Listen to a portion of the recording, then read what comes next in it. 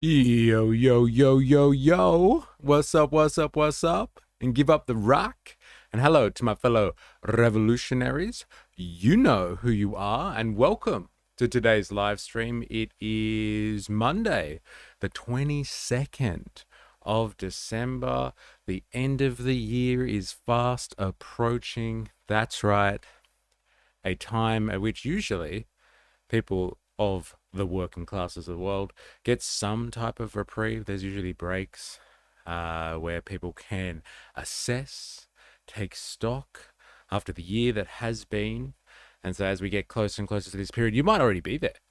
I think there's a lot of industries already in Australia, I can speak for, that have closed down for the year. They're on a couple of weeks break. There's a lot of people taking leave around this time. A lot of people take forced leave. I'm not sure how I feel about that. Whether or not people should have to take leave just because the employer wants to shut down because it's not profitable for them. I'm not sure if that's the problem of workers or not. But yeah, if you are not there yet, we're almost at the end of the year. And, if you work in an industry where you're on call all the time and you don't have that luxury because people need services, then, kudos to you. But yeah, I hope you're looking forward, everyone, to another long year working hard, producing value in the surface of capital. So I hope you take stock to enjoy this time and enjoy a bit of a break if you can get it. Dilemmas, what's up? What's up? Give it up for Albo's sourpuss face as he got booed at the vigils. Aussies doing what Aussies do best, mocking idiots. Interesting take there, that this is a particularly Aussie vibe that was going on there. Some of the stuff that I heard from people were heckles that he doesn't support Australian Israelis. That's one of the big heckles that I heard. And he's failing a very particular segment of the population. But yes, Aussies like to boo PMs. It happens at sporting events all the time.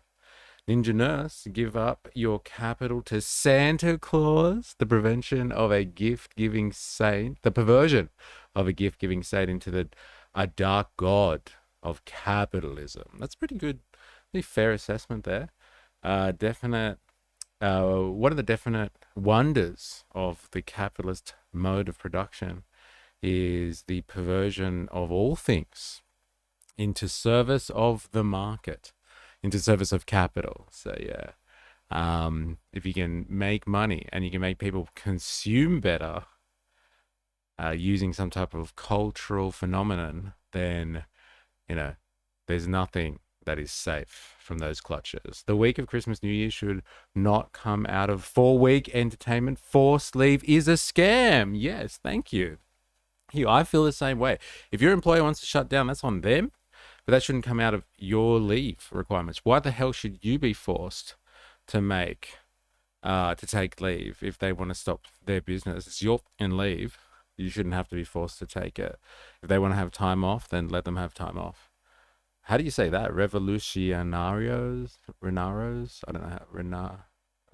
Revolution. Arios. I'm going to go with that. Revolutionarios. Let's do that. Jag, it's good to have you. Welcome to the stream. And let me know if you actually are off for the year already. I know that, like I said before, many people in Australia are actually off already. But yeah, let me know if you are taking a break from the services of capital or not. Not everybody has that luxury, especially in today's precarious style of market economy and labor market that we have. But yeah, we're going to be jumping into a few things. No mas trabajo.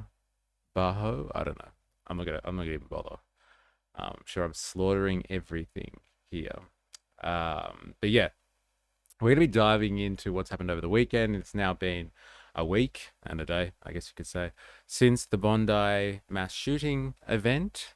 And we're just going to unpack some of the culture wars that have come about. No more work. All right. No more work. Congratulations. I hope you have a nice break and do whatever it is that you do in this time awarded to you away from capital. We're going to be looking at the vigil that happened yesterday and then all of the culture wars stuff that has come out of this. Albo got heckled hard, as Dilemmas was pointing to earlier. Albo got heckled hard, and that's all that I see the media focusing on. Secondary, obviously, are the tributes to the people that have died, and that was the point of the vigil, really, of remembrance. But it would seem that the media is having an absolute field day with the culture wars on this one. And so we'll have a look at that because it's been completely co-opted. I got 2 more days and off till the 5th. Then I do 4 days. Then I got 10 days off. All right. Oh, congratulations. You're almost there. I got 2 days left too. I'm going to be streaming today. I will be streaming tomorrow. And then we're going to be off for a break. I think we all deserve it. I deserve it too. Not going to lie. I am looking forward to some time off over the silly season. And yeah, I'm glad to hear that people are able to have a break at the end of the year. So yeah, we're going to look at Bondi and the Vigil. We're also going to be looking at, World War III, as people like to fearmonger about. But we're going to have a look at what happened, I think very recently, maybe over the weekend. Trump's announced a $10 billion arms deal with Taiwan, and understandably or predictably, it's pissed off the Chinese hard. So like the Americans doing their best to actually provoke some type of World War III scenario, despite the fact that everyone is constantly blaming China, it would seem, for provocation and wanting to start World War III. This sort of stuff goes a long way in diplomacy, and it would seem that it's not really working that well, but we'll check it out. And then we're going to be going to NZ. So hopefully Voltator joins us later, because I would like to have a New Zealand opinion on this. But over the weekend, if you're not aware, there was a bit of an incident. There was a Sikh parade, so they have some type of religious parade, and it was kind of attacked, I guess you would say, by New Zealand nationalists. Let's say they confronted the Sikh parade, and like we're going to analyze the culture wars of New Zealand, and get an understanding of how that all goes down. So strap yourselves in. We're going to be we're going to be checking out a lot of culture war stuff today. It's going to be fun. I'm not going to lie. Engineers, remember when Advance Australia sent a plant to Boo at the dawn service on Anzac Day during the Welcome to Country? Just saying, well, I'm sure reasons exist to boo the PM. I have suspicions. Well, that's actually a good point, because, Dilemmas did raise the idea that, Aussies doing what Aussies do best, and booing people or mocking things, it's a good point. Were people happy when people booed at an Anzac memorial? Are people happy about booing going on at another solemn event? It would seem that people are absolutely ecstatic about it, and are calling for blood. So it's a really interesting juxtaposition there, Ninja Nurse. People were appalled by neo-Nazis booing at a solemn occasion. And then this one is kind of let to go, it's okay. It's just part of what it is to be Australian, apparently. But you know what? Let's stop speculating. You might not have seen this yet, so I will show you what happened. This is the one that was doing the rounds. Like last night, I was, on TikTok, and it was just, I guess it's my feed, but this was doing the rounds hard, this footage here. Have a look at this. Prime Minister, you said there was more you could have done. Is now the time to apologise to the Australian Jewish community?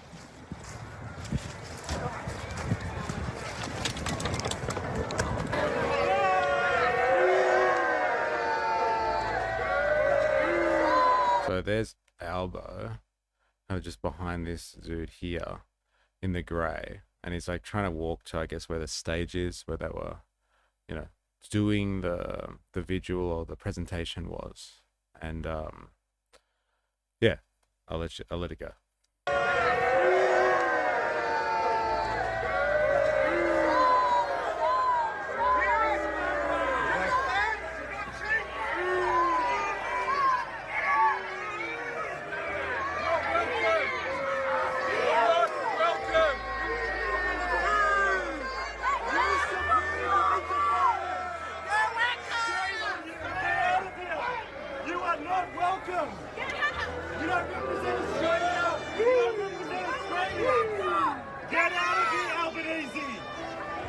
You might as well go to a jihadist nation where you can fit in. You might as well go to a jihadist nation where you fit in. Interesting call on that one. Shame on you! So I guess that's the long and the short of it. That's the vibe, is that Albanese is responsible for supporting jihadists in Australia. Like, I'm trying to ascertain as to exactly what where the burden lies, or where people are calling blame on Albanese's part exactly. And like I said, or like you just heard there, he's supporting jihadists. Now he looks sus. Who, the dude with the white shirt that's calling stuff out? Yeah, I'm trying to understand, but I think then the narrative or the story that is being portrayed in the media, I guess, is that he's supportive of Islamic terrorists, or supporting the Islamic community. Maybe that's what the vibe is. I'm trying to, we've watched a lot of propaganda over the last week from the mainstream media and certain sources. I really am trying to understand, what is it exactly that they're blaming Albanese for, and that's expressed right there. It's pretty, I don't know, pretty clear that he thinks that he might as well go and live in a jihadist country because that's where his people are at. It's not the people in that crowd, and it's not the people of Australia, it would seem. I watched one of Vol's videos on the weekends. I almost got pregnant from the amount of bass in his voice. Who's Vol's? Are you talking about Vol as in our Voltateur? Or is it somebody else that I don't know of? People only booed because of the welcome to country and an event to honor people who fought and died for the country. Yeah, but it's still a solemn occasion. So, like, is that the appropriate form of decorum at an event of that nature? That's more the question. And I think people thought it wasn't appropriate. Boo earns, boo earns. Totally never trust someone that looks like an Instagram fitness influencer / PT. Hey, hired gun is the insinuation, and ready for the cameras. Albo thought he had the Chairman Albo reign locked in, and this pesky Islamic terrorism has ruined it. Fair enough. So that's the vibe there going on. Interesting stuff. Now, this is from the Australian. So they've gotten their hands on this to disseminate this propaganda as hard as they have and as hard as they could.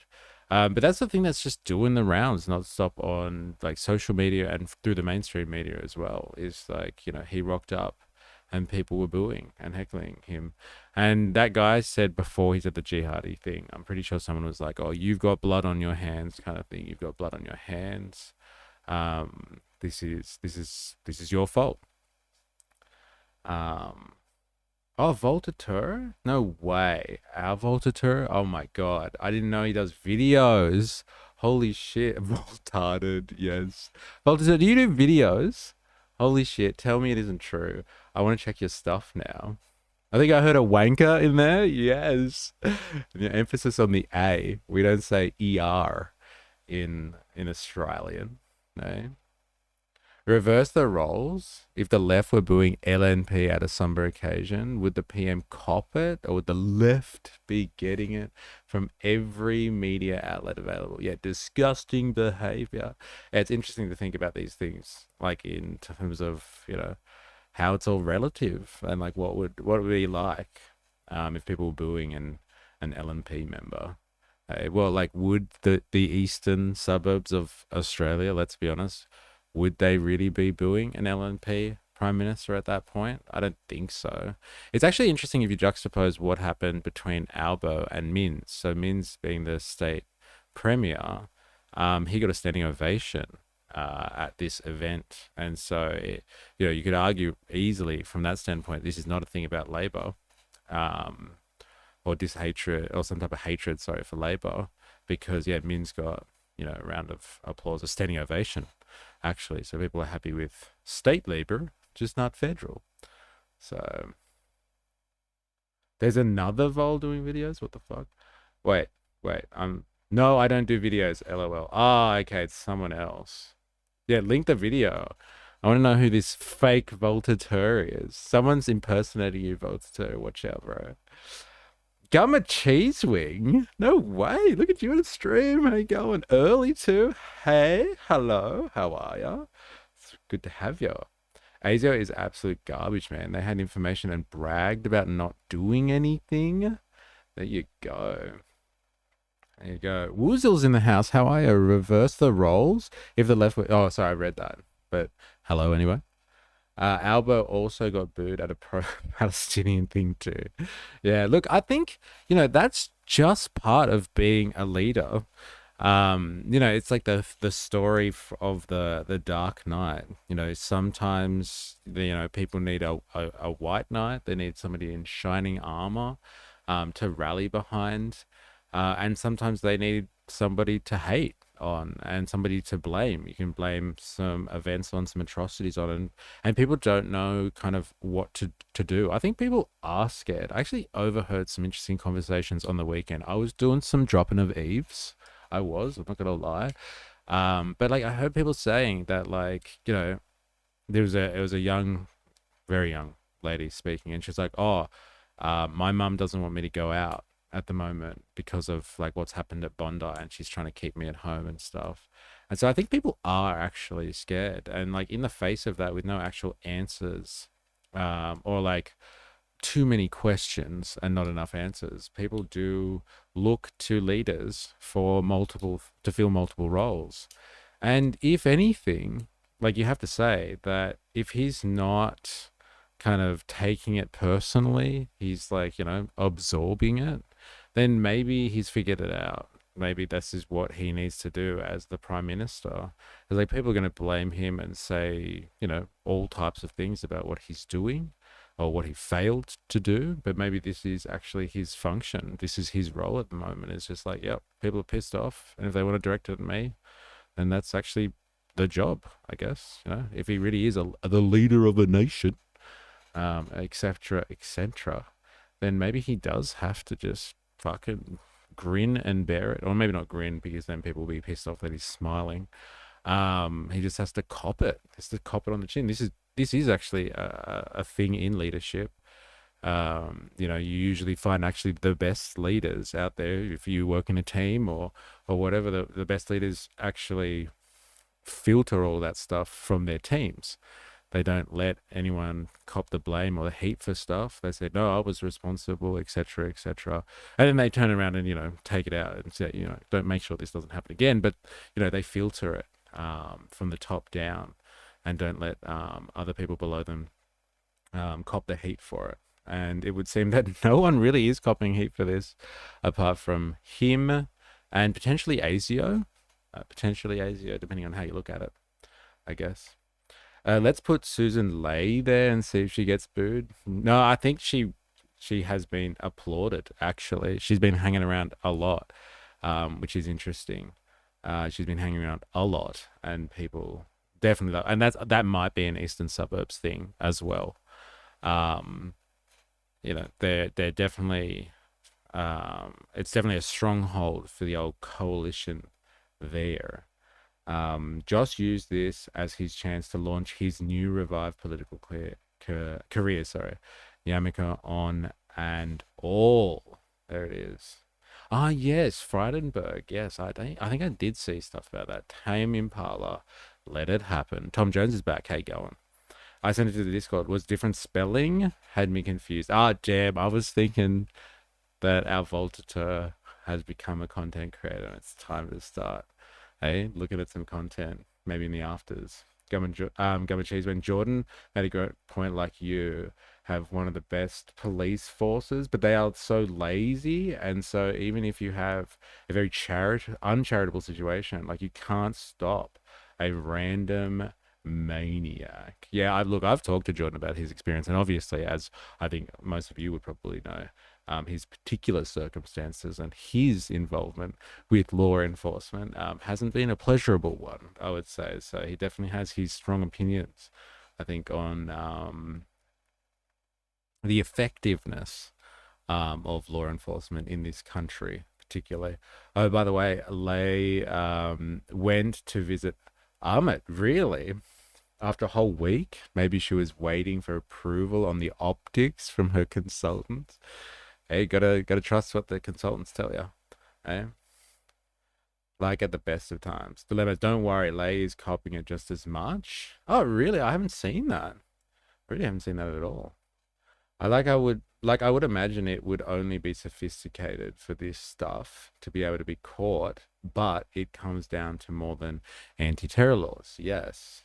Yes, it seems to come down to a lot of things. Remember, we were watching that consultant last week, that security consultant. Now, you'd have to take what he says with a grain of salt. Can you really trust him? I don't know. But like, I can't see why he would be lying about certain things, apart from the leading questions that he was getting from the mainstream media. But he mentioned, look, ASIO are under-resourced.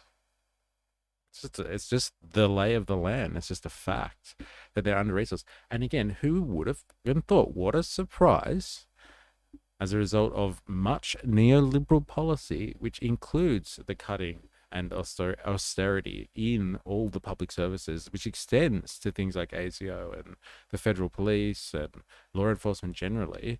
These spheres are under-resourced. And so, you have to ask the question, if they don't have the ability to deal with this stuff, then what's going on? Like what do you expect? And so people in the face of that do look to blame someone. And I think, that is the job of a leader at the end of the day. People want some type of closure. And this is part of the grieving process. This is part of how it all goes down. Lots of people angry, media pushing one agenda, no respect for Australia. Yeah, there's definitely a lack of like tasteful commentary on this one, that's for sure.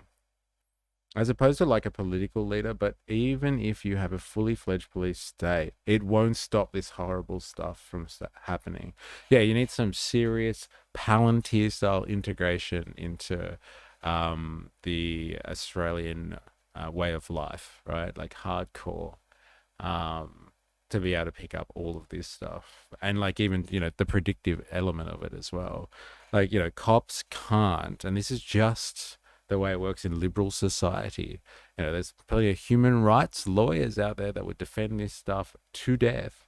But like, this is a part of liberal society, which we live in, is that, you can't apprehend people. You can't stop people until they have committed a crime. Like even on suspicion of doing things. Like if they haven't actually done anything, you can look what they did with those guys in Liverpool last week. 7 of them, they apprehended them, rammed their car, took them to the local police station, and they were out in 24 hours. Like, what are you going to do? They drove from Melbourne. One had a knife, and then that was it. Yeah, we'll take these people, and they put them in a cell for a night and then let them out again. Now, they were definitely being watched, but they haven't technically done anything yet. So, the system worked as well as it could in a free society. And that is the end of the story there. Now these guys are back off in the wilderness, out there in the public. Yep, cops are a little lazy. Dilemmas. Would people agree with cops having long guns in their cars, or would it encourage them to snipe brown people? All the right-wing people I know and follow are hating on Lay. Sure, Murdoch is happy with his little puppet. Yeah. Ninja knows, let's be honest, Albo would have been booed in Waverley anyway. This was never a Labor-friendly seat. The options of Waverley don't permeate much into the western suburbs. Yeah. Dilemmas. I'm not surprised the feds are underfunded. Albo shifted their focus to Islamophobia, social cohesion, and right-wing or Wong extremism. Maybe you can get that through a censor. I don't think so, to be honest. Like my opinion on this is that their focus actually has been taken up by our friends, the United States. So the United States has been pushing stuff heavily with the Five Eyes network. I actually believe To be honest, the feds are dealing with looking at national security as in terms of foreign, not domestic, um, issues. There's been a redirection of forces towards that. We've seen this already. Earlier in the year, we did this whole stream looking at how the FBI has opened up a new legat in New Zealand and the ramifications of that. And that's part of this increased effort and attention from the Americans in the age of Trump and Kash Patel to increase coordination between our federal investigations and their federal investigations and make sure that we're all focusing on the China threat and containing China. I do actually think that there's other things going on that we are told to focus on. And I don't think domestic issues are really up there. They haven't been up there for a while, I would say. But it's all about the grander picture and servicing our overlords, the Americans, at the end of the day. I wonder if this happened in Lakemba. What would Sky News be saying about Albo getting booed? How would they frame this? I don't know. I know I do road trips from Melbourne to Sydney with no luggage all the time. Yeah, well, again, you're right, but what do? They rammed them, took them off the street for 24 hours, and then put them back in again.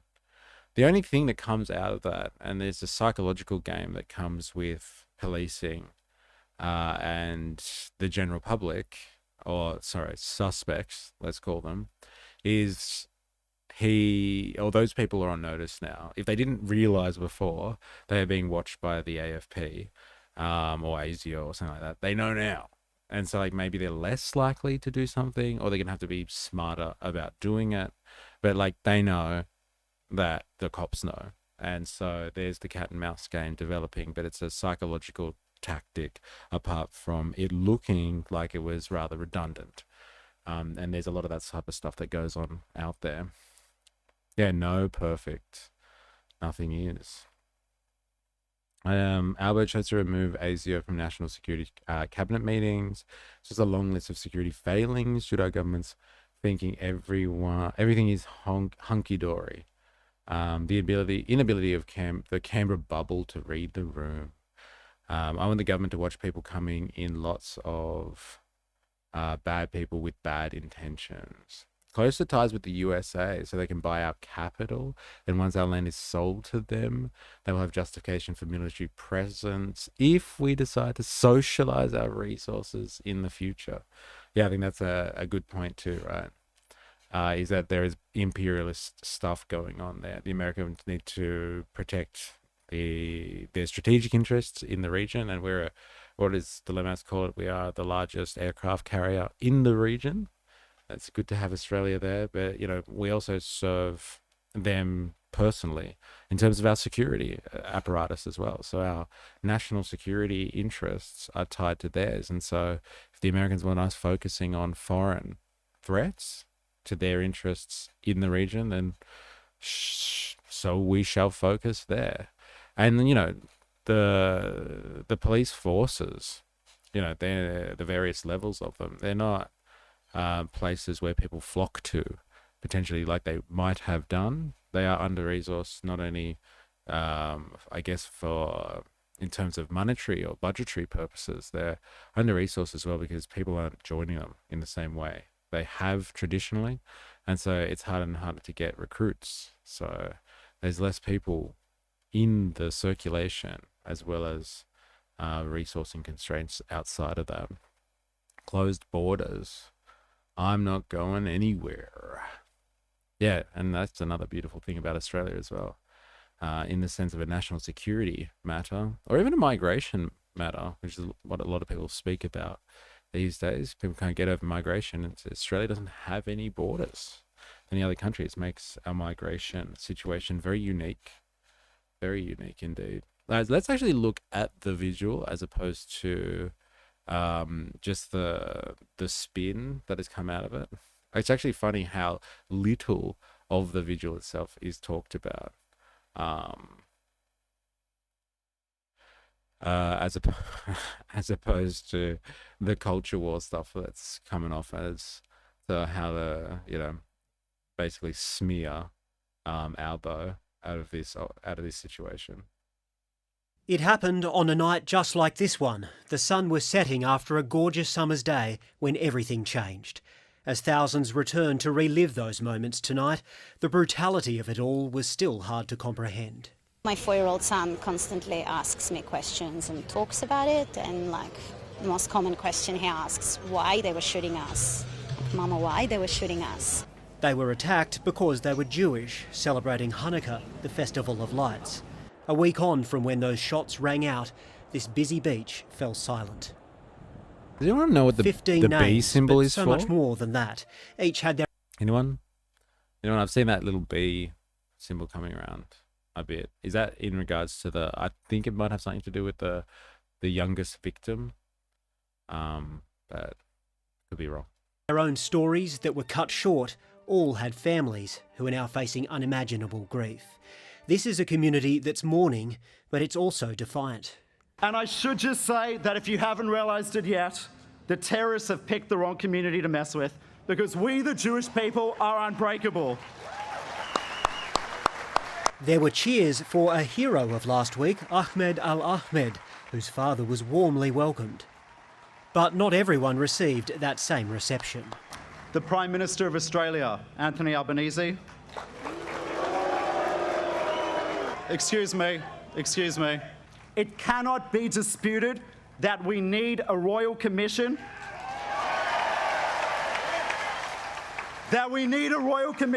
Which goes beyond New South Wales to get to the bottom of how this catastrophe took place. The Governor-General, Sam Mostyn, said Bondi was regaining its peace after an act of unspeakable barbarism. She also read a message of support from the King. In the King's word, I know that the spirit of community and love that shines so brightly in Australia and the light at the heart of the Hanukkah festival will always triumph over the darkness of such evil. Thank you, Chris, for your leadership. There were Can't stand the love rhetoric. Really, yeah, it's just so lame. That's the King's word, ladies and gentlemen, if you were wondering. That's the King's word. And for the Americans, yes, we apparently do still care about what the King has to say on things. Over the darkness of such evil. Thank you, Chris, for your leadership. There were cheers for New South Wales Premier Chris Minns, who said that while terrorism had shocked the community, it would never defeat it. This crime has tragically highlighted a deep vein of anti-Semitic hate in our community. To excuse it as an aberration or a tragic single event is wrong. It will not do justice to the killed and wounded and will not allow us to take steps to stop it from happening again. But he said, thanks to the Jewish community's strength, Bondi Beach had tonight been reclaimed. Nick Dole, ABC News, Sydney. Been reclaimed the beaches. I've heard that rhetoric before. Uh-oh. This has moved past just culture wars. Now it's people realizing the government isn't keeping them safe, but instead just wants to tax more and take away more freedoms. Yeah, well, that's definitely the result of this, is that they definitely want to take away more freedoms now. Eh? What happened to Christmas, bro? This should unite the left and right. Both sides are having freedom stripped because of bad actors, but no. Well, then I guess it does show a little bit of the culture wars then. It's not uniting anyone, really. I wonder what freedoms they will take away after the next massacre. We are running out of things to surrender. Yeah, well, I guess it depends on who are the victims. And that will definitely be a deciding factor. I do mean that. It does make a difference. All right, let's go to our favorite. Let's go to one of our faves. I'm going to go do some Sky News. And if you think the culture wars aren't hot on this one, and let's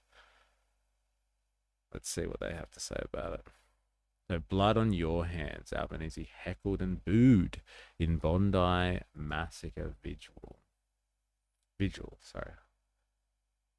People have more to gain from division. Yeah, certain people definitely do. Politicians and their agendas, and the media and theirs, it would seem, have a lot. And like I said, like snapshot stuff of the visual, and all of the stuff that I get is,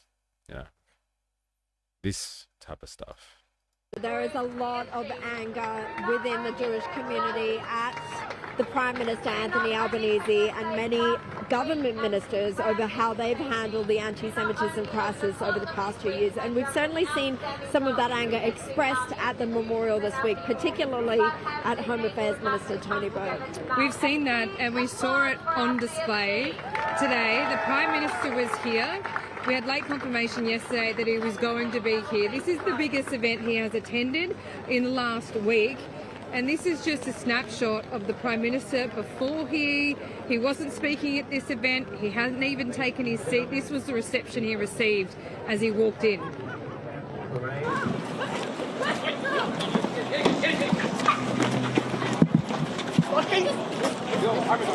Fucking blood on your hands! Yeah, that guy detained by the coppers. He was running after Albo to say blood on your hands. Fucking blood on your hands!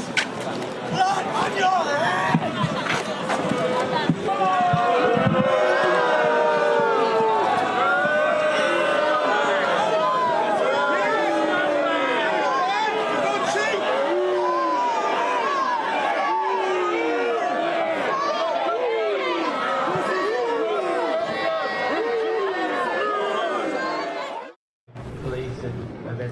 It's raining now, and Anthony Albanese is leaving this event. These are live shots of him making his way out. He has a very heavy security presence around him. I don't think I've seen a Prime Minister in Australia be that heavily fortified by police and private security.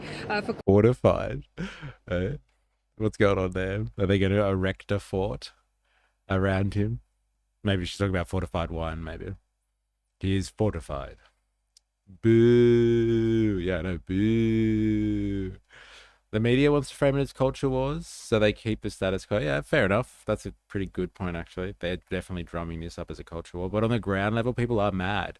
Madder than I've ever seen. Madder than what I saw people get during COVID. I'm one of them. COVID didn't really affect me, and I was switched off. A lot less people are switched off now because of COVID. Right. Yeah. Well, okay, let's definitely agree on that one then. Like, the media is definitely culture warring this one up. They're hamming it up for all it's worth. And just like the ladies here, notice how no one is talking about the trans or the non-Bs at the moment. Funny. Yeah. Interesting. Bro, I'd waste that, dude. That was interesting. It was an interesting reaction. Hey, really, was coming on hard. Murdoch media has told me it's all your fault. Boo. Yeah, it's a bit like that, isn't it? KK, reactionary politics are boring. I'm so over listening to the dumbest of society whinged about their gripes with the world. KK, how you going? I wish society would just focus on progress. Imagine was space communism that we could have. Yeah, imagine space communism, baby. We could be there right now, enjoying space communism. I would get up in front of that crowd and tell them about the virtues of the Second Amendment. Fair enough. Fair enough. You'd probably be not speaking to the right crowd because we don't have the luxury of the Second Amendment here, hard. So it'd be falling upon deaf ears, I'd say. Woozle, I'm doing numbers while listening in my inside voice screams, this is blame shifting. The awful shootings happened here because there was a genocide in another country. Albo didn't unalive 100+ thousands of human beings. It's an interesting point. It's an interesting point.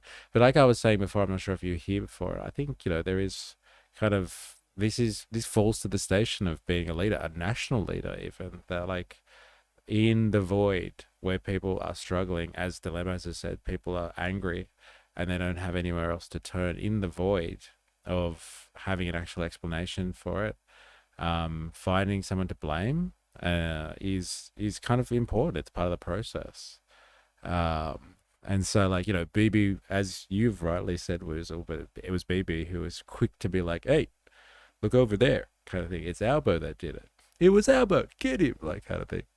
He's like, yeah, phew, you know, heats off Israel, that's for sure. Well, so COVID showed me no one read studies or understood studies. The guy trying to attack Albo is disgusting. Without the second, there is no first. Interesting. COVID taught me models can be manipulated by choosing certain data to put in, but our models say this. I don't like what they are wearing. Very white signaling. Yeah, it's interesting because you saw the Governor General earlier, or there was footage of her earlier in the day, and she was wearing white, and then later in the day she's wearing black in mourning. So I wonder what the white is supposed to signify here, because usually it's black to represent the mourning, I guess. Call me crazy, I feel white was a choice. Honestly, black would have been more appropriate for a memorial. Eh? Government Cheese Wing, you see Albo is clearly fortified. He has a member of the counter-terrorist special tactics command holding his head to his chest and cuddling him. He has 5 officers around him. Yeah, he's fortified, that's for sure. Completely fortified. That guy would have ended up like Jake Paul. Yeah, what was that? Broken jaw. White equals purity and innocence. Eh? Purity, maybe, but innocent, these two? I don't know about that, man. The thing about dog whistles is only dogs hear them. Quite some time. Carolyn, perhaps we should show the audience the reception. At these events, there are names of dignitaries in attendance that are read out. There were a number of names read out, including Prime Minister Anthony Albanese, and it was in unison, a boo, and it went on for quite some time. But don't let me explain it. Have a look. Yeah, shut up. The Prime Minister of Australia, Anthony Albanese.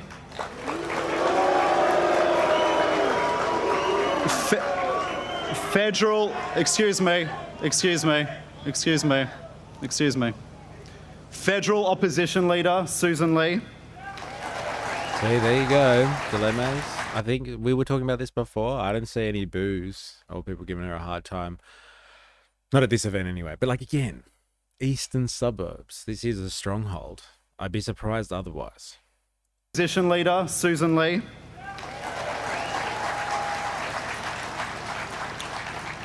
New South Wales Premier, Chris Minns. Who has not missed a funeral, a synagogue service, or an opportunity to be with the Jewish community this week. Thank you, Chris, for your leadership.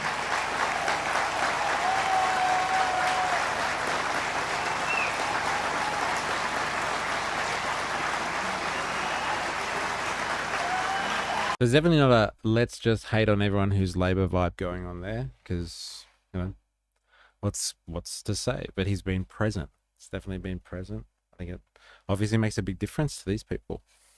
Big difference.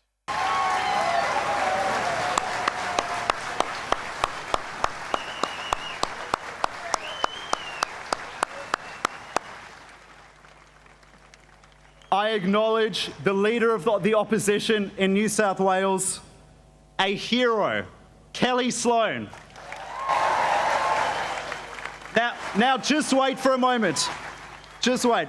I understand Kelly will tell her story a bit later, but I want perfect attendance for the photo ops. Call me impressed. Yeah, definitely going on there. Definitely.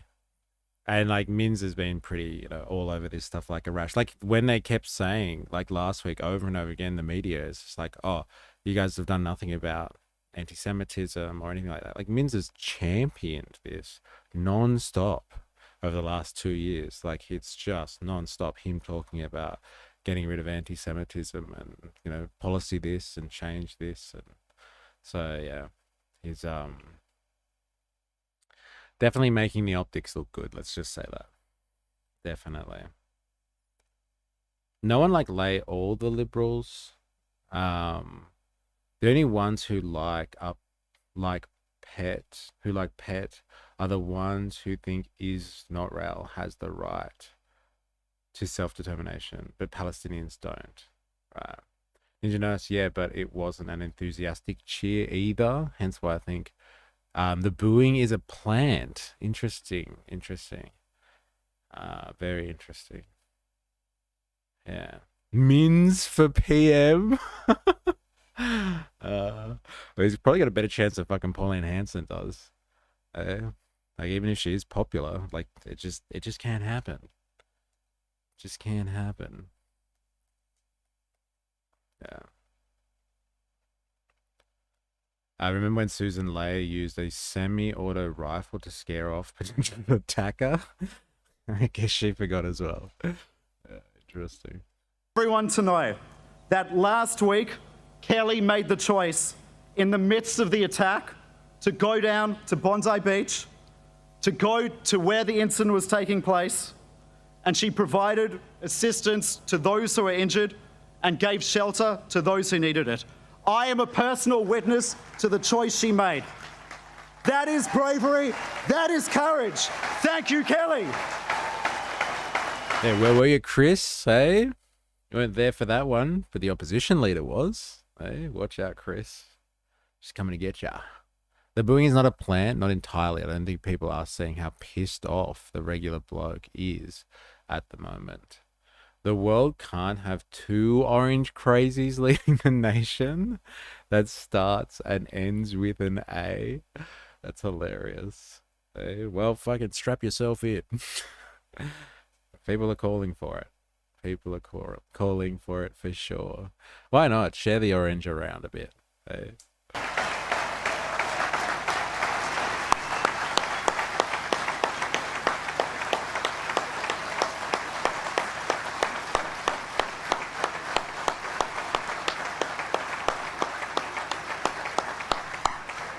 Hero, it feels like a bit of a plug for someone that no one has heard of in New South Wales. Sloan has a real recognition problem.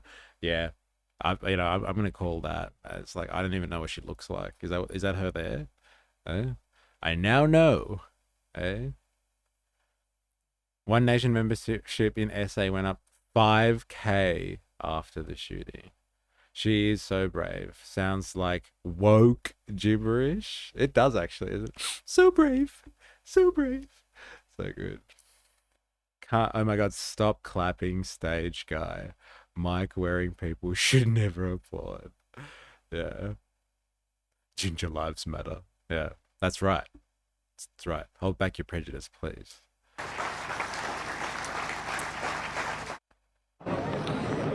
So that tells you everything you need to know about the popularity of the politicians in this state and around the country when it comes to the last 2 years and their actions over the last week. Carol, what would you like to say about that? That's certainly something that has been on display. What do you want to hear? I think the Prime Minister, he should be here. I think he was right to be here. It was always going to be difficult, but it was the right thing to do.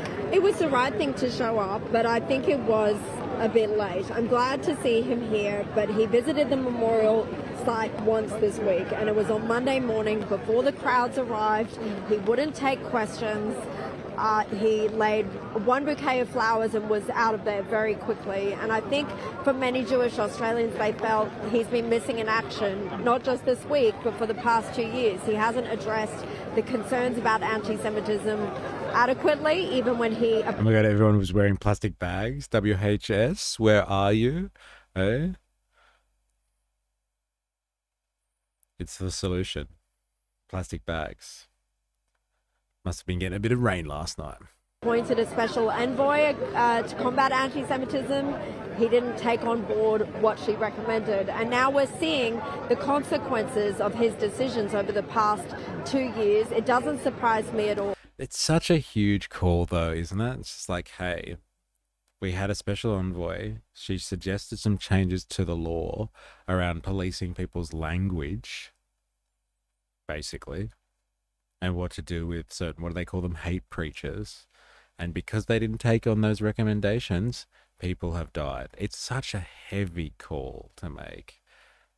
It's such an agenda-filling throwaway. It's just like, look, he could have implemented those recommendations, but because he didn't, these two people have done what, like, if they had just done those recommendations, you know, father and son over there wouldn't have gone to the Philippines. They would have gone to Bali instead, like all good Australians do.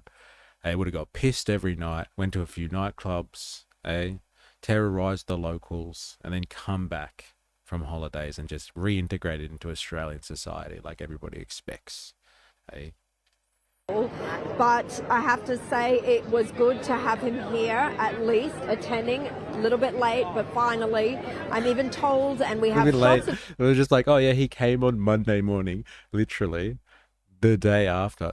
Like not even a full 24 hours after. He was here on Monday morning, a little bit late though, coming the following Sunday after rocking up straight away the next day. The media is just making it about anti-Semitism so they can crack down on rights, as that's where the political change will come from. No one I've spoken to is concerned with anti-Semitism. Yeah, I know, right? Like, I think people are worried about safety. That's what I have heard. Primarily, but like the media does make it largely about anti-Semitism. Like people are really concerned about how two people could have done this, and what can be done to make sure that two people don't do this again. That seems to be primarily what's going on here. In Bali, they teach the boys to drink, not how to handle guns. Yeah, they teach them how to handle alcohol, and to wear a singlet, and like, you know, take photos with monkeys. Dilemmas, but everyone is concerned with Islamic terror, and the longer the government and media don't say it, the more the people are going to get pissed. KK, they cry about him not doing enough, then when he does, they cry that he hasn't spent his whole week at the funeral grounds. These tossers will look for anything to be an issue. I think that is the job though, isn't it? Right? To fuel the culture wars as much as they can. I feel that they targeted the rabbi. Was it known that he was attending? The guy blessed bombs, for fuck's sake. Yeah, and like, that's a really good point. I wonder if they knew. I wonder if they knew about this guy, because yeah, he was pretty vocal. Yeah, I wonder if it was targeted, and it was like primary target and then plus collateral. Yeah, I wonder.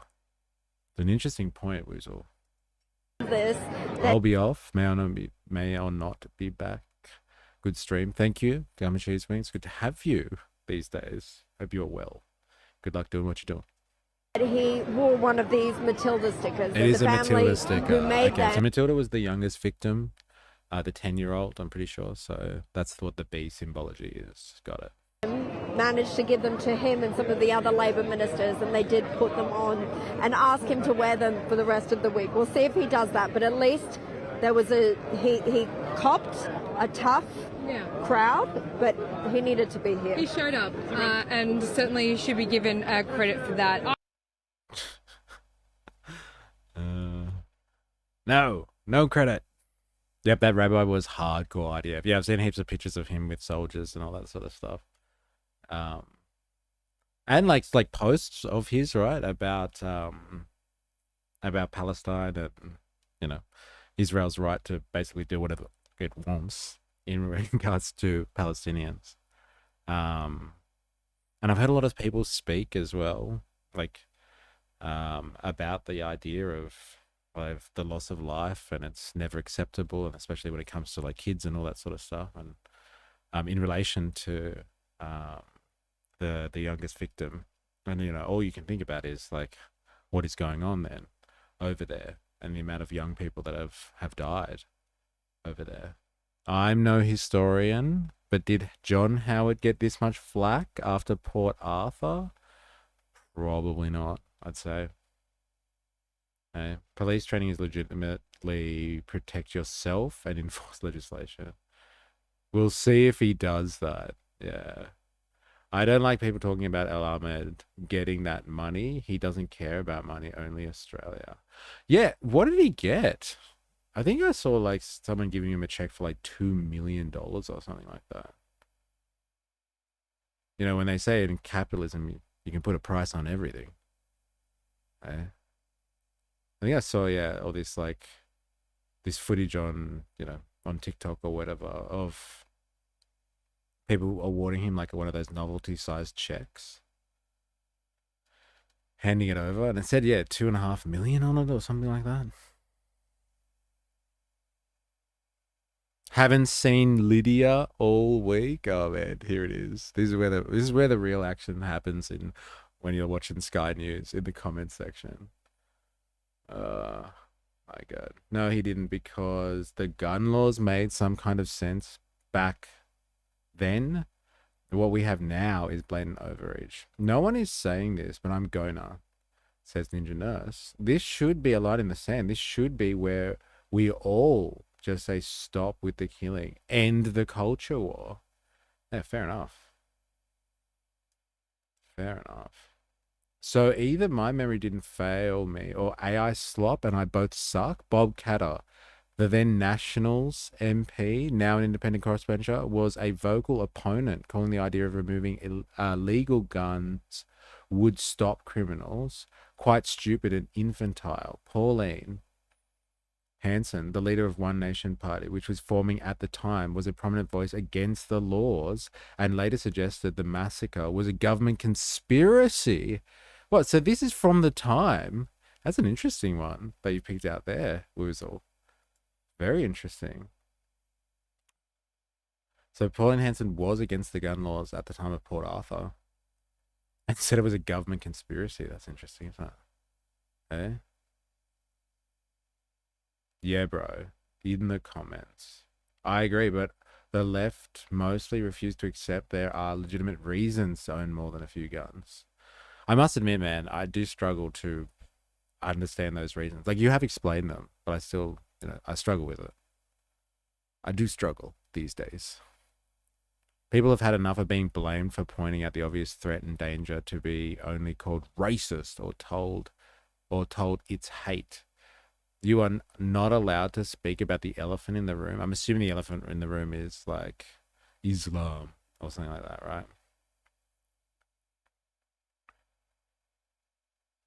I'm assuming. Stop calling Muslims elephants. The elephants didn't do it. Oh my God. This is so funny because I was speaking to somebody about this event on the weekend. They were interested in my opinion on things. And they didn't know the nationality of these guys. They were like, oh, you know, the Arabs, blah, blah, blah. Muslim extremists from some Arab country, etc., etc. I was like, dude, I think they were both not of that nature. The father was Indian and the son was Indian Italian. They actually weren't Arab at all. And I think they were a bit shocked by that. They didn't realize that that was the case. Stop calling Muslims elephant in the room. Sky News propagandists for the LNP doing their best to divide our country and our democratically elected leader. Disgraceful. Who's this guy in a Sky News fucking comments section? All right. Lots of governments around the world are letting its people down. Ooh, savage. Where was Tony Burka? Fuck, they've just got the funniest names for people. Penny Wrong, Elbow Sleazy. Now we got Tony Burka. Eh? So good. One Nation is the only conservative party. Liberals are in the middle. Two in the middle. And left, yeah, those fucking lefty liberals, they're the worst. They're the fucking worst. Elephants kill lots of people every year. Yeah, why wouldn't people talk about the elephants? Fair point, Han. On fire. On fire. Who are these people? Who are all these people? Who are all these people calling people racist and shit? Some random idiot online. Indians, dude. It's easy. What if you inherited 2 shotguns from your grandpa and you do cowboy shooting, which requires 3 guns? Now you have 5. Which ones should someone hand over to the police? I know which ones I would hand over, but this is just me. I would keep the ones from my grandparents. Sentimental value.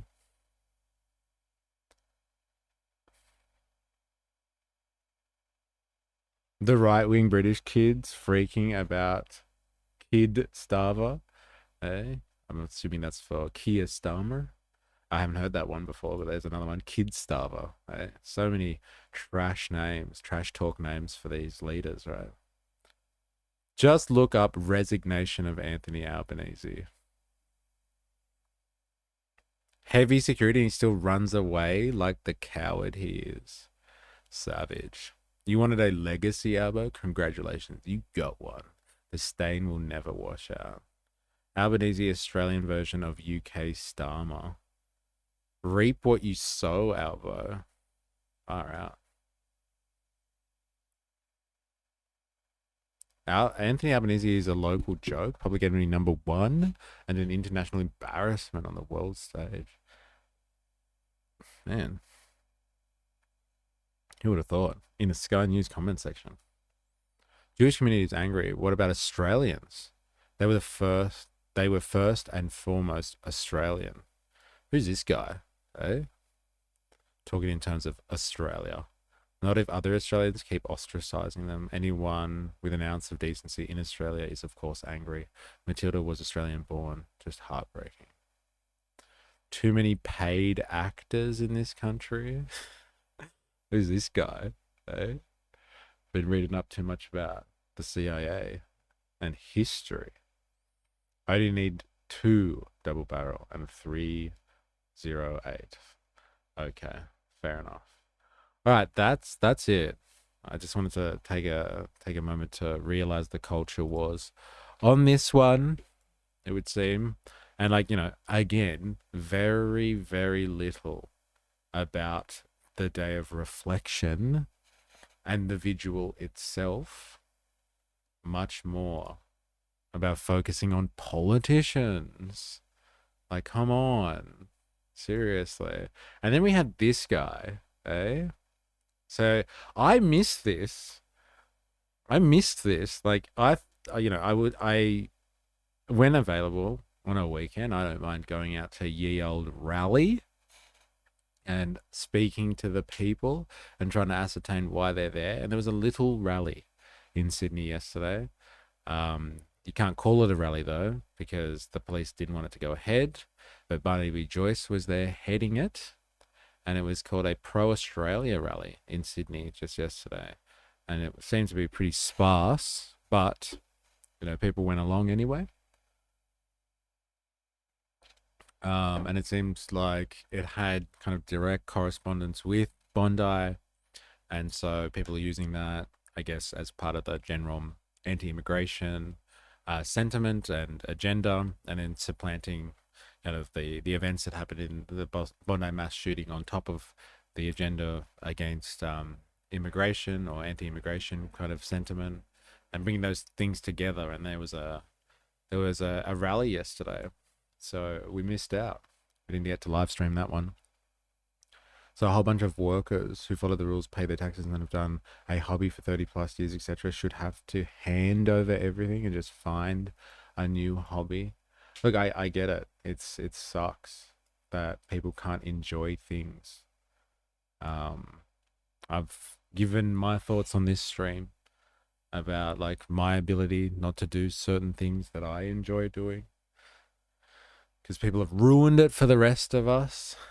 But like, you know, this is what it takes to live in a society. There's a lot of douchebags out there that fuck us all over. Let's remember, you can buy 5,000 followers on Twitter for $20 US. A lot of these comments are bots. Oh, really? There you go. I didn't realize that was the going price. That's how you expand, is it? If I had been colonized and my family heritage decimated, I might not be available to mourn for a consequence of another nation actively colonizing and genociding. Yeah, we always follow the bullshit rules. Yeah, we're always following the bullshit rules. We had to give up some awesome witches hat play carousel for other kids' safety. All right, let's do this. The Premier, Prime Minister and police didn't want it to go ahead, but today a group of protesters, led by Barnaby Joyce, met in Surrey Hills. What's this? I never got my legs crushed, so we should still have it in parks. The organisers, claiming to be Australia First, spreading their message for almost 2 hours in front of police. They were urged not to come. Sack the government! Sack the government! But roughly three... Wait, so they held a rally like this within a week of this shooting? These are the people we are expected to have a grown-up conversation with. Yeah, this is what they were doing, and they were told not to do this, apparently. So it's very interesting that they still had the audacity to gather. And, like, look at the size of the crowd. Like, you can see them there. And, like, look at all the cameras. Like, look at that. There's, like, 3 cameras there, plus the one filming this. And these are, like, official media cameras as well. So they were told not to come, and the media's out there just like, yeah, let's get in on it. 100 did, Prince Alfred. But roughly 300 did. Prince Alfred Park at Surrey Hills, and Australian flags were waving proudly. And it was a hero's welcome for Barnaby Joyce. Starting by sparring with media. Mr Joyce, police say they didn't want this rally to take place. Not a rally. Today. You're calling it a rally. Then insisting this wasn't a rally. I call it a meeting. I don't call it a rally. I've been to multiple of these rallies. So good. It's not a rally. Shut the fuck up. Nobody here is at a rally. I've been to multiple of these rallies. So good. This wasn't a rally. I call it a meeting. I don't call it a rally. I've been to multiple of these rallies. None of us, on this side at least, have ever been violent. Call it whatever you want. Parts were politically motivated. Albo has to go! Albo has to go! Now, this is the exact same banner that we saw, the exact same banner. They're using it on multiple occasions, got to get the most out of it. This is the exact same one that was at the Put Australia First. So these people, whoever's put on this meeting in the park, that's definitely not a rally, are the same people that organised the Put Australia First rally that we streamed a few weeks ago. So I thought, my hunch was that the whole phenomenon of the Put Australia First rally was just a One Nation kind of event. Like, it was full of One Nation people, and there's major people speaking One Nation aligned persons. And then we have it here again, and Barnaby Joyce is there, like, lo and behold.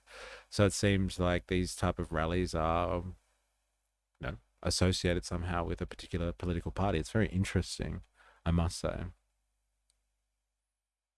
I believe the Palestine protesters make me less safe. Got to take their rights away. Unfortunately, humanity does need parenting. If humanity wants absolute freedom to do what they want, they will choose selfish desires over physical well-being of others. Humans need to evolve. Wow. Clearly that guy is a plant. Who, the dude with the flag? I don't know, man. I've met a few of these people at these rallies.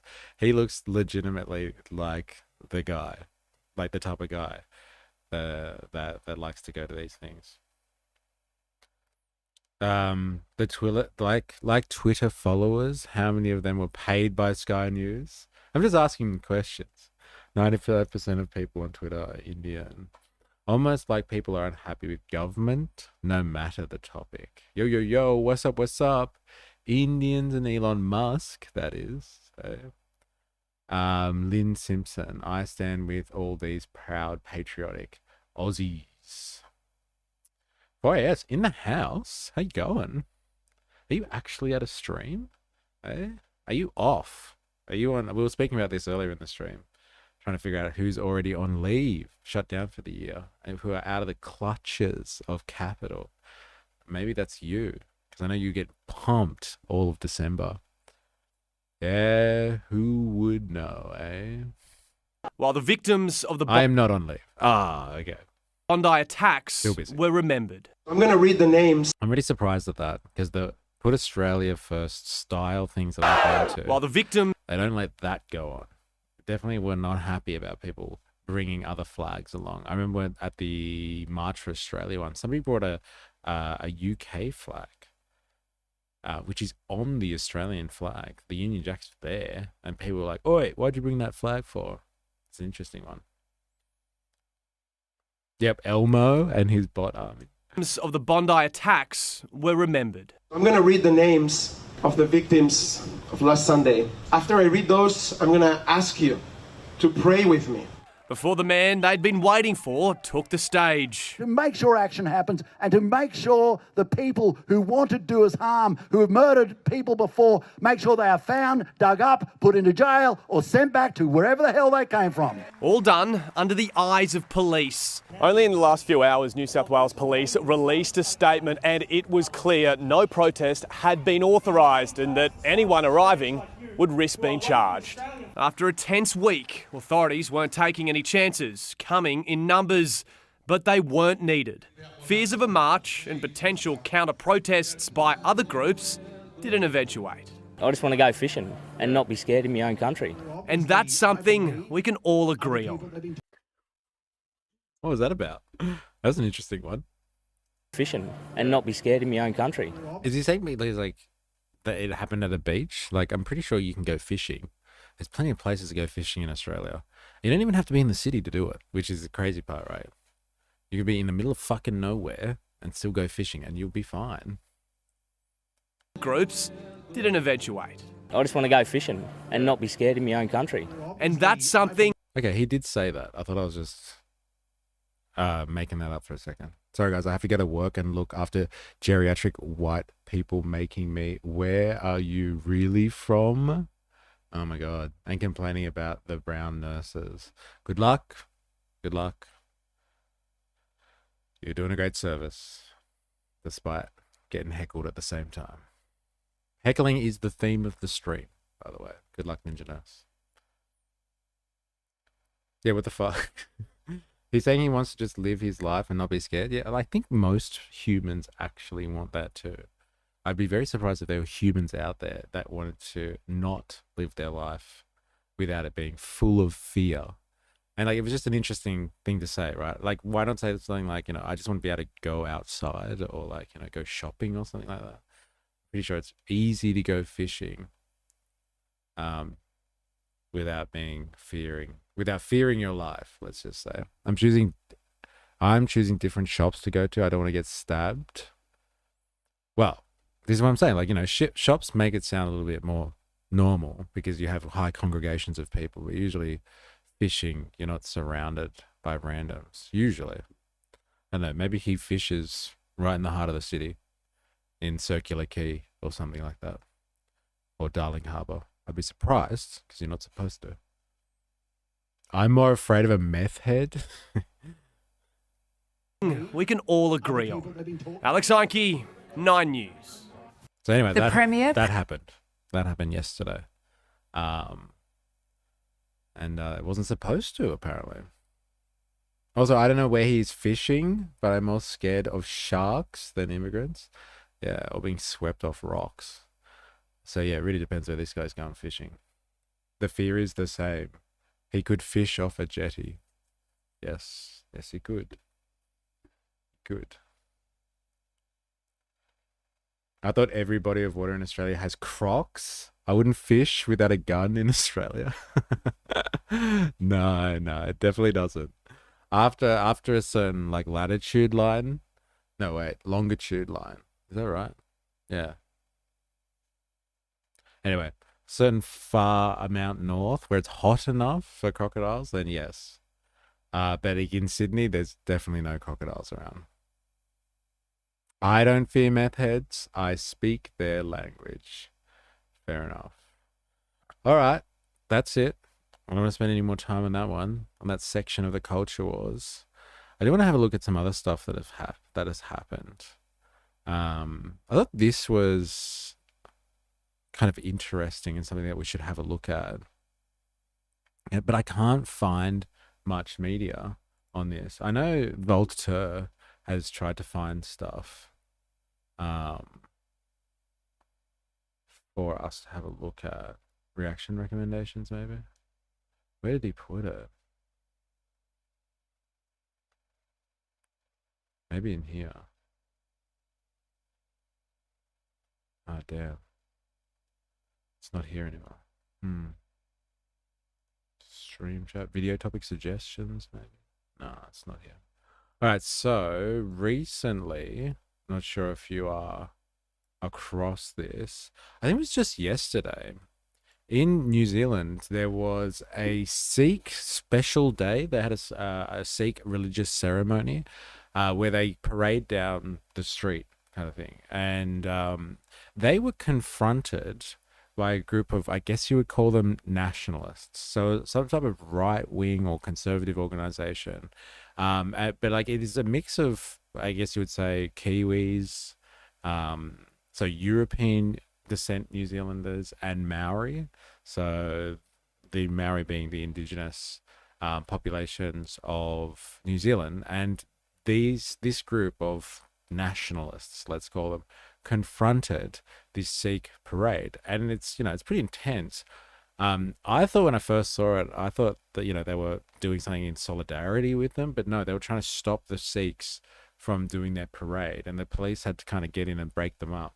But it's an interesting element of the culture wars, and something to look at as a case study, I thought, in highlighting kind of the absurdity of the culture wars, because it really makes you question what's going on. And let me give you an example. Let me give you like the actual event so you can have a look at what I'm talking about, so you understand what I'm talking about, if it's too cryptic for you. And I can't find any media on this by the New Zealanders. Like, honestly, all I can find is stuff that's coming out of Indian media sources. Have a look at this. This is New Zealand.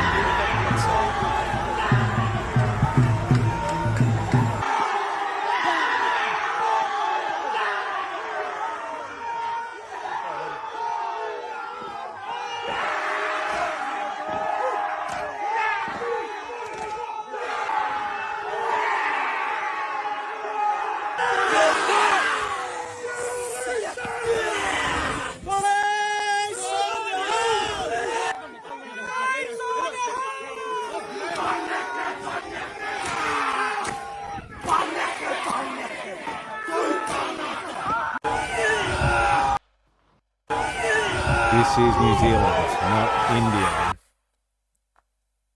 It's very interesting stuff. Larp Jeff in the house. Brothers, how we going? It's good to have you.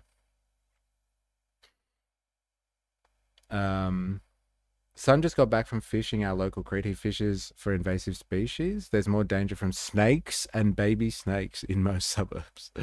That's funny. Yes, that's the dangerous part. Except the Maoris wiped out the actual indigenous people in New Zealand, but we don't like to think about that. Not sure what your point is, but fair enough. You might have to be a little bit more explicit with that one there. Destiny Church works for Israel. Avi Yemeni pays them televangelist scum. Interesting. So Destiny Church is this organization here. So those people wearing the blue shirts that we just saw are part of this phenomenon called Destiny Church. And they seem to be a Christian nationalist kind of organization, I guess you would say. And so they've been big in New Zealand and associated with kind of the rise of, I guess, right-wing populism in New Zealand. A lot of young people move into this space as it's part of kind of that Christianization phenomenon that's happening in a lot of Western countries at the moment. Like young people disenfranchised, disillusioned, looking for kind of answers to the craziness of the world, answers to the problems of capitalism and how it's kind of destroyed lots of people's prospects, opportunities, and just communities around the world. And so there's a Christian element there that people are attracted to because it gives them their life some meaning, tries to answer some of the questions for them. But it's also associated with nationalism for the large part. Now, I've been speaking to my greatly esteemed New Zealand source let's say, on this matter. And it would seem that in areas like the suburbs of New Zealand or like low socioeconomic ground areas, Maori people or people associated with Destiny Church and migrants coming into the country, specifically the people from the Indian community, kind of mix and are in each other's faces a lot. And so a lot of the rage that comes from people's people's realization that the opportunity in their society is gone, and the fact that like things aren't working properly, you know, gets placed generally on migrant communities, but specifically on Indian communities, it would seem, in New Zealand. And this is a phenomenon that's happening in the South Island a lot. And so they come up, they clash, these groups. Because I was wondering why an association like Destiny Church, or particularly these Christian protesters, would be, you know, standing up against a bunch of Sikhs kind of going on a parade, basically through the streets. And so this is the result of it. And I thought it was rather confrontational. It was very interesting to see, because like, where do you, if you're think of it from this perspective in terms of a case study on the culture wars, if you're a lefty and your usual default option is like, you know, support migration, support immigrants, but I also support Indigenous populations and their rights, their sovereignty, and all that sort of stuff. Like, where do you sit? And this is a beautiful case study in the culture wars, because like, where do you sit on this? Now let's just detract from the fact that this is an organization that is Christian primarily and nationalist, I would say, second to that. But like, what you have here are people that are, like, for a large part, Indigenous to New Zealand. So in the culture wars, I think it's this highlights potentially the absurdity of the culture wars, but heavy contradictions in the culture wars, because people like, who do you support? Who's wrong and who's right here? Do you support and fight for the rights of immigrants to be able to practice their religion peacefully, like you would expect in a liberal society, and be like, you know, no cracking down on migrants here. They have a right to be here just like everyone else? Or do you support an Indigenous population that are obviously telling people to get out of their country? Like, I think this would be a paradox for the left. Now, I said obviously discounting the fact that this group is like a Christian nationalist group, but a lot of the people in here who are Indigenous, who are the Maori, that believe that they have the only right to this land and they don't want anyone else there.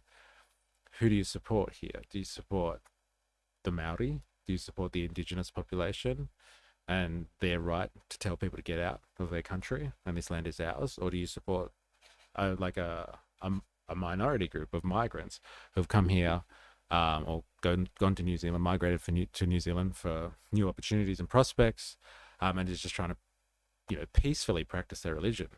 That's seemingly what's going on here. It's just a fucking parade. Like, they got flags, there's families out, they're walking down the street. And the haka it's a oppositional thing. It's not just a, hey, let's do a cultural dance kind of thing. This is part of warfare. It's really difficult, I think, to reconcile these two things. Now, obviously, you can see here, like, not everyone's your typical looking Maori person, I guess. There's a mix, but, you know, there are Indigenous persons here staking out their claim to the land and telling foreigners to go away. Where do you sit on this one? It's a difficult one. Dilemmas. The point in history shows us when you invade, if you completely wipe out the Indigenous population, you become the Indigenous. Food for thought, given the current global climate. They interrupt a lot of protests in Auckland doing this. Yes, I've seen them very active at Palestinian marches as well. But like, you can see, Volta, that sign there is like, this is New Zealand, not India, so fuck off. It's especially with your traditions, right? I think the Federation Chamber should be a body that has a rep from each FNP nation here, all 200. They hold the weight of the Senate and therefore have a real say that isn't disrespecting their culture. Maori are lucky, have a lot of rights, welcome and friendly. Not South Island, but South Auckland. Sorry. Auckland is massive, and a third of New Zealand lives in Auckland alone. Okay, sorry. South Island always been racist. If the British had wiped out Indigenous like the Maoris did on NZ, would the Whiteys be known as the Indigenous? Again, not sure what your point is, so just be a little bit more explicit for us, if you don't mind.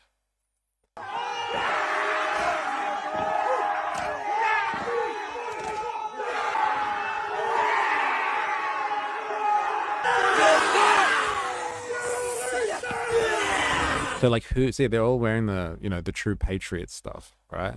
Who are the true patriots in the culture wars on this one? Indigenous persons? Are they able to stake a claim over patriotism? I was watching a video of a young Aboriginal dude today, and he was just like, if you come to this country and you're not Aboriginal, we have 80,000 years of culture here. If you're born here, you're not Aboriginal. That doesn't make you Aboriginal. That makes you have no right and claim to being in Australia, and you should fuck off, basically. And this Aboriginal dude was really, really pissed off, and he was really upset. And he's just like, it doesn't matter, if you were born here or not. This Australia is for Indigenous people only, and everyone else can fuck off. And so, like, is that being like kind of patriotic? Is that him being, anti-immigration, all that sort of stuff? Like, these are real questions here. This is real difficult stuff to digest. And the point of a case study like this is to suggest that the culture wars are very difficult territory. They're extremely difficult territory to navigate, because on the one hand, you can support immigrants, right? And you'd be like, no, let them fucking have their peaceful religious celebration. Who gives a shit what they're doing? They probably had to get a permit to walk down the street. Probably not fucking harming anyone. Like, let's be honest. They might piss off a few people that can't, I don't know, drive down the street or something, but like, what else? And like, here it is, New Zealand. This is New Zealand, not India. How do you reconcile this stuff? NZ should be careful. Indians could wipe them out becoming Indigenous to NZ if we follow the logic and treat everyone the same. Double standards is my point. Okay, fair enough. Around just under 30%, about 28.8% in 2023 of New Zealand's population was born overseas, making the country quite diverse. That is rather diverse, yeah. Maoris protesting Indians, even though Maoris are technically Indigenous. Much love to the Aboriginal people and the flag. Now, this is an interesting case study, you must admit. It's very hard to reconcile this type of stuff. And I call it, this is a progressive or a lefty paradox right here. And I am fucking incredibly surprised that this was all over TikTok last night. Again, on my algorithm, I guess I get this type of political stuff, but like, I haven't seen anything from the mainstream media on this. I can't get anything from New Zealand media, apart from like one article in the New Zealand Herald. I've had to go to the only place that I can go to is Indian media for this. And I'm assuming this Indian media is stuff that is coming from India, I'm assuming. Religious procession organized by the Sikh community became the center of controversy after a local group staged a protest by blocking its path and performing a haka. The incident took place on Saturday in the South Auckland suburb when members of the Sikh community were returning to their Gurdwara after completing a Nagar Kirtan. According to Sikh leader Sunny Singh, the Nagar Kirtan had begun earlier in the day from Gurdwara Nanaksar Tat Ishar Darbar. The procession peacefully toured the surrounding area and was on its way back to the Gurdwara when a group of around 30 to 35 local protesters arrived near the route. These protesters were reportedly associated with Brian Tamaki, also known as Apostle Bishop Tamaki, the head of the Pentecostal organization Destiny. So what is this guy's name? Brian Tamaki, is it? Oh, this is the guy that was being interviewed in Queensland that you showed, Voltaire. This is the dude, leader of Destiny Church. This guy. Bishop Brian Tamaki. Eh? Interesting.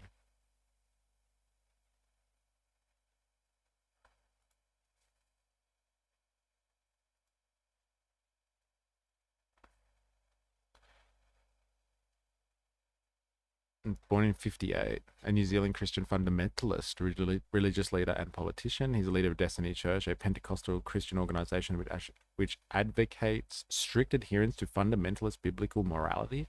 Namaki has been involved with various fringe political parties and movements, and he has led the Freedoms New Zealand Party, is an unregistered political alliance in New Zealand.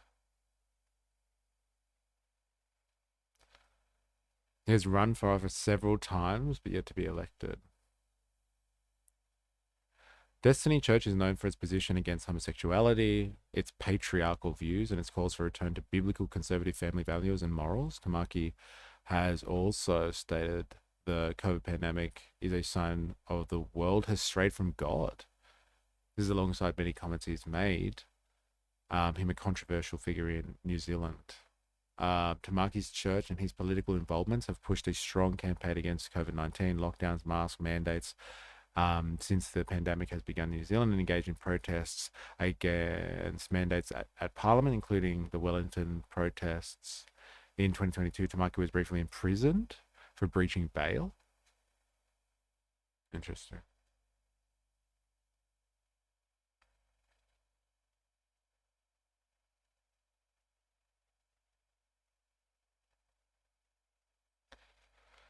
Interesting.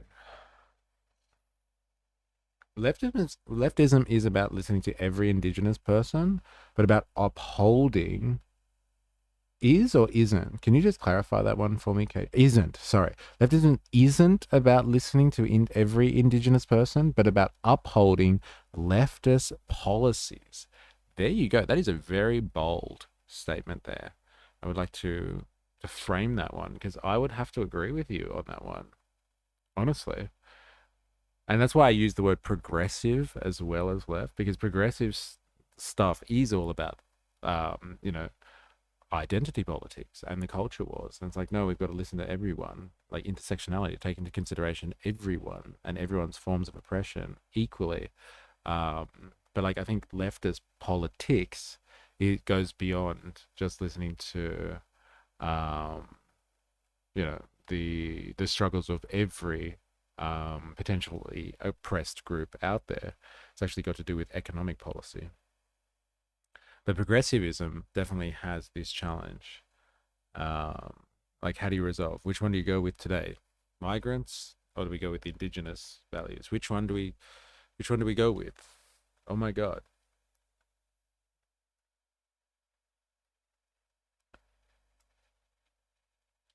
I posted Brian's direct response to these incidents in the general chat. Okay, thank you.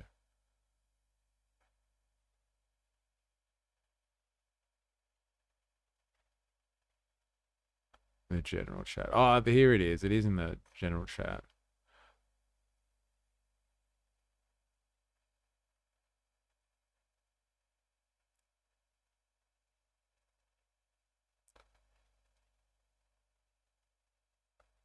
Which one is it?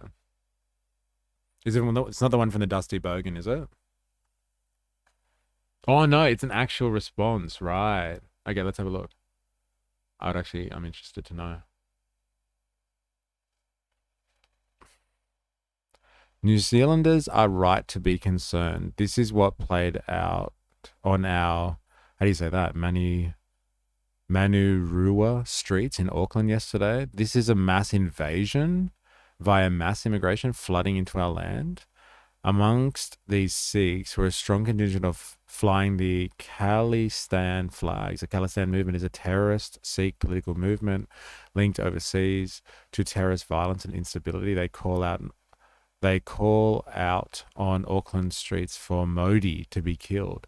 Their symbols and activism are now being openly displayed here in New Zealand with no scrutiny and no accountability. New Zealand police do nothing. Our politicians are even defending them.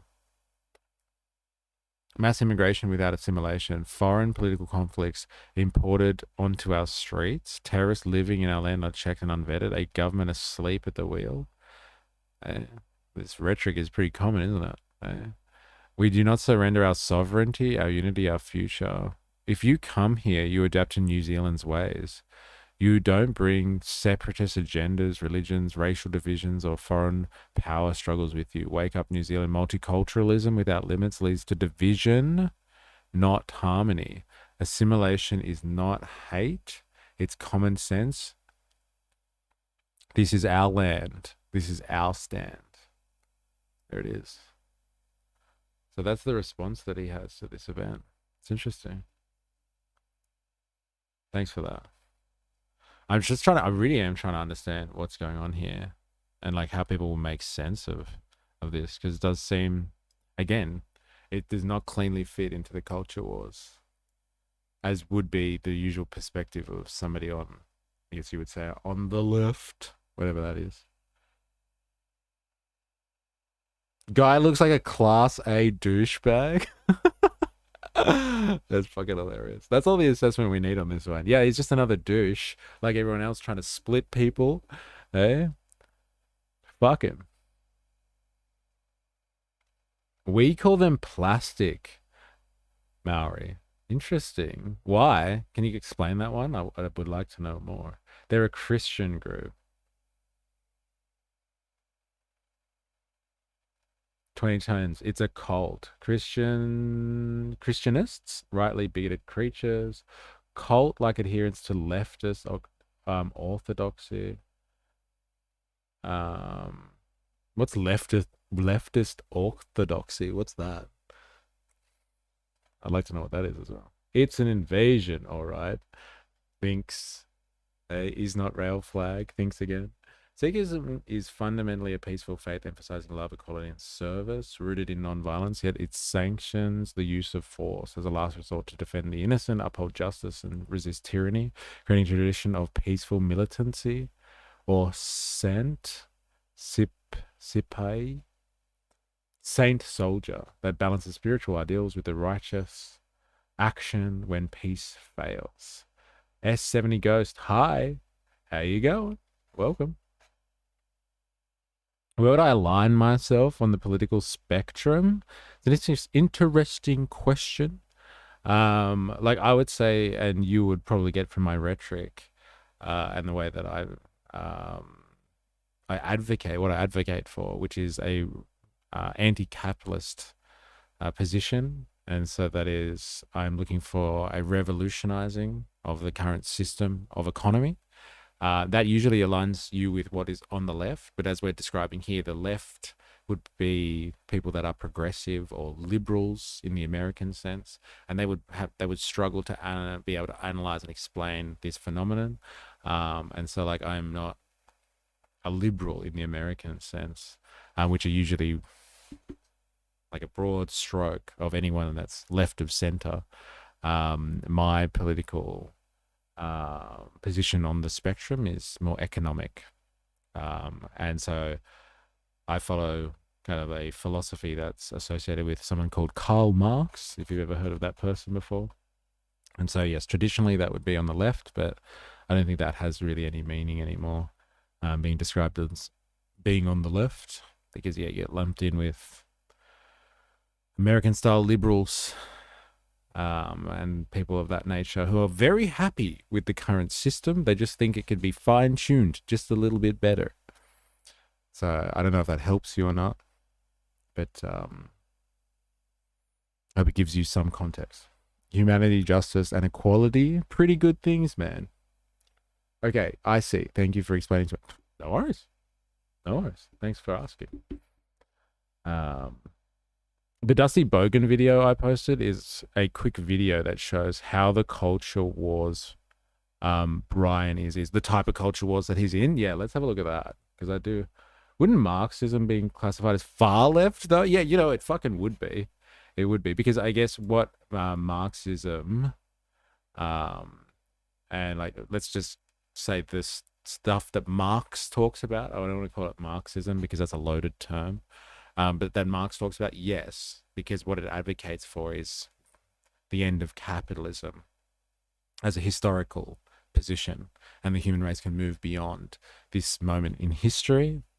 And so that is considered to be far left, yes, because they want the systematic change that is required in order to get rid of capitalism, because capitalism has it's had its heyday, and it's time to move on. We can do economics much better than that. And so, yeah, that's if that's what people consider to be far left. Like, people also consider, Antifa to be far left, but I wouldn't say that Antifa has anything to do with Karl Marx at all.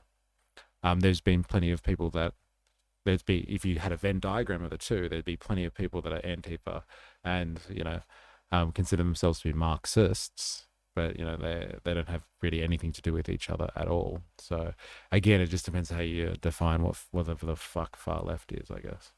Australia, New Zealand, lucky, free healthcare, $23 minimum wage. Blessed, mate.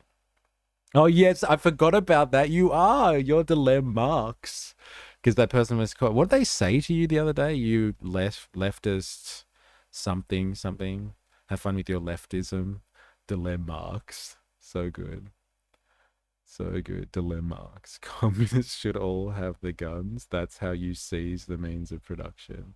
Well, Marxists, definitely, like hardcore Marxists, they're not like me, let's say, dilemmas. They want the workers to be armed. They think everyone should have guns. So you are a fucking Marxist, dilemmas. You really are. They think that it's an absolute travesty to disarm the workers of the world. You are definitely Dilemma Marx from now on. That's why I'm not a real Marxist. Yeah, a low IQ lefty. That's right. Fucking best classification of the year. And like, when we do our Christmas party at the end of the year, and the award for the lowest IQ lefty goes to Dilemma Marx for 2025. So good. That's you in a nutshell. That's you in a nutshell. Yeah, let's have a look at this video then of him with the dusty bogan. Eh? Let's check it out. Actually, wait, I'm going to listen to the rest of this first, just to see if anything else comes out of it. Church. As the procession approached the Gurdwara, the protesters stood in front of it and blocked its movement. They raised banners with slogans such as, "This is New Zealand, not India," and "Let New Zealand remain New Zealand. This is our land. This is our stand." They shouted slogans and then performed a haka, a traditional Maori ceremonial performance, directly in front of the Sikh procession. The sudden protest left members of the Sikh community confused, as they believed that there was no clear... I look confused. I would have looked confused later. So like, wait a minute, is this part of it? Did somebody organize this? ...a reason for opposition to a lawful religious event. Despite the tense situation, the Sikh participants showed restraint and did not respond with aggression. They avoided confrontation and maintained discipline throughout the incident. Shortly afterward, New Zealand police arrived at the scene and intervened. Officers instructed both the sides to remain calm and not escalate the situation. After some time, the protesters were moved aside, allowing the Nagakirtan to continue and safely return to the Gurdwara. Following the incident, Brian Tamagi shared a video and post on Facebook. Oh yeah, that's a good point. There are new people in the chat. If you are new here and you want to join our community on Discord, we share our propaganda. So come and join up. Only rule is be respectful. Are they welcoming us? Or are they provoking us? I don't know, man. What's going on here? Real fucking scumbags bringing shame to New Zealand. Is that where you're from? Tom Jones is back. Are you a New Zealander? You seem to know a lot about Australian and New Zealand politics, and just politics generally. Criticizing the Sikh procession. He claimed that traffic had been disrupted for several hours and that roads were closed and that local residents, families and businesses were affected. He also objected to Sikh participants carrying traditional ceremonial swords and daggers, stating that seeing sharp weapons on public roads was shocking and not in line with what he described as the New Zealand way of life. In the video, protesters can be heard chanting Christian slogans such as "One True God" and "Jesus, Jesus," while members of the Sikh procession are seen watching silently without reacting.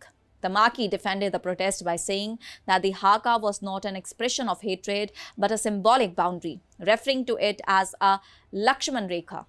He described it as a challenge meant to send a message that New Zealand should remain true to its identity, adding that he viewed It's almost as though people hate head wrappings. Yeah, I know, right? Eh?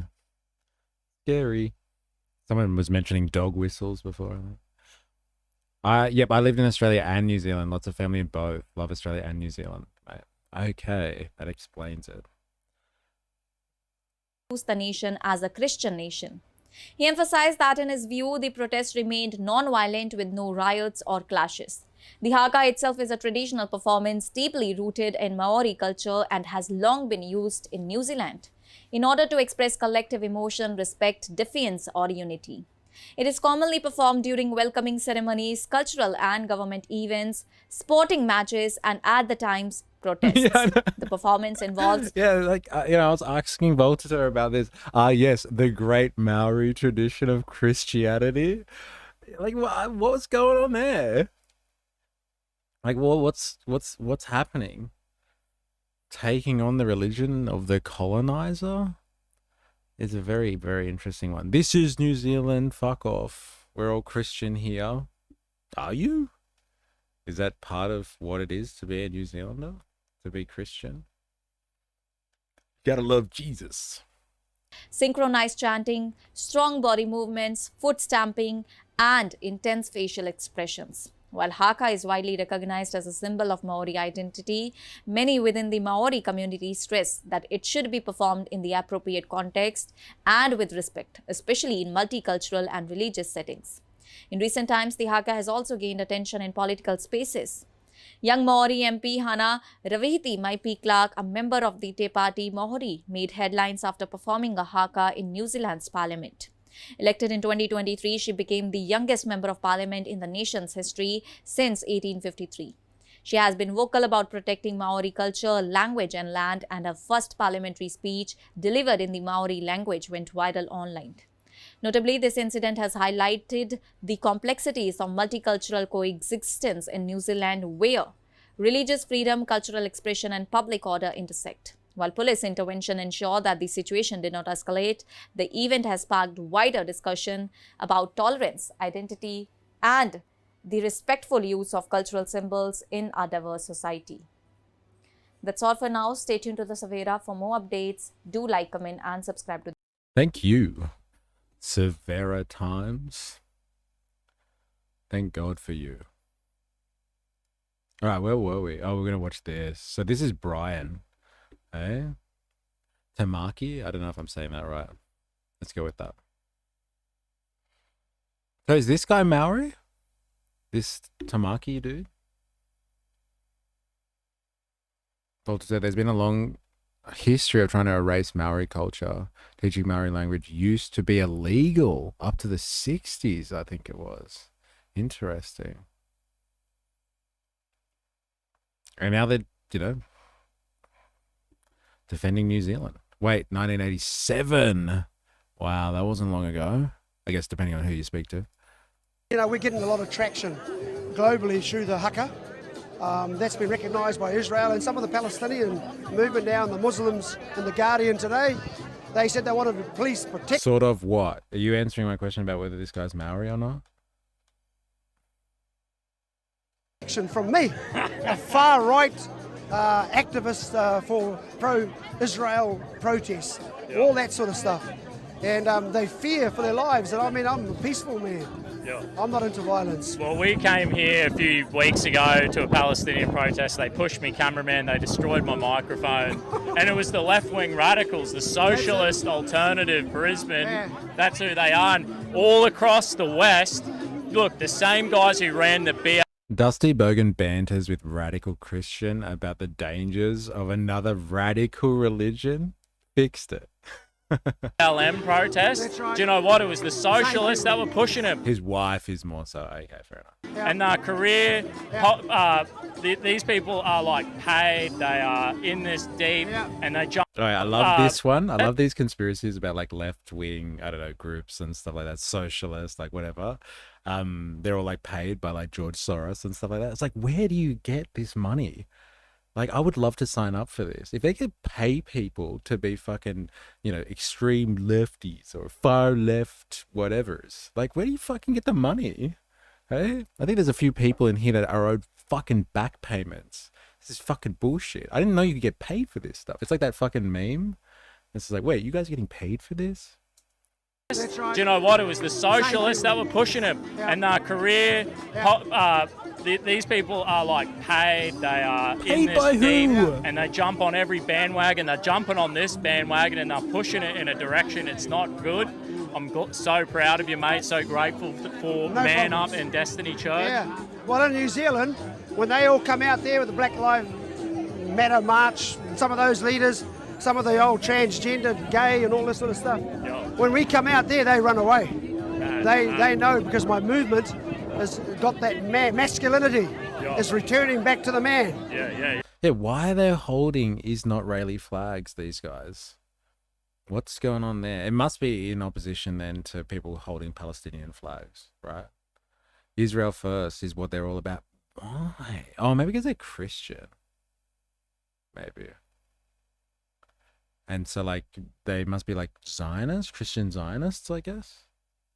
The Man Up program works with prisoners. That's why they get ex-gang members in their movement. Got it. Yeah. We're going to get the woman out of the man and get the man back into the man. And that's what's happened with all of this confused gender theory.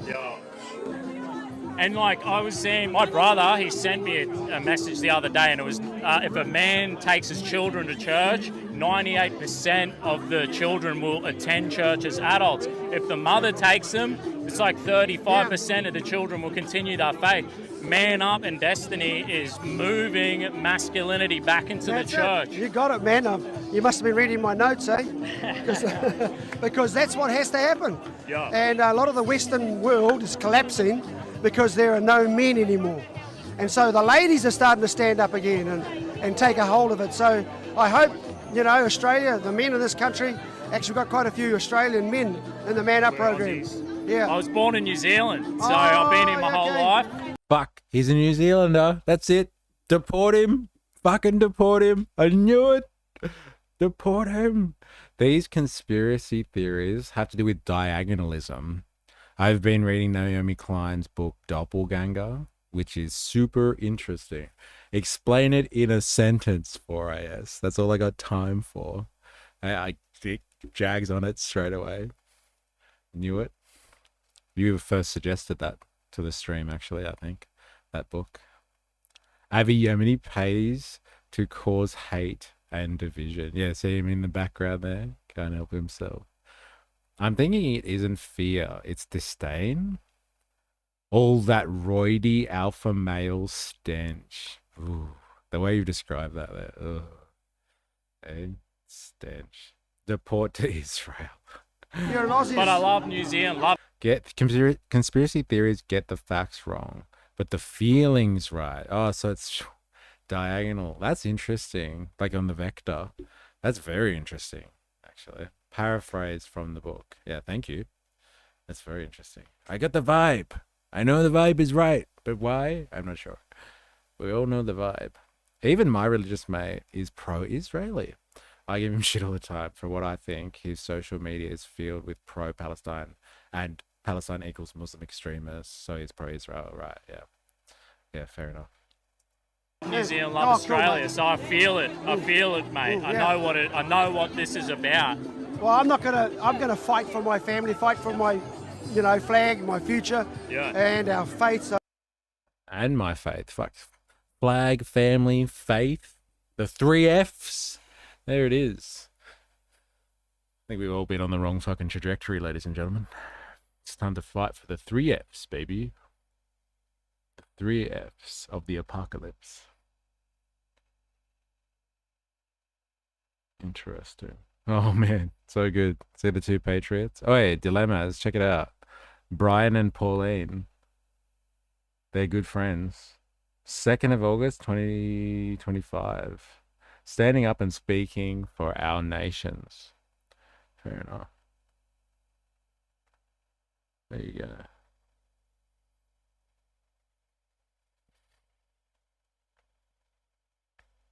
Very interesting. All right, so let's have a look at this. I still can't find official. When I say official, you know what I mean, like new mainstream media stuff on this. I know, like the New Zealanders very sleepy on this issue, and no one wants to touch it with a 10-foot pole. Like I can't believe it. Where is the mainstream media on this? I am not a robot. I am not a robot.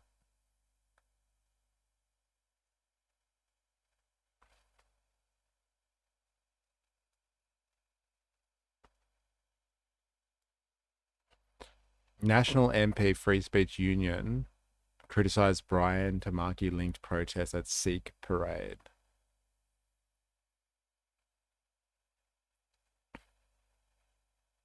Well, Gino is also fully backing One Nation now, and I'd still vote One Nation over Labor and Liberals. Just remember that. Remember that. From going through Brian's social media, it looks like he does a lot of activity in Australia through his churches that he has set up there. Not robot yet, Albo. A national MP says she is filled with sadness after Brian Tamaki linked group disrupted a traditional Sikh procession in South Auckland yesterday, brandishing a banner reading, "This is New Zealand, not India," in an incident the Free Speech Union says crosses the line. True Patriots of New Zealand, an organisation founded by the controversial Christian figure, confronted the Sikh. True Patriots of New Zealand. Interesting. Confronted the Sikh Nagar Kirtan procession with a haka and chanting, with police stepping in to shield both sides. Video shows the Patriots of New Zealand and approach the Sikh group wearing primarily blue shirts with slogans like "Kiwis First," "Keep NZNZ," and "True Patriot," alongside a large banner saying "New Zealand. This is New Zealand, not India." The True Patriots group then performed a haka before linking arms and chanting "One true God, Jesus, and God of Nation," while being kept apart from the Sikh group by police. Police say they continue to make inquiries following the incident at a scheduled public parade by members of Auckland Sikh community on Great South Road. MP Takanini Rima, was that Nakle? Took to social media to share her disappointment and frustration over what she described as an aggressive and threatening demonstration against the Sikh community. "I am deeply disappointed with the way our Sikh community in South Auckland was targeted yesterday," she wrote on Facebook. "As I understand, our Sikh community in Manurua had received a permit to hold this procession honoring the birth of their first guru. They had gone through all the right channels required by law, the laws of our land, before going ahead with it. Seeing the footage of the inflammatory and threatening behavior of people who tried to stop the permitted procession has filled me with sadness," she says.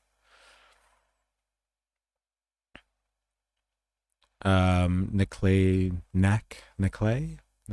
I don't know, said the Sikh community has done a lot for New Zealand, saying not only do they work hard, pay taxes, often do the jobs many others won't do, they also contribute tremendously to social well-being of our local communities. She pointed to initiatives like the donation of thousands of food parcels during COVID, the fundraising of $80,000 to victims of the March 15 Christchurch mosque terror attack, and gifting of community parole cars, all done by the local Sikh community.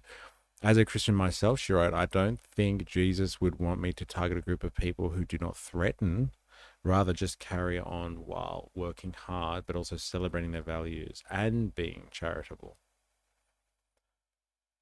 The Free Speech Union, which advocates for New Zealanders' right to protest and counter-protest, has condemned the Tamaki-linked disruptors. Chief Executive Ghislaine Heather said that while her organisation supports Tamaki's right to disagree with immigration policy or criticise other religions, the display was not a counter-protest. When 50 people form a barrier to stop Nanga Katern procession, that's not counter-protest. It's obstruction that limits others' legal expression, Heather said. This is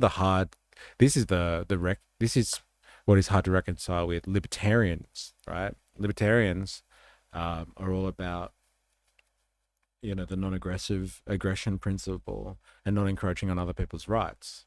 And so these people had a parade organized, the Sikhs. And so for these 50 people to rock up and block them is obstructing their rights. So they're acting aggressively. They're trampling on their rights. But then they also have their own right to freedom of expression, and they can do what they want in a public space. It's a free society. So this is the dilemma of the libertarian mindset. Whose rights are more precious? Eh? And can you encroach on other people's rights? No. The answer is no. There's a paradox there. Free speech and our culture of tolerance have made New Zealand a haven for many persecuted groups over the years. Attempts to drive any group out of public life are anti-democratic and cruel, and we call on all New Zealanders to use their voices to condemn such tactics, regardless of who is applying them. In the caption of a video, the incident posted on his social media, Tamaki said, "This is our land. This is our stand. Today, true patriots stood their ground in South Auckland. No violence, no riots. Just my young men performing a haka face to face to send a clear message. Keep NZ, NZ." In the past week, police have stepped up reassurance patrols, particularly at Jewish sites, following the Bondi Beach shooting that left 6 people dead. See, how is that even related? Across the Tasman? Very interesting stuff, isn't it? Really just shows Australia and New Zealand really just one country divided by the Tasman. What is it? New Zealand is the 8th state. Tamaki took this to social media after the terrorist attack to claim multiculturalism is ruining Australia. That's right. It's true. Should never have let those Italians in and those Indians in the first place. I have to go back to the 60s or something like that to rectify that one. All those people coming from Europe shouldn't have been there in the first place. All right, what's this? Make NZ great again. Convoy Bombay to CBD, 16th of November 2024. Auckland rally. Is this the same group, is it? Fair enough. Interesting. So this is the culture wars. So it would seem like, again, if you detract from the whole, if you detract from the idea that these guys are Christians, right? Are Christian nationalists. And like many of their rank and file seems to be made up by the indigenous population. Indigenous persons that are calling for the country of New Zealand, the land of New Zealand, to be rid of migrants or people that don't assimilate into what New Zealand culture is. It's hard to reconcile the fact that you've got a migrant population just trying to peacefully exist, it would seem. They're just doing a religious rally. How do you reconcile that with the opinions of indigenous persons who believe that New Zealand should be free from the cultural practices of migrants? It's hard for progressives, I guess you would say, to reconcile those things because, usually they fight for one or the other. They fight for migrants or they fight for indigenous rights and all that sort of stuff. But like when those two things are clashing against one another, who do you support in that case? How does a liberal deal with that in the culture wars? How do they reconcile those two things? Do I support the indigenous person today or do I support the migrant kind of thing. Like, what do I do here? Somebody tell me, please. How do I reconcile these two things? Now, I think obviously the important factor here is that this organization is a nationalist organization. It's a Christian nationalist organization. And so their prerogative, it would seem, is they're actually patriots first. It doesn't seem to be about ridding New Zealand of everyone for some type of indigenous sovereignty or something like that. So it's a little bit more detached than what I'm making it out to be. But this is an interesting study in culture wars, because I haven't really come across this type of culture war before. It's an interesting manifestation of the culture wars, I'd have to say. The Indian community commit no crimes, work, contribute to the communities. Fair enough. Looked like racist abuse. I'd lock them up. No one talks about how the ... the suspense from Mozzie. If that's a reference to mosquitoes, I don't think we're going to get along, Mozzie. But we'll find out, I guess. It's an interesting case study in the culture wars. And this is why someone asks, what's my part of the political spectrum? This is why I do think that we need to take more time to divest ourselves or detach ourselves from the culture wars as much as possible and think about the class war, because this stuff is difficult. This stuff is really hard to navigate. Everybody has an opinion on all this sort of stuff. And you could argue that everyone has a valid opinion on it as well. It's very personal. And it does exist in the realm of identity politics. And so, class war, while it is a form of identity, it is something that is also separate in and of itself. And class war is literally the economic struggle. It's devoid of the ideological. Like, oh, these people don't represent New Zealand, but these do. It's like, do they? But these people have legitimate claim, but these people have legitimate claim. It's like, oh, fuck, where do I go with this one? Which one do I go with today? Can I support both of them? No, not when they're fighting each other like this. Damn, I have to make a call. Do I condemn this group or do I condemn this group? And you see politicians struggling with that all the time in this liberal society that we have. But most people can get down with the class war, especially in the world today, in the 21st century, where people are feeling the burn of capitalism's inability to service the world's populations anymore. It's just not working. Inequality is ripe. Cost of living is a problem. Inflation, distribution, opportunity. The one redeeming quality of capitalism was seemed up until at least, the end of the 20th century was hey, if you're in the right country, you're in the right part of the imperialist core, then you were probably going to have a good go. And if you're in one of those countries on the periphery or the global south, as Indoctrinathan likes to say, then, too bad, so sad. But at least in the good countries, capitalism was working. But now capitalism is not working and people are pissed off. I can't even buy a house, man. My parents have got a house. I can't get a fucking house. What the fuck is that? Where shit go? And so I think everyone can at least, if you can put away the culture wars. I'm not saying they're irrelevant. And I'm not saying either that these ideas from the culture wars don't have objective consequences, material consequences. But pick your battles and you got to strategize. And I think we all should be. And this is the lesson of 2025, if you're fucking interested. This is the lesson of 2025, is that we need to concentrate. We need to return to strategizing around the class war as opposed to the culture wars. I think it is beholden to us because no one's going to do it for us. And I think the political polarization that we see in the world today is predicated on the culture wars.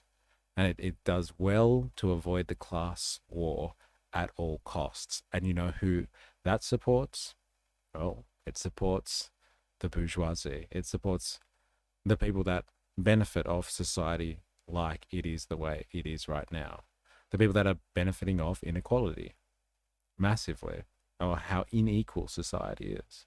They benefit off all of us being polarized and, confronting one another on the streets in what is supposedly a liberal society and hating on each other. I think there needs to be more focus on the one factor that really does divide us all, which is basically it's along economic grounds. We can all get down with that.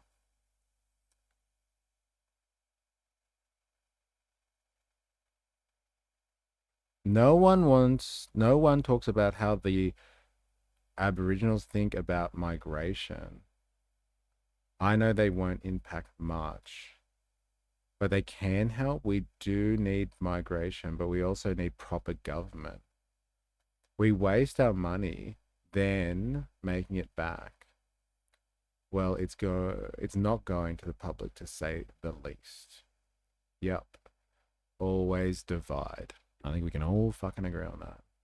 And the polarization is becoming a significant problem around the world.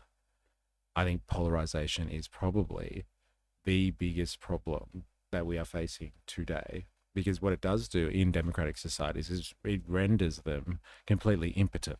Like look at the governments around the world in Western societies, in democratic societies.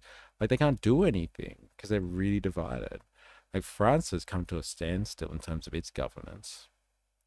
It can't function. Like, Australia's just come out of a period of darkness, of almost like, of like 15 years, where we had minority government after minority government because of the polarization of politics. People can't do anything anyway, so government is completely inefficient.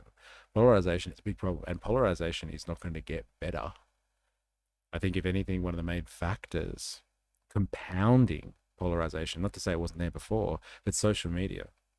And we live in a social media age, and everyone's got an echo chamber. Eh? Everyone's got an echo chamber curated by a personal algorithm. And so, like, it's going to get worse, especially if people don't touch grass either. Not that we would do that, eh? Because everybody in this stream, and myself, who spends hours a day online, I definitely touch grass. The right wing online is against immigration, but our right wing parties are changing laws, making it easier for migrants to come in. It shows the use of culture wars and not policy of their base.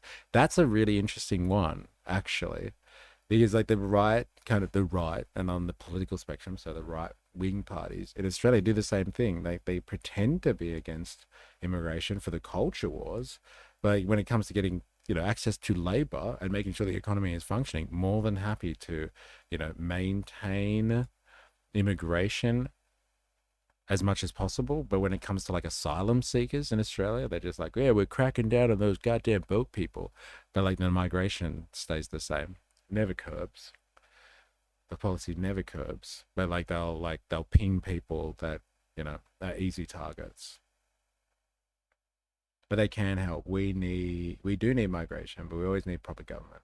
Tom Jones, I lived in Western Australia, nothing like an outback sunset, mate. Around 1987, my dad worked for Team New Zealand, sailing America's Cup. Holy shit. Claim to fame. I'm trying to stay off the grass this year. Fair enough. Not that type of grass, eh?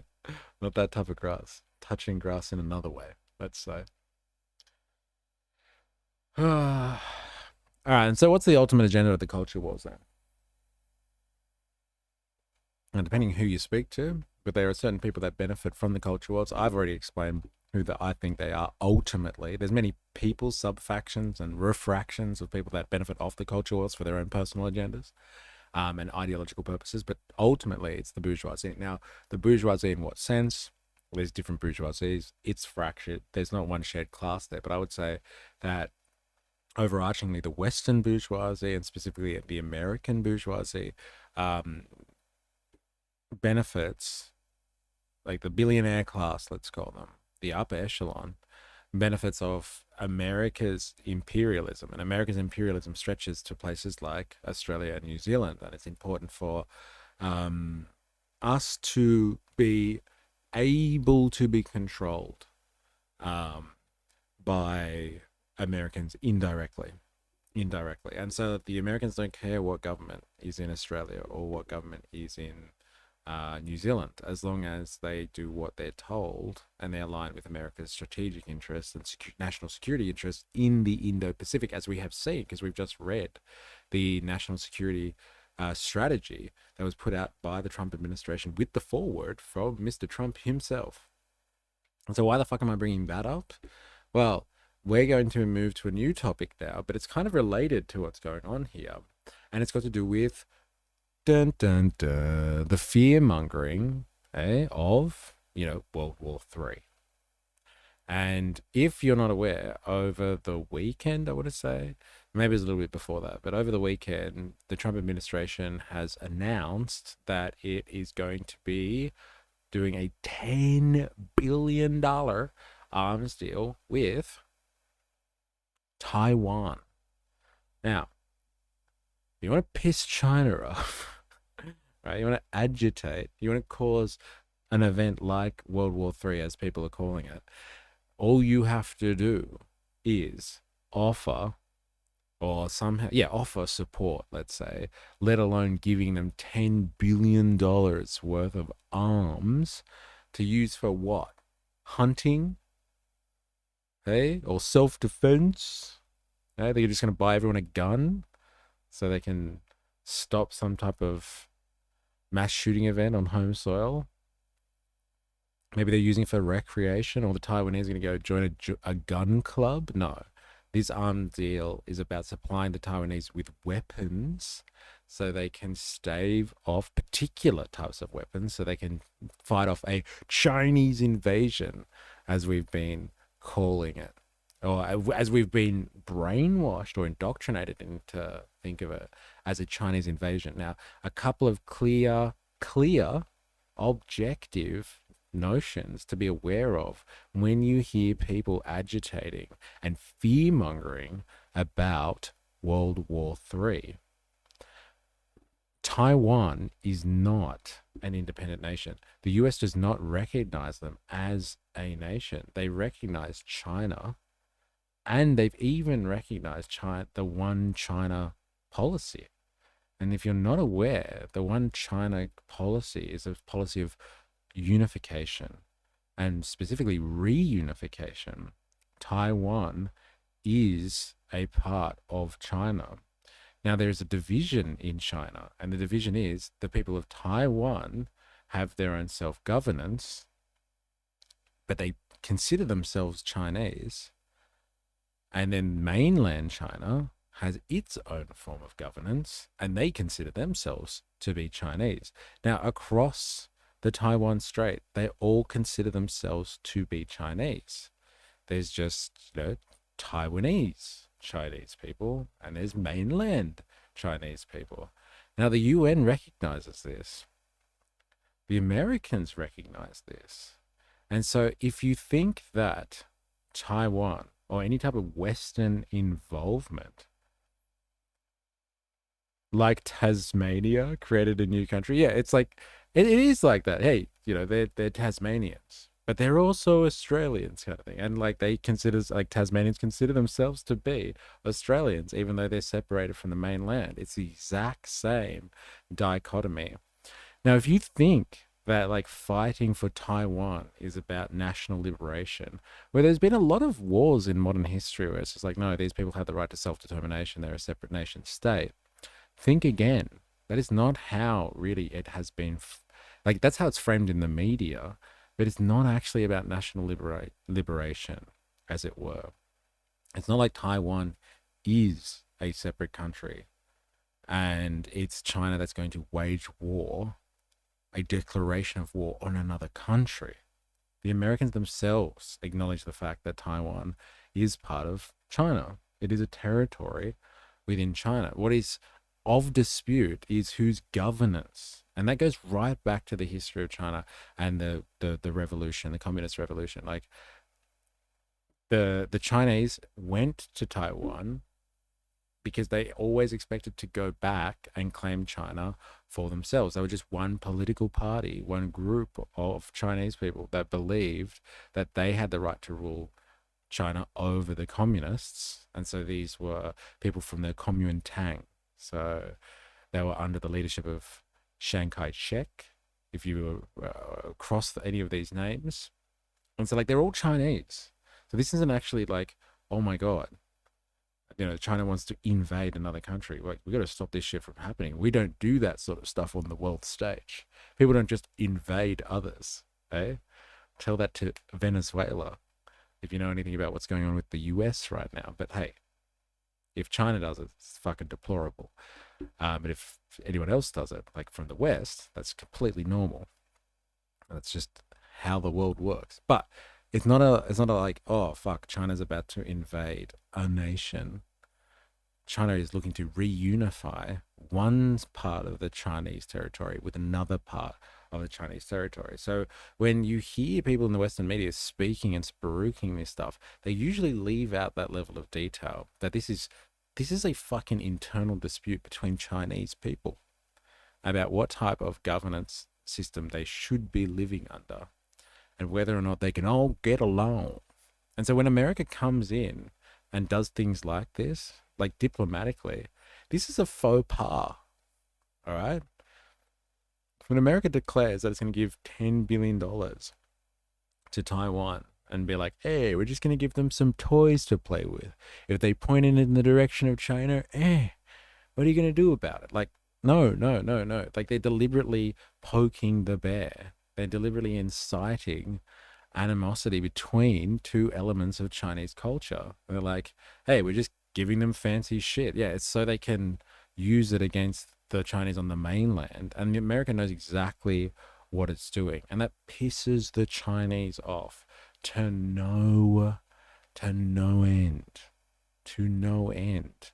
It'd be like if there were these, I don't know, separatists or something, or people claiming that, like in Hawaii, they were claiming, they rule America and Washington, D.C. should be moved to Honolulu or something like that. And everyone should consider themselves under the rule of Honolulu now. And Washington, D.C. shouldn't exist. And then the Chinese were over there fucking arming Hawaii just in case the mainland ever decided to come over there and, remind them who's really in charge here.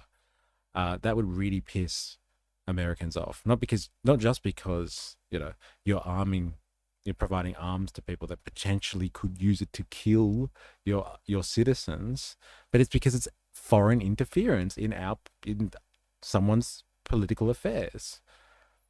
You don't interfere by arming people if you're a foreign country, but that's exactly what is happening at the moment. It's been happening for a long time. And so when they talk about World War III, just be fucking careful when they say, oh, China's going to start World War III by attacking Taiwan. It's like, no, hello. This is between two elements of Chinese culture. Let them sort it out. And if you're going to drink the Kool-Aid on this one, when the mainstream media starts talking to you and saying, hey, you better go send your sons and daughters to fight for Taiwan to kind of, fight back the Red Dragon, the evil Chinese machine that wants to take over the world. So remember, this is a domestic matter between segments of Chinese culture. They have a right to sort this out themselves. That's actually what sovereignty is all about. Like, they should be figuring this out among the two of them. Now, like, someone like the UN should intervene to make sure that, like, that everyone's following the rules of, diplomacy and like standards and international law. Don't get me wrong. It should be done in a civil fashion. But, like, is it for anyone in the West or even in Southeast Asia, let's say, to get involved and be like, we're standing with the Taiwanese and we're going to fight off mainland China from its reunification policy? I don't think so. And, like, do you think that you should send people to die in a conflict over there? So they make this, if you ever hear the mainstream media anyway talking about, if China does this, it's World War III, that would be by choice of the rest of the world to jump in and pile on, like dogpile on the conflict. It would be like, yeah, let's go in there, everybody. Let's go fight with Taiwan. Really? Do we have to do that? Do you want to do that? That'll be a choice world war, as opposed to some other type of world war where everyone just finds themselves somehow in a conflict by accident. It won't be fucking accidental. Just remember that. Just remember that.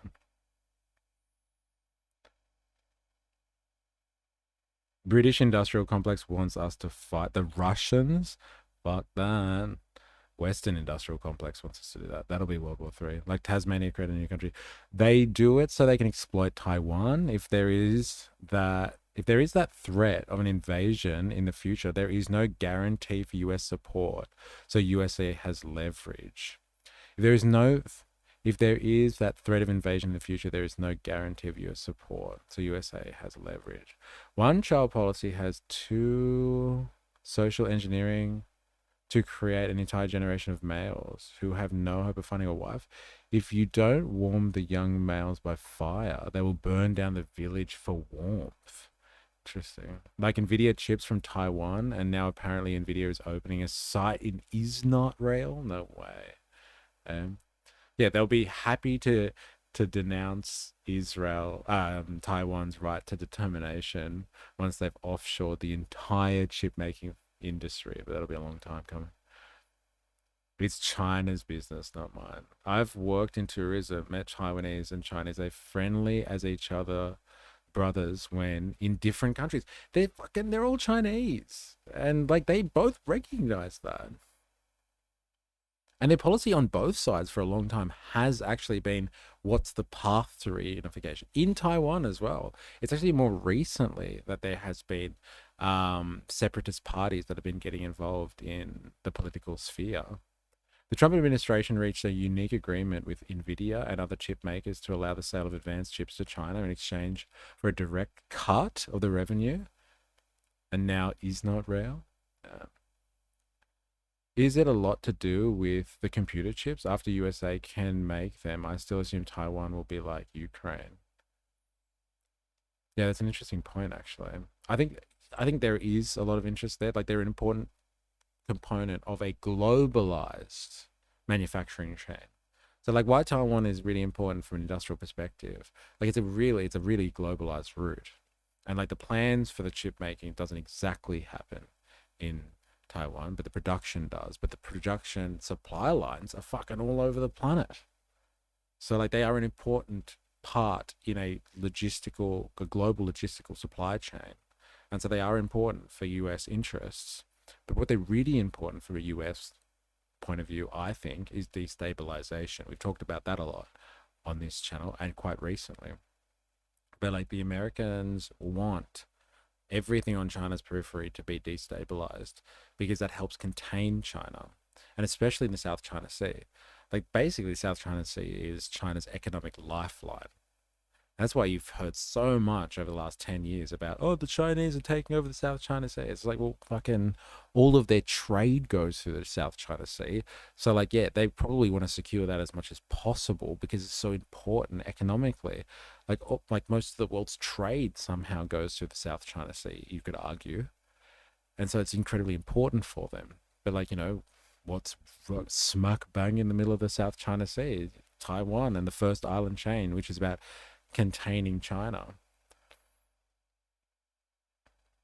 And so yeah, while it's got a lot to do with chips, also having Taiwan kind of edgy is a thorn in China's side massively from a strategic point of view. I'm not even convinced World War I ended anymore. That's interesting. And we just have flare-ups of the original World War. That's a mad theory. Where did you come up with that? That's my thinking. It's totally normal for ordinary Germans just to... Wait. I'm going to go back. I've missed stuff. China has time on its side. They just wait even 100 years. World War never ended. Just brief ceasefires. That's fucking crazy. This is an interesting theory going on in the chat here. It's basically the same thing with Russia and Ukraine. Look what they did. Started a war when it shouldn't have happened. It's bound to happen unless they reunited with the two governments. America always trying to start conflict. It's definitely always stoking it. That's for sure. It's in American interest, I think, to stoke stuff. Because like if you're the hegemon, you're superpower number one. You want to kind of make sure the rest of the world is, you know, subdued. And it's a good tactic. Conflict keeps people occupied on other stuff instead of developing and then competing with you. I've been to Taiwan, went to the famous toilet-themed restaurant. Drinks would come out in mini urinals, and food into toilet bowls. LOL. Yeah, Taiwan and South Korea important to America. Yeah, that's my thinking. It's totally normal for ordinary Germans just to go insane 80 years ago. I'm sure there was nothing that led to it. Double stuffed Oreos in the fridge. Thanks. Thank me later. I looked at history. USA. That's how you did it. This is Dilem Marx's great theory of World War history right here. USA just wants to cut from the flow of resource exchange like they do in the rest of the world. Yeah, like what a Silk Route that is, right? Everybody wants to get in on that gravy train. Everybody wants to get on that gravy train. It's fucking so much cash to be made. So let's actually, before we speculate anymore, let's actually have a look at what the US is proposing to do here. Shall we?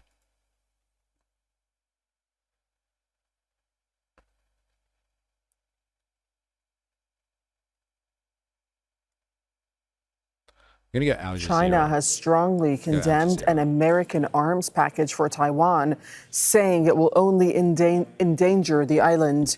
The U.S. has announced its largest package of arms sales to Taiwan. It's worth more than $11 billion. It includes medium-range missiles, rocket systems, and drones. China claims the self-governed island as part of its territory to be taken by force if necessary. Taiwan has ramped up defense drills as China expands its military exercises near the island. Well, the agreement includes 82 high-mobility artillery rocket systems known as HIMARS. These launchers can fire multiple precision-guided missiles. A total of 420 Army tactical missile systems will be part of the deal. These surface-to-surface long-range guided missiles have a range of up to 300 kilometers. The package also includes 60 mobile artillery vehicles, plus sophisticated anti-tank and anti-shipping missiles. This could be the second largest military sale to Taiwan after the nearly $16 billion worth agreement during former President George W. Bush's term in 2001. Well, joining us from Taipei is Kitch Lau, who's the Assistant Director at the Atlantic Council's Global China Hub. Thanks very much for your time with us on Al Jazeera. So this is the largest U.S. arms package ever for Taiwan. Why move ahead with it now at such a sensitive time in U.S.-China relations? So I want to preface this by saying all the times that U.S. announced a defense sale has always been sensitive times. Now, this has actually more to do with the U.S. government shutdown and the times that. So I want to preface this by saying all the times that U.S. announced a defense sale has always been sensitive times. Now, this has actually more to do. All the times the US has announced a weapons sale have been sensitive times. Maybe that's what he means to say. It's disgusting we've evolved this much only to end up spending our resources on shit like this. Well, it's interesting, right, in the sense of things like military Keynesianism. I know it's a concept that we talked about here before. In a point where capitalism becomes stagnant, and it's not really producing value because it's not revolutionizing the means of production, like in a way that it could. Well, this is why I've been advocating for kind of the green revolution or newer energy technologies, because that type of, not that I want to save capitalism or anything like that, but that type of innovation and revolutionizing the means of production would produce value over there in the energy sector. And so people might forget about oh, well, fuck, the economy sucks, so the only thing that we can do is spend money on militaries and stocking up arms and making sure we've all got the best missiles and technologies to point at each other. It does suck that we've evolved this much. We have such amazing technology and means of producing things. And at the moment, in the post-neoliberal world, or this late neoliberal world, that it's after the economy's been fucked in the West by years of austerity, that the only thing that we can think of is well, we need to kickstart the economy somehow. Maybe we should just spend all our money making weapons and selling that. That'll stimulate production. All for the merchants of death. It is disgusting.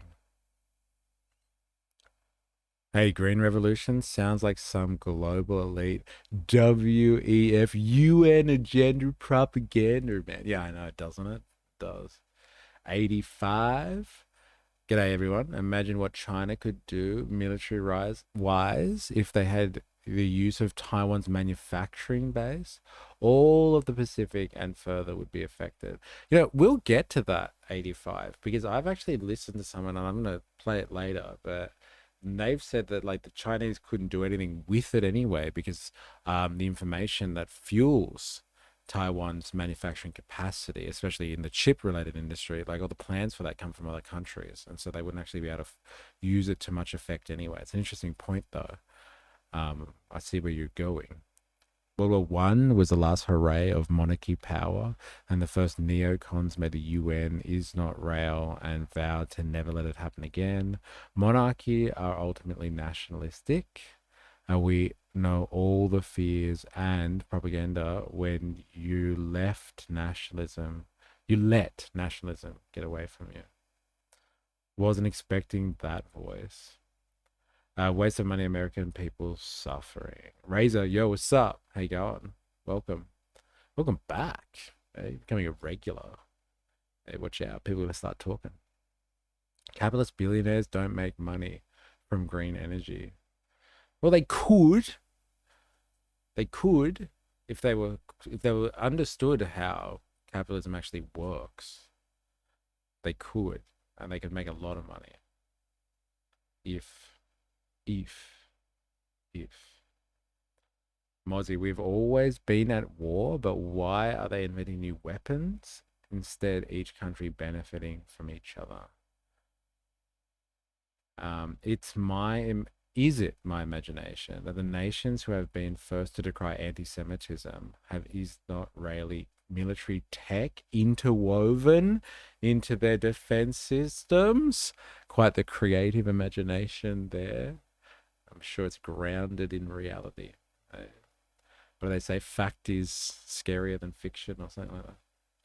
Well, when we will put an end to these foolishness and create conflicts in the world without any reason, we already have many problems and we are making more. Yeah. Gay day, mate. Is that how it sounds? G'day, mate.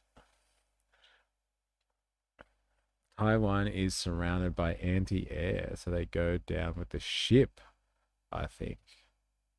I love hydroelectric dam water storage and clean energy. Renewable is not as scarce as fossil fuels. Easy to create false scarcity with fossils. Then with renewable technology, like just purely from a capitalistic point of view, like you just got to keep investing. Like that's how capitalism works. Yeah, that's how market society works. You just got to keep investing in the means of production. That's why the Chinese are such a threat to the Americans now. Like they've set up their entire society to continue to invest in technology and revolutionize the way that they produce more and more stuff. And they don't just stop at one point. They keep pushing the boundaries of how to make stuff, how to make things military, high tech, low value added chain, like whatever it is, construction. They just keep pushing the boundaries, and that's the success in capitalism, and that's why they are a threat to America and need to be contained, because they have produced technology. Like things go through China. It is the manufacturing hub, the industrial hub of the entire world. And so with that power over the means of production, then you have control. Like even the Americans, to produce their military technology, need to get stuff from China. So like China, at one point, if they were, that way inclined, they could cut America's military industrial complex off, or at least do significant damage to it just by cutting trade with America. But America had more grand plans than that. They're going to try and decouple with China and contain China and cut it off from the world before it's able to cut them off. And that's why all the rare earth mineral stuff is going on at the moment. Everyone's looking for alternative supply chains and production and processing. Like Ukraine, it'll be a proxy war, yeah. Yeah, biggest clean energy makers in the world. Yes, they've come a long way. Not there yet, but they're definitely. Have you seen the landing craft currently being built in China designed to overcome shoreline defenses? Fancy stuff indeed. Yes, yes. They said this like 20 years ago. Like, this is not new. They said it exclusively. They said they want to be ready by 2027. That's the thing with the planned economy. They said it. Like, we want to be ready to take Taiwan by force if necessary. But if you think that is your moral obligation, all I'm saying is if you think it is your moral obligation as a Westerner or somebody outside of China to get involved in their internal politics, then you've been sold the propaganda on this one.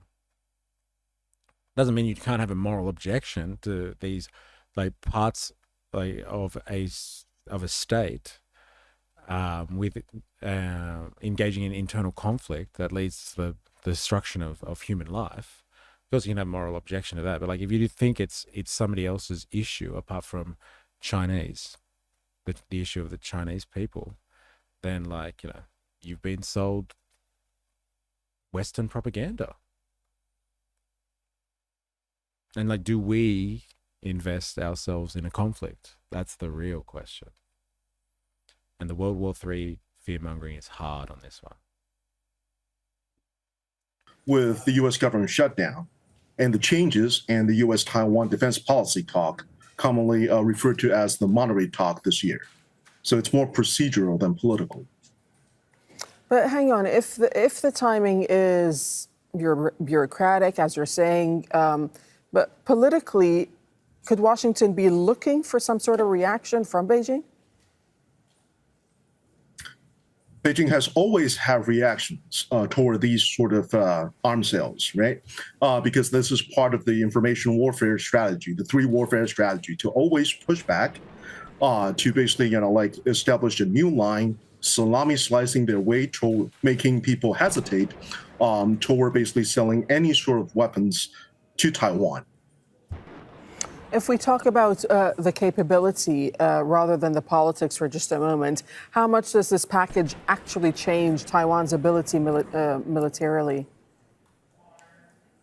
So I would say like the thing to focus on is the so-called Taiwan Tactical Network, which at the DSCA, you know, indication is called the Taiwan Mission Network. Now, this would allow forces on the ground to actually see where everybody is, to coordinate with each other at the tactical level. So they are more efficient. They would have a common operational picture so they can initiate counterattack when they're attacked without needing to wait for orders from a higher level. Now, all the other, all the other sort of equipment we're seeing here, the HIMARS, the Crusaders are crucial, and they will form a sort of a firepower, overlapping firepower that would basically able to stop the invasion force from coming to land. And the drones and other, you know, critical equipment here, including the TOW missiles and the helicopters, are crucial to support that effort, to form all the phases of Taiwan's defense campaign, all the way to the protracted defense, which is the 7th defense phase of Taiwan's defense plan. So what you're saying is if Taiwan is better armed, then that will indeed strengthen deterrence? Yes. All the weapon systems we're seeing here are defensive in nature, even include the 300-kilometer Atacama missiles, right? These are basically like allows Taiwan to hit the invasion force, but they do not allow Taiwan to retaliate, for example, against Chinese targets. And with Trump planning a possible future meeting with Xi, do you think Taiwan... That's the propaganda line on this one. I don't know if it's true or not. I'm just saying it's the propaganda line is, look, all of this stuff is defensive. So the stuff they're selling to the Taiwanese is just about defending Taiwan. It's not about retaliating and then like launching some type of attack on the Chinese mainland. It's just about protecting from an invasion, like popping mainland Chinese out of the water so they don't come across the strait. It's defensive stuff. Don't worry about it. Still $10 billion sale to the American military industrial complex. Not a bad day $10 billion. Thank you, Donald Trump, you fucking Nobel Peace Prize nominee. You beef up that military-industrial complex. All right. If the system that takes over doesn't produce more suffering and does nothing but improve quality of life, even just a little, then is that a bad thing? Yeah, whoever wins the struggle in governance style between Taiwan Chinese and mainland Chinese, as long as it increases quality of life, isn't that a good thing, right? Right? Not that that's going to happen like that. Razor, I don't trust the media because they really distort all the information and history. They are people who work for their own benefit and won't tell you the whole truth, even if they know it. Tom Jones, America arming rebels, pretty much. It's a story very old now, isn't it? Taiwan situation will be like Ukraine. Whether they submit to America or China, they will be exploited in both cases. America will not be generous enough to give them things for free. No. They found Epstein in the Trump files. Show some respect. Trump won the FIFA prize. Sorry, you're right. No one else has ever won that. Ever. It's a good point, Dilemmas. I take it back. He's not just a Nobel Peace Prize nominee. He is the only person who've ever won the FIFA Peace Prize. Taiwan could become a bargaining chip? For meeting with Xi, do you think Taiwan could become a bargaining chip? I do not believe Taiwan is part of the bargaining chip, so to speak, because stability across the strait has always benefited everyone. Now, this includes China. Right? Like the US-China competition is so much bigger than Taiwan. That stability across the Taiwan Strait is important for any sort of progress to proceed. Okay, we'll leave it there. Kitch Lau, you're joining us from Taipei. Thank you so much for your time. Thank you. Thank you, Kitch. You sick dog. Good on ya. No one's ever won that participation medal. How dare you? How dare you? Trump doesn't take kindly to that type of stuff. You're on a fucking list now.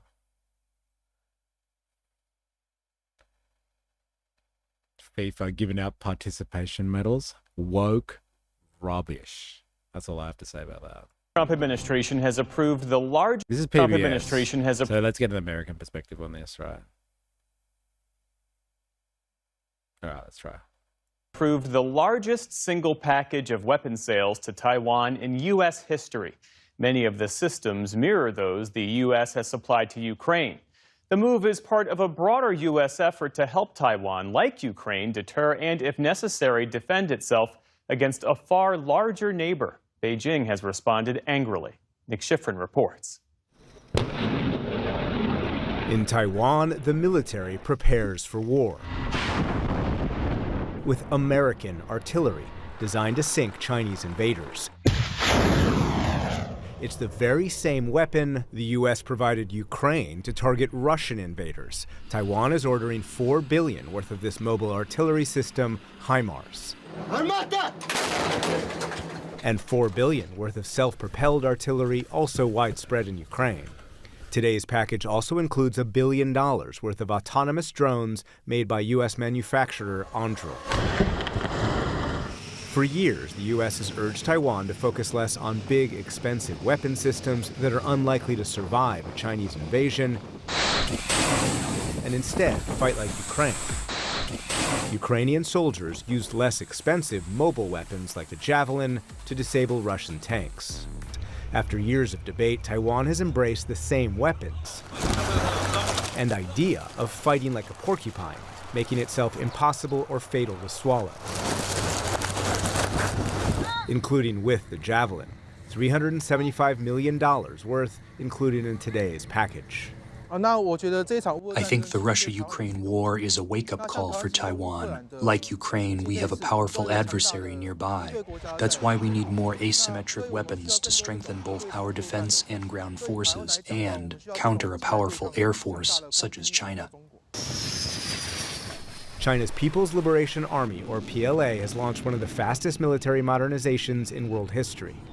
The U.S. says the buildup is custom designed to prevent U.S. forces to come to Taiwan's rescue, as demonstrated in these propaganda videos, and to be able to invade Taiwan by 2027. Today's package of weapons designed to stop this from happening. These are weapons that will really prevent the PLA, or maybe even prevent Xi Jinping from making a decision to send the PLA across the strait, because they will impose You remember I very said, high look, costs. it doesn't matter if in it's true invading, or not, but like the propaganda line, like Al Jazeera is in Qatar and like, or based or funded by the Qatari government. And they're definitely pro-American. So like well, it's nice to get a perspective that's outside of a Western bubble. They're still basically aligned with a US narrative for the most part anyway. Do you hear the line?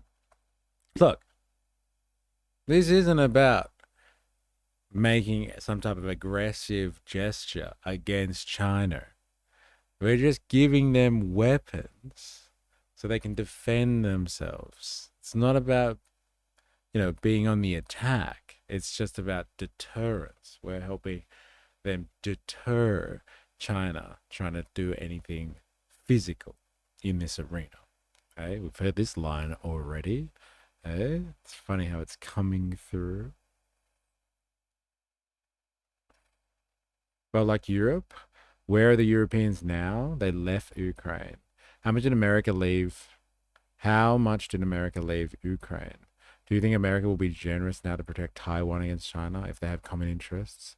They will leave Taiwan as the victim, when they don't need them anymore. Trump is just right-wing wokeism. Yeah, there's been lots of asking. It's funny that you say that, because apparently, 600 people in the US lost their jobs. They got cancelled because they made posts supposedly celebrating the death of Charlie Kirk. And like there was so much aggression from, I guess, pro-Kirk people in the US. So conservatives, right-wing people, they were so upset about anyone talking about it and talking smack about Charlie Kirk. 600 people lost their job. Apparently, that's like in like the height of the Black Lives Matter protests, the height of wokeism. There was like max 100 people that lost jobs as a result of like being shamed for being racist or something like that. So it would seem that, if Trump is the right-wing version of wokeism, then they have fucking owned it by making sure that people pay for what they say. It's funny, especially in relation to Charlie Kirk anyway. It's funny that you said that. Have they looked at Ukraine? Things not going well. And it's funny that you say that as well, because we've had some deep discussions on this stream about the reality of Ukraine. And there's certain people in here that like, oh no, that's bullshit. Like Ukraine is doing fine. And I'm like, I don't know about that. I think Russia is making gains. It might be slow, but they're not ceding territory or getting, like, Ukraine's not winning anything back. They're consistently losing territory. Dilemma is good thing Facebook screwed over Palmer Lucky. Look at all those cool drones we get to play with now. Yeah, it's interesting, isn't it? His story is interesting. Another one of those rags to riches stories. I just like to play with things in my garage. Look at me now. Multi billionaire getting all these fat military contracts, baby. I do like the Chinese J-20 fighter jets. The right are the biggest victims, eh? Yeah, well, it's their turn now. They're in charge. They get to be the victims of the world. The biggest victims. And the biggest victim complex ever is everything that stems from the what is it called? The Great Replacement Theory, which is all, I think, the upstream, of all the stuff we see at the moment with immigration politics and all that sort of stuff. It's like we're being eradicated. Okay. After Europeans spent like the good part of a few hundred years going around the world eradicating other people's populations and invading their territories. It's funny how things balance out in a way. I swear I see more people screaming about things being woke than I do see woke BS. PLA. Bonnie Glaser is the Indo-Pacific Program Managing Director of the German Marshall Fund. It's a great honor to be with a friend of mine. Glaser says there was no guarantee President Trump would send Taiwan weapons when he's made clear he wants a deal with Chinese leader Xi Jinping. But the new national security strategy declares deterring a conflict over Taiwan, ideally by preserving military overmatch, is a priority. Many people have suggested that President Trump is softening his language toward China, that he may be willing to use Taiwan. The Israel First MAGA crowd are calling any right-winger who doesn't support Israel woke right. Wow, LOL. No, it's not woke right. It's just people don't like Israel on both sides of the aisle. That's crazy. Woke right. Oh, wow. The Europeans are deceivers. They were using Ukraine to weaken Russia. They don't care if Ukraine gets destroyed. I would go even a step further than that. I would say the Europeans and Russia were potentially getting along just fine until something happened, to the Ukraine, like a bit of a color revolution spurred on by yours truly, the US deep state. And now the Europeans are all like, oh, fuck it. Relations are bad with Russia, and we can't afford to fight with Russia. So, yes, completely disposable Ukraine is the buffer between warring Russia and the Europeans now. Russia just playing with Ukraine doesn't want mass casualties, not like Israel.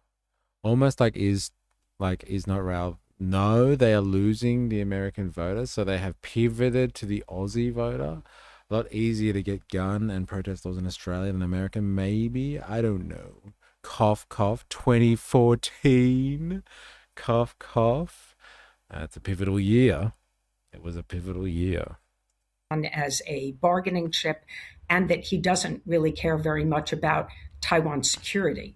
But I think that this language tells us otherwise. He is not pursuing a more isolationist strategy or pulling back from our commitment to Taiwan. Which is exactly what angered Beijing today, calling the weapons announcement a violation of diplomatic agreements and an attack on Chinese sovereignty and security. We don't have free speech here, so it makes sense. The U.S. side is already covering itself from the fire it's ignited. The Taiwan question is China's core interest and the first impassable red line in Sino-U.S. relations. No one should underestimate the firm will and strong capability of the Chinese government and people to defend its national sovereignty and territorial integrity. This is a bit of a warning message. However, it is only rhetoric. And this is the third arms sale that has taken place since the two leaders met. And China's reaction has been limited to tough rhetoric. But the new head of Taiwan's opposition party, Chung Li-won, is worried about Chinese rhetoric and argues Taiwan should limit its defense spending and says more weapons could provoke the very war they're designed to avoid. She also recently told Deutsche Welle NATO was to blame for the war in Ukraine. Putin is a president elected through democratic votes. You can't label him a dictator. Pinning that label on him is unreasonable and unfair. But the Taiwanese government, with the help of the Trump administration, is trying to arm itself to avoid the war the Ukraine has had to fight. For the PBS NewsHour, I'm Nick Schifrin.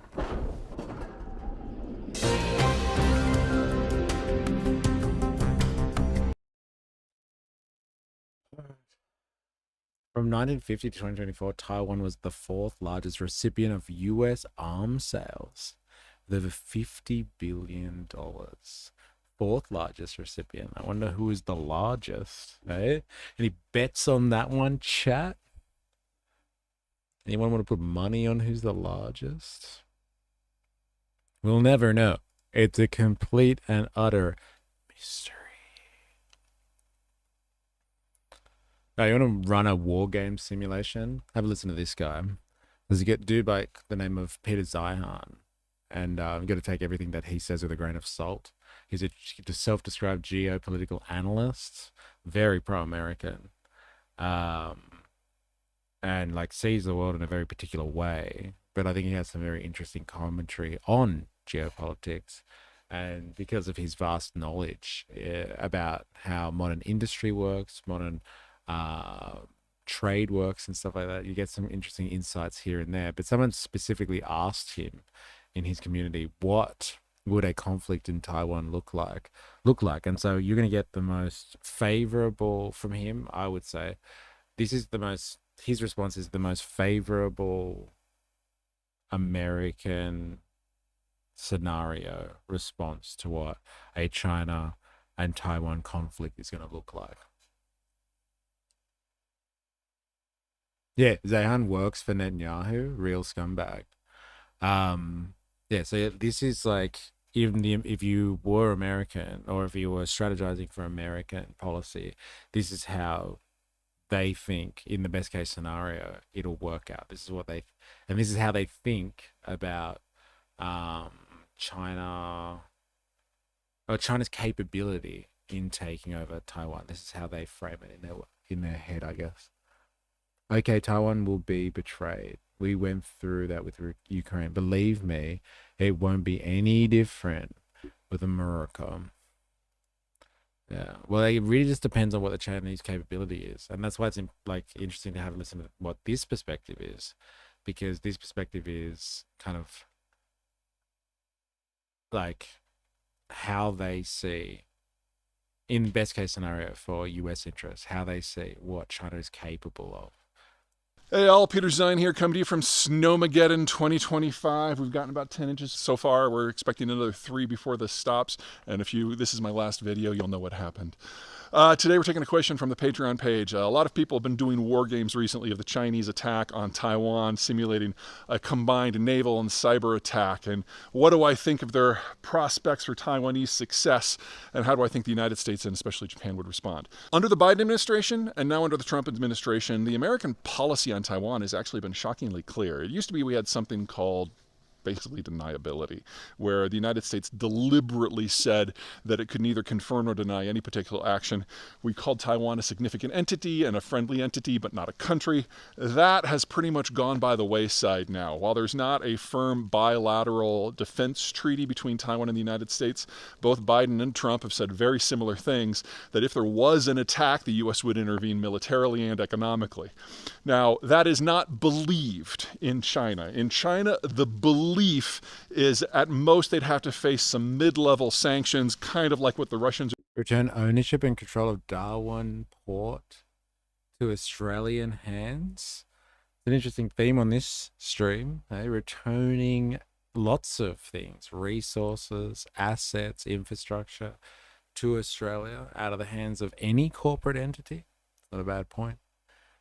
I think we can all get down with that. Well, it was the same with Ukraine. America wants to outdo China, so it supports Taiwan. The same thing happened when the Europeans supported Ukraine, to weaken Russia. See, the point I was just trying to make before is I think the Europeans have been forced into supporting Ukraine, and somebody else stoked the flames there and split the Europeans with Russia. The Europeans were very happy to take Russian gas, Russian energy before all this stuff happened. They were actually doing quite well for themselves, the Europeans and the Russians. They were very happy with doing trade with one another, actually, before all this started. And then all of a sudden something went down in Ukraine. And now they hate each other, and they're willing to both use Ukraine to settle out that dispute, right? A lot of Australia First Lady. Fuck around and find out. They're dealing with the Ukraine war. But let's review a few basic facts. Number one, if you think the Trump administration is echo chamber, it is nothing compared to what's going on in the People's Republic. Chairman Xi purged his last real advisors 8 years ago. And so anyone who is repeating the party line is doing just that, repeating the party line. And if you want to get in good, well, if you want to get in dead with Chairman Xi, the best thing to say is, oh yeah, Taiwan's a real place and we shouldn't invade that. Yeah, that'll end your career and several other things. His propaganda on Xi is pretty funny. Whenever you hear him talking about it, it's just like, Xi's like this overlord that just kills people for not saying the right thing and stuff like that. It's very interesting. related to your life very, very quickly. Second, it's a bit of a hop across the Taiwan Strait. It's over 100 miles, and the seas are often relatively stormy. So if the Chinese were to pull this off, they would have to build a really large amphibious force, and they are working on that. But that's what you were talking about before, 85. That they're like working on their amphibious craft to be able to, the amphibious force to be able to make this viable. The time it would take to merge forces into the zone across from the Taiwan Strait and make them up with their equipment and then sail them to the few points in Taiwan that you can actually land safely, that's a whole other question. That would take... Ukraine was the victim in this matter, so why would it be any different with Taiwan? Has America become kind now? No, look, I'm sorry if you're getting the impression that I think somehow that this is about Taiwan's independence, sovereignty, and protecting their right to self-determination or something. Absolutely not. This is a proxy war. I agree with you on that one. People have been hammering China lately. People noticing. Yeah, he's been doing it. He just does it generally, I think. Weeks, if not months, for the Chinese to arrange. And in that time, anyone else in the world could choose to do something, most notably the Taiwanese. And Taiwan has had a nuclear power reactor for as long as I've been alive. So if the Taiwanese decided that they need to build a few crude nuclear weapons to dissuade the Chinese, that is something that's well within their technical skill set. Third, let's assume that none of this is relevant and that the Chinese and the Americans do not intervene militarily at all, even though it would be an absolute shooting gallery, taking out all of these troop transports, most of which are just civilian vessels that would be attempting to cross. The Chinese strategy is literally to shove 1 million people into boats and just kind of sail that way. It's not a good plan, but let's assume that it works. Then what? The Chinese can't operate. Like, so low regard, though, for Chinese plan. It's like, well, if the Chinese want to reunify, their only plan is to like literally get 1 million people and go that way. I'm sure they have other tactics, but like this is American best case scenario we're listening to here. Operate their own. The funny thing is that they support you to your face, and when you need their help, they will abandon you. Semiconductor fab facilities. There's no way. What? The Chinese can't operate their own semiconductor fab facilities. There's no way they can operate the Taiwanese ones, nor would they even get the plans because those come from Japan or the United States. So the question then would be, what happens on the next day? Remember that the Chinese Navy lacks reach. It is designed around the goal of capturing Taiwan, and it would probably be a real fight, but it's not designed to project power, much less control sea lanes. They just don't have the range. They have a lot of ships, but they're small and their legs are short. So you put a few ships in the Indian Ocean, maybe in the general vicinity of Malacca, and you cut off the energy artery. That's where 2/3 of their energy comes from. You do a few targeted strikes on things like pipelines, and all of a sudden you've got a country that imports 80% of its energy, having very little, if any.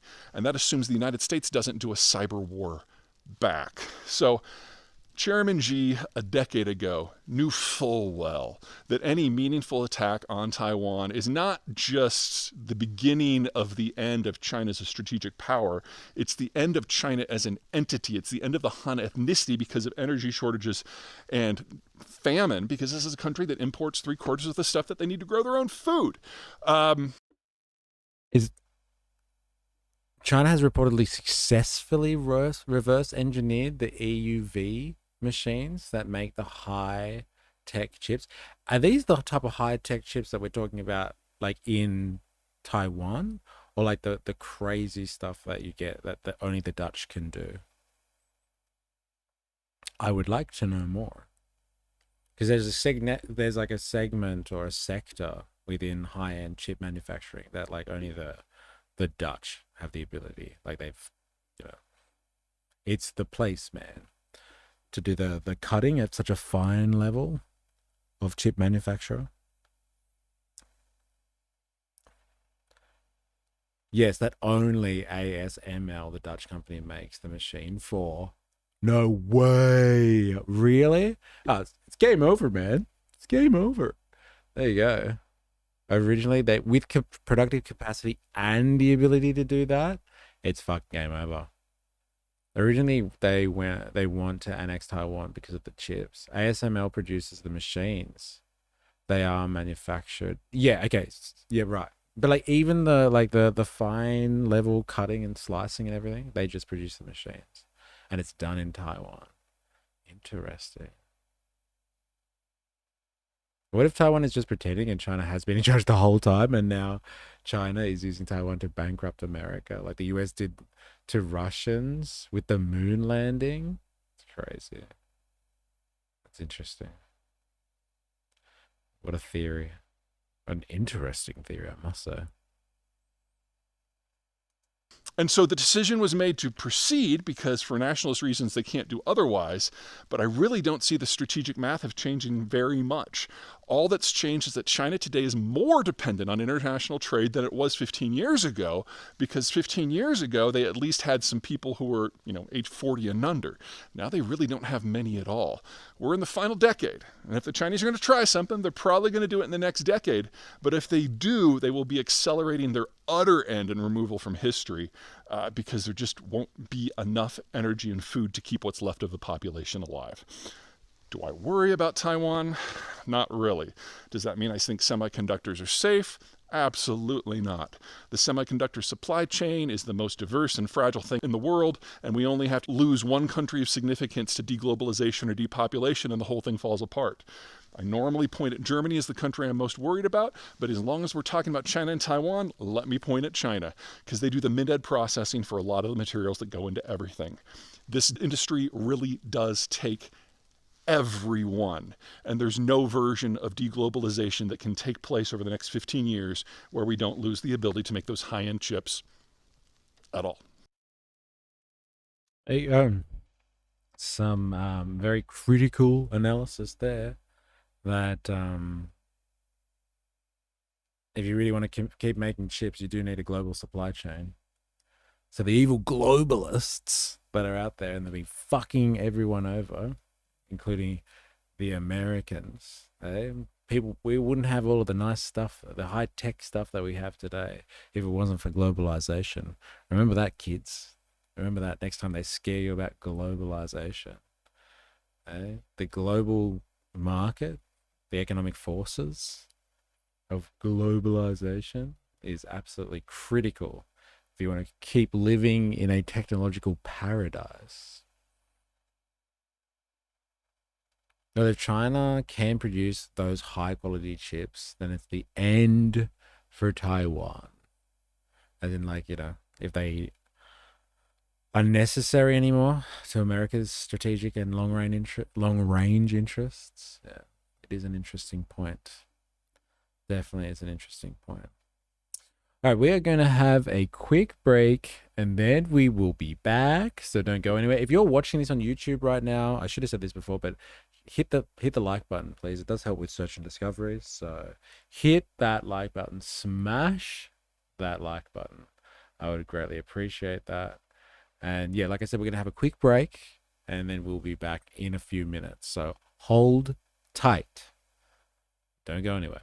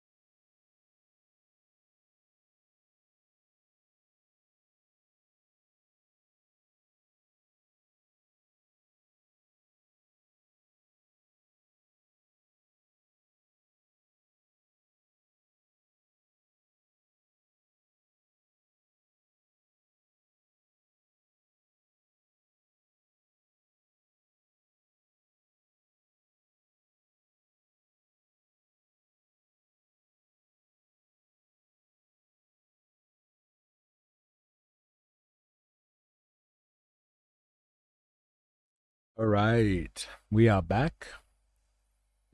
We're going to be sticking on the China train, actually. Smack that like button like it owes you money. Yeah, smack the crap out of it. If you don't mind. That would be lovely. You know the drill. Now, we're going to stick with the whole China theme because I think this is interesting stuff.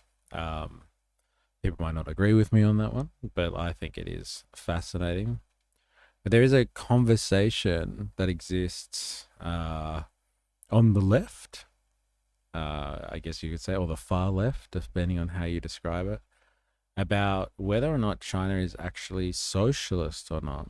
Now, this might seem like just nitpicky kind of stuff, but like, is China a socialist country, as they describe? They describe themselves as, what do they say? They say they do socialism with Chinese characteristics.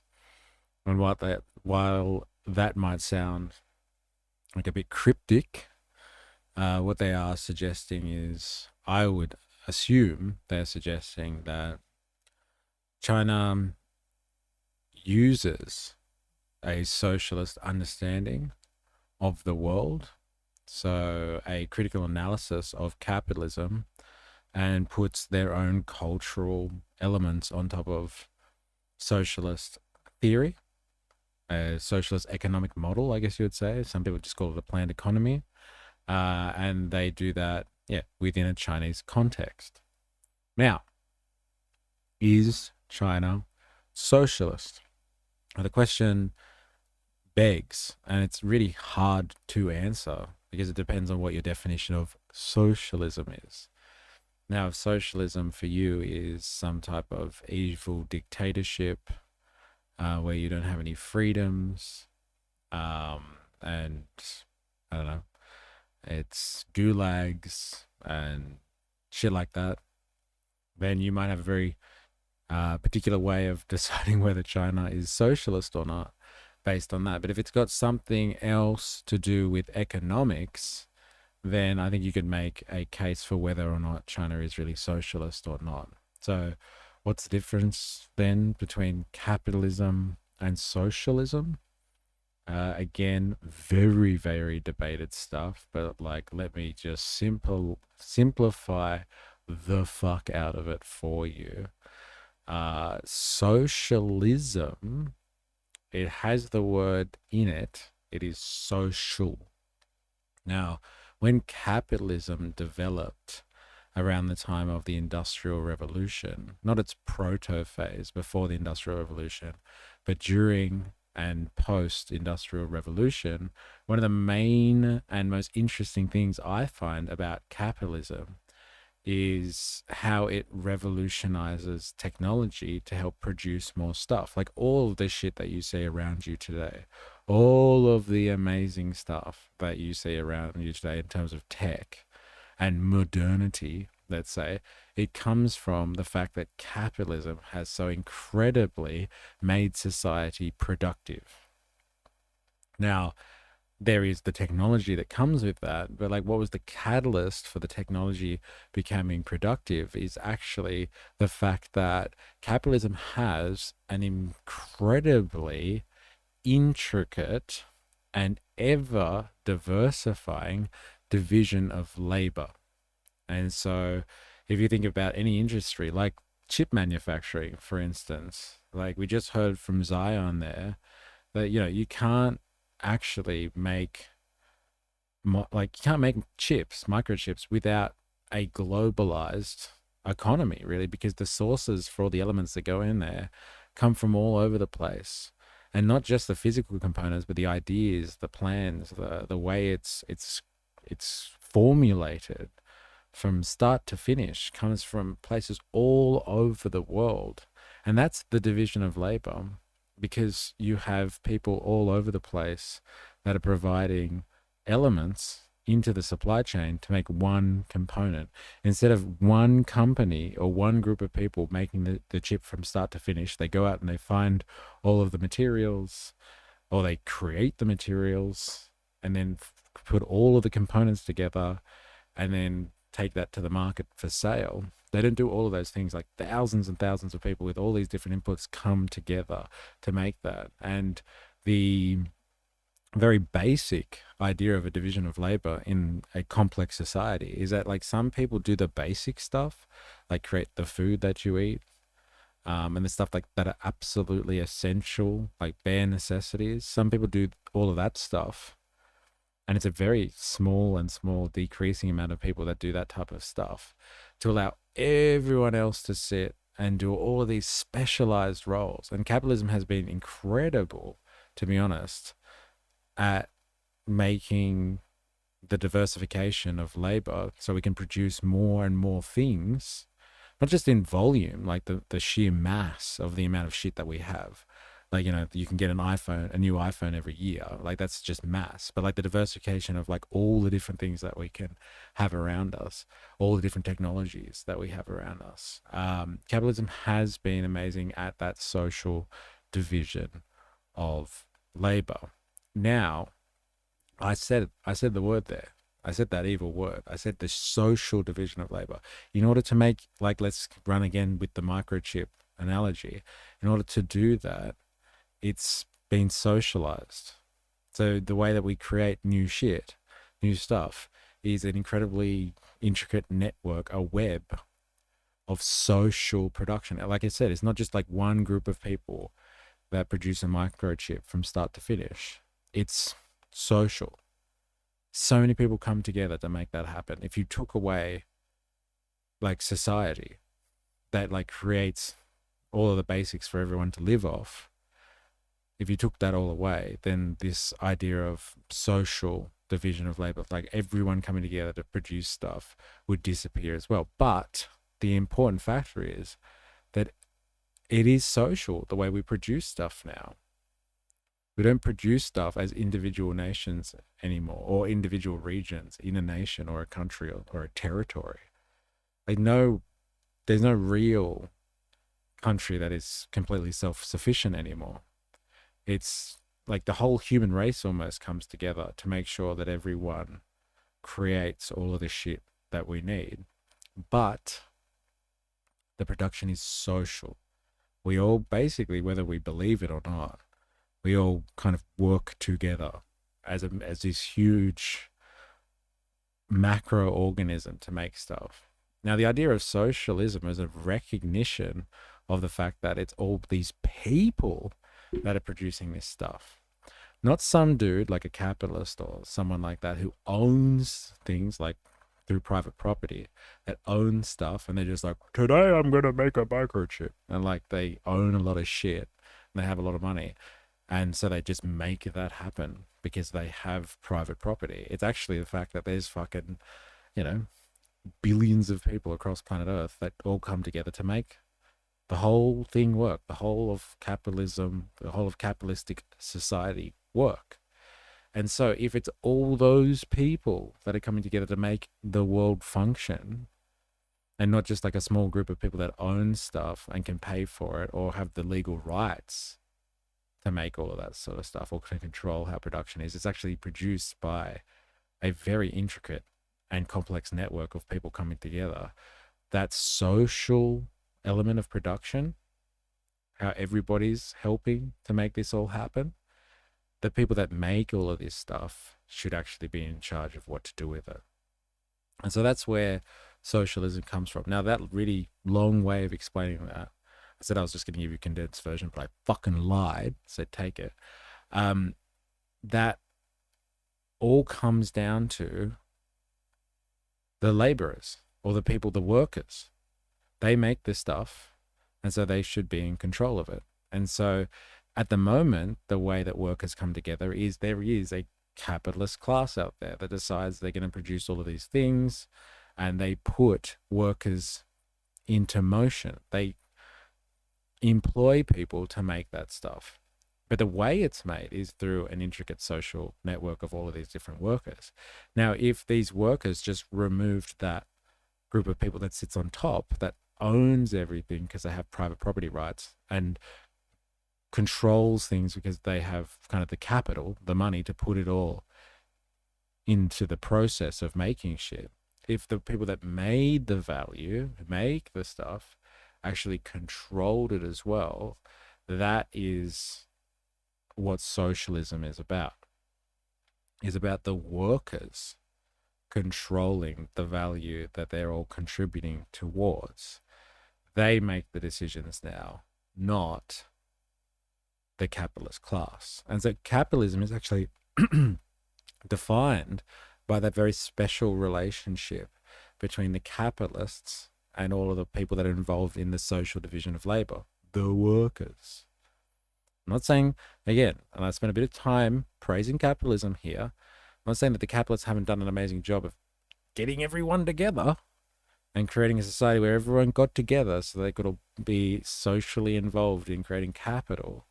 But the question really does beg now, and we see this all around us today, is like, is that the way to produce stuff anymore? Is it like producing profit for a small group of people who really have no care about what they're producing as such, as long as it makes them profit? Is that the best way to organize society anymore? And so like a socialist response is like, no, we don't, we've got all the mad technology now. We've got the incredible division of labor. Let's let the workers control production now.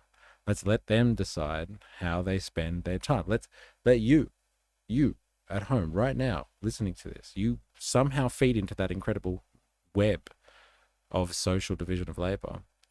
You should decide what to do with society's productive capacity, our ability to make all the wonderful things that we see around us. And so socialism is about destroying or replacing that relationship between who decides what to do with all the workers out there and how we put the workers into motion. In a socialist society, which is different to communism, and this might sound all like technicalities, but like I can explain that if you want, but in a socialist society, the workers should be in control. So like, this is my opinion on this, okay? But like, is China socialist then? Do the workers control everything that goes on in that society? Like the workers as a unit? Some would argue yes, some would argue no. So let's have a listen to these two people, a Chinese national and I guess an expert in economics or capitalistic style economics, describe whether or not China is even socialist or not. Far middle. How you going? Didn't know you were here. We'll never see a pure capitalist or communist society, in my opinion. Yeah, fair enough. Dilemma is capitalism is the only way forward. We just haven't done it right yet. I see what you did there. I see. Now, I would just say that I think capitalism has served its purpose. And so it has done it's had its day, and it's time to move on. Razor, well, my problem with capitalism is that it considers people just numbers and they are nothing more than that. It doesn't matter if they sacrifice people just for the goal because they are just numbers. Yeah. Even socialism is one of the worst types of extremism. Yeah. Look, it is what people have made it to be, in my opinion. There is an actual economic style of socialism as opposed to a political style of socialism. And the economic style of socialism, I think, which is important to remember, is how you organize the economy, not like what somebody's political ideal is specifically. It's how you organize an economy, and whether you let the people that are in the complex world of creating and producing value, you let them have a decision in that process or not. I have run my machine today for 8 hours, haven't made any product, but used 400 an hour average on electricity. I can't see the type of people that want full socialism paying that bill. Well, it depends what you mean by paying as well. Like paying in a capitalistic sense, where people make electricity for profit and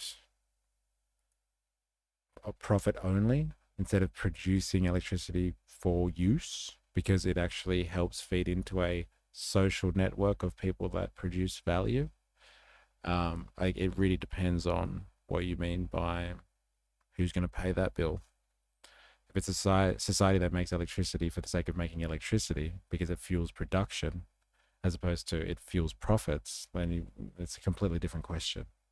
But I see what your concern may be. The system must be fair among people and bring them together, not divide them. If there is a fair system, it does not belong to a specific group. Interesting. Now, I will shut up and let us have a listen to what these two people have to say about this. And then, like, I'll interject where I think it's important, unless you interject first and tell me your opinions. I just don't think that China will be the. Are you worried that China will be the next hegemon in the world? Not at all. I don't think that China has ambitions to become a superpower. I just don't think that China is committed to. Are you worried that China will be the next hegemon in the world? Not at all. I don't think that China has ambitions to become a superpower. I just don't think that China is committed to anything other than multilateralism. Do you think China is still a socialist country? The easy answer is that China is in a very important process to build socialism. In China, you have capitalists, but you don't have a capitalist class. They are not allowed to create their media. They are not allowed to control political parties. They're not allowed to buy off the election system. So what he's saying is they don't have a capitalist class in China. Now, that is not true. They have a capitalist class, but like he is explaining that they don't have power in the same way that they do in a free market society or a liberal society or a Western society or whatever you want to describe it as. The capitalist class has a lot of power.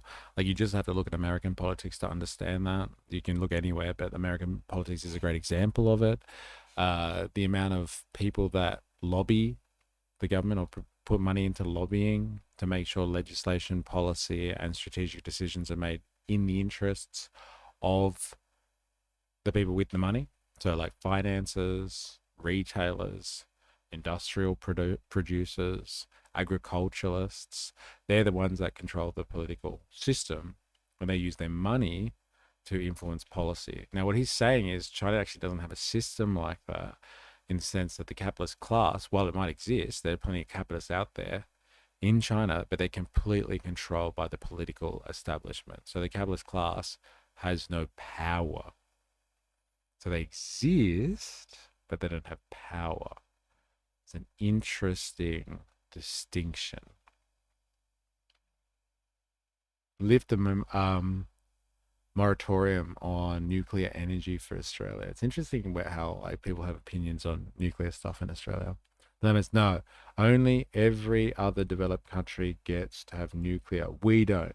Don't look at Lucas Heights either. That doesn't count. LOL. Well, communism was extreme to the point that it considered any disagreement with it as treason, and capitalism, which views people as numbers. They're all systems that benefit other people and are not fair to society as a whole. So this is an unsuccessful system to me. Fair enough. Fair enough. Fair enough. Like, try your best, Razor, to think of socialism. If communism is a word that it's hard to contend with because of, I don't know, Stalin or Mao or something like that, think not to communism, Ben, and think it's just about that intricate web, that social division of labor that really does exist in society, not in one country. Not in one country, because no country is self-sufficient these days. But think about all the people out there that create stuff, go to work and create stuff. Think about them and think about society in terms of who puts that social division of labor into action. Is it the people that are making the value or doing the work?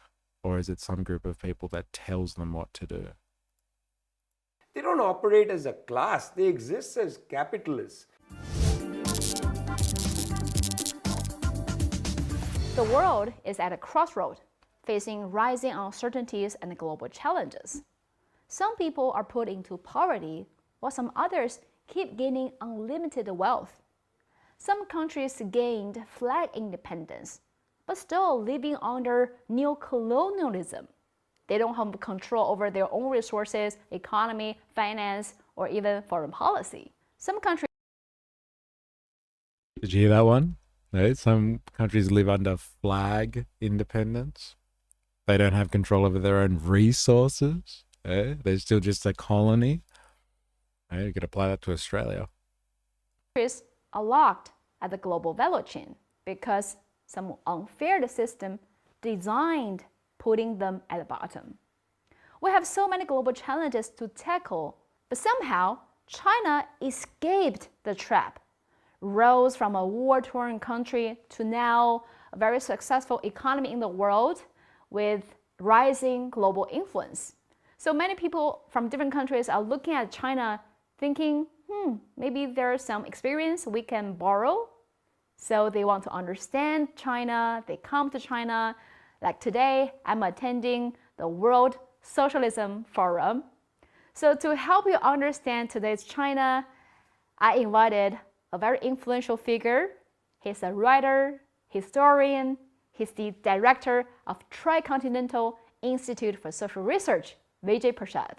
Vijay, so good to meet you again in China. I think you come to China more often than a lot of people. Well, I really like being in China, so I'm happy to be here. It's a great atmosphere. It's a beautiful country. I mean, just in terms of the geography of China, it's gorgeous. And then what people have done for their society, it's pretty amazing to be here, to experience the sense of personal security that people feel.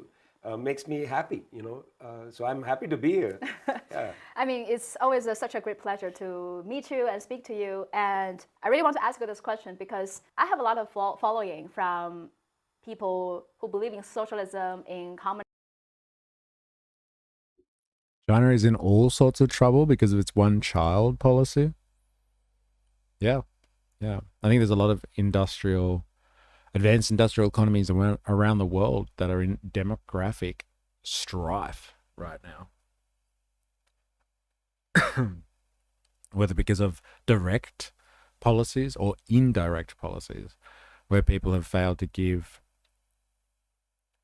their populations the ability to raise the next generation. A lot of people, it does come down to an economic decision. They feel like they can't, or they can't afford to, then it does limit their abilities.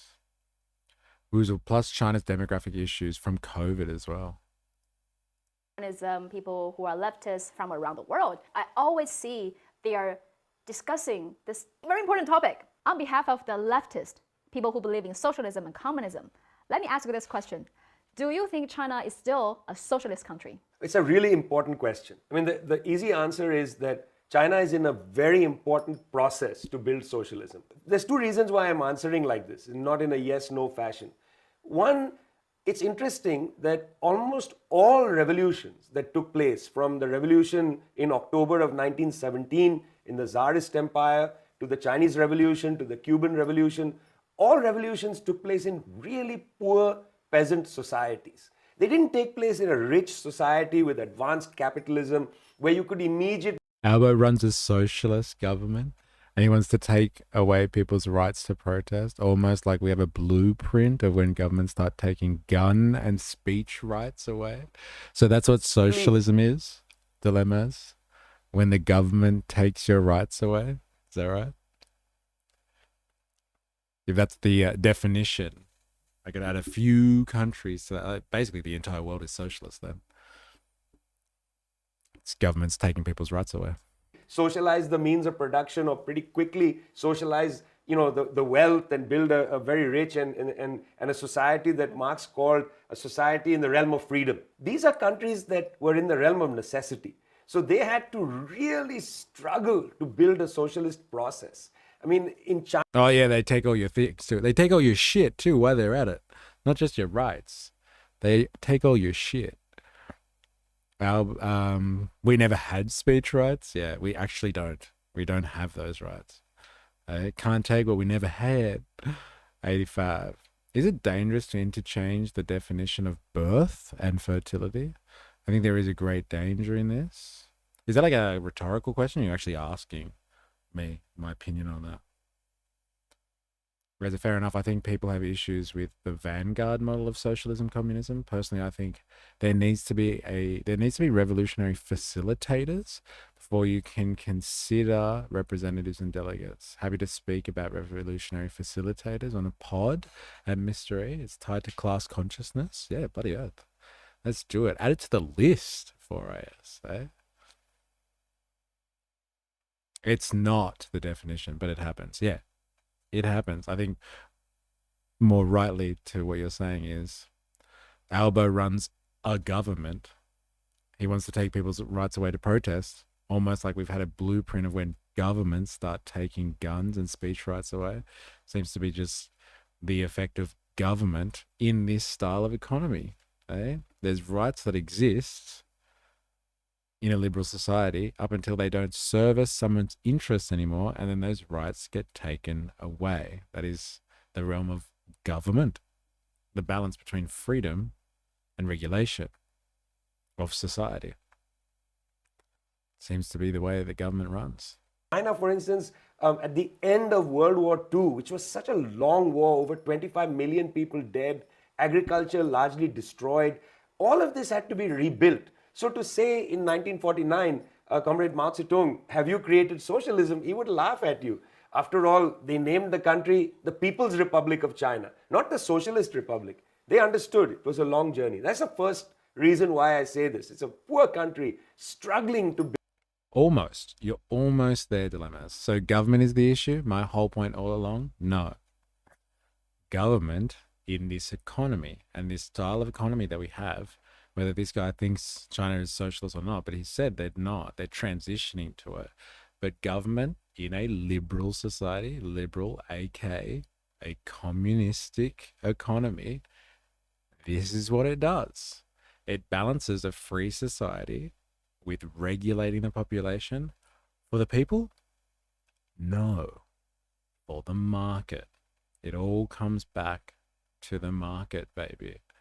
Governments exist to help facilitate a market system, and the regulations that are put on us to make sure that we all do stuff that meets the needs of the market, fundamentally. Even though it might not appear like that on face value, it always comes back to it. Asking everyone, birth rate and fertility rate aren't the same thing. We are not having babies for financial reasons or physical reasons. Twisting the stats could be very detrimental. We are not having babies for financial reasons or physical reasons. Twisting the stats could be very detrimental to Australia. Okay, let's just take out the physical reasons. Let's just say that there is no physical constraint on having babies. Like, everyone is normally fertile. There's no other factors that contribute to the physical reason why people don't have children. But the financial pressure is completely artificial. Like, we don't have to live in a society where people have to make a financial decision about whether they reproduce. We are fucking organisms at the end of the day, and we should be able to reproduce. Financial, I would say, if there's some physical reason that we live in an industrial society now that produces chemicals, let's say, or electromagnetic radiation at an unprecedented rate that is having an effect on our physical ability to have kids, like, that's a shame. And like, we're gonna have to do something about that. But like, financial stuff, it shouldn't exist. Like, if we are really fair income about like ensuring the human race moves on, like, we could easily take away the financial risk or the financial assessment in the equation. If people literally are making decisions not to have kids because they're just like, I can't afford to, that is a failed society, in my opinion. Because the one point of society is to reproduce itself and to facilitate humans to reproduce. That's it. We are an organism at the end of the day. If we all stop reproducing, that's it. Like, it's over, man. It's over, man. Game over. Build its wealth in a socialist process. But the second reason why I don't say yes, no, etc., is in fact, socialism is not like a light switch. You have the lights off, it's capitalism. You put the lights on, it's socialism. Socialism is always a protracted process, a difficult process. You have to change the hearts and minds of people. You have to build the infrastructure in a very complicated way. And in China, certainly, I've worked in plastics for 20 years. Plastic in the balls. Once I decided to have kids after realizing I wasn't going to be able to save, my missus was pregnant about 4 weeks. It's financial. I think it is a massive factor, yes. Statistics determine research funding. If they are skewed, we will be looking in the wrong spot. Spandonk, I didn't even know you were here. How you going? Yes, we do. You have seen what happens when you give rats all the room in the world, then start cutting down roles and resources available to them. Society collapses. Look at the study. Sorry. Yes, we do. We have seen what happens when you give rats all the room in the world, then start cutting down roles and resources available to them. Society collapses. Interesting. Now you're going to, now you're going into the history behind Marxists and anarchists for authoritarian socialists that ends justify the means, hence the vanguard model. I also should point out that during the 20th century, the focus on the means of productions was on industrial prowess, not about democracy. People died in those systems, whether capitalist or socialist, communists, was because of the rat race of who could produce more stuff. Then you have anarchists, where it's all about ends and means. Whereas yes, if the birth rate is low, there's a clear problem in the system, because how can society grow if there's not sufficient birth rate to build it? I agree. But like, what's the contributing factor to the birth rate? That's what we're talking about. And you've highlighted, I think it was two factors there. There's physical constraints and there's financial constraints. Now, what I'm arguing is that like we can eradicate the financial constraint like right now, like literally tomorrow. But the physical one, I don't know about that. Those effects are a lot harder to mitigate. They're generational, you could argue. One is about taking over the state to go from there. The other tries to take the state out entirely and do things bottom up. Because of the role of the Communist Party of China, which actually prevents the creation of a capitalist class. In China, you have capitalists, but you don't have a capitalist class. They are not allowed to create their media. They are not allowed to control political parties. They're not allowed to buy off the election system. They don't operate as a class. They exist as capitalists. And that's because of the political role of the Communist Party of China. So because of that political role of the Communist Party of China, this is certainly a socialist country in a process to build socialism. And also you mentioned something, because a lot of people on social networks bring this issue up, is China has capitalists, or there are no homeless people in China. And China has skyscrapers, like big metropolitans like Shanghai. So it looks so well developed and rich. Hence, China is not a socialist country. This is the narrative I saw by a lot of people who say they are socialists, who say they are leftists from different countries. What do you make of that comments, and what would you say to them? Neither socialism nor capitalism are described by buildings.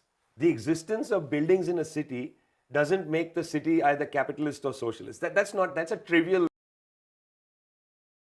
It is a pretty funny question. Like, you do see this a lot. People are like, oh yeah, but like they're not poor. China's not poor, so it's obviously a capitalist economy because it's doing well. But like when it used to be poor and stuff, that was communism. But now they're capitalists. And it's like, I don't know, man. Just because you have nice shit doesn't make you capitalist. Like, you can have shitty societies that are still market societies. It happens. It does happen. I wish I had started having kids in my early 20s. Don't wait, young ones. Trust me. Interesting. Whereas China used to prevent families from having more than one child, but now they want them to have children. They even offered incentives for families with more than one child because they realized it would become a problem threatening their society. Spendonk. In essence, Universe 25 showed that social structure, not just physical resources, is vital for survival, and overcrowding can destroy society from within, even in paradise. Thanks, AI. We like to say research assistant here. It does help.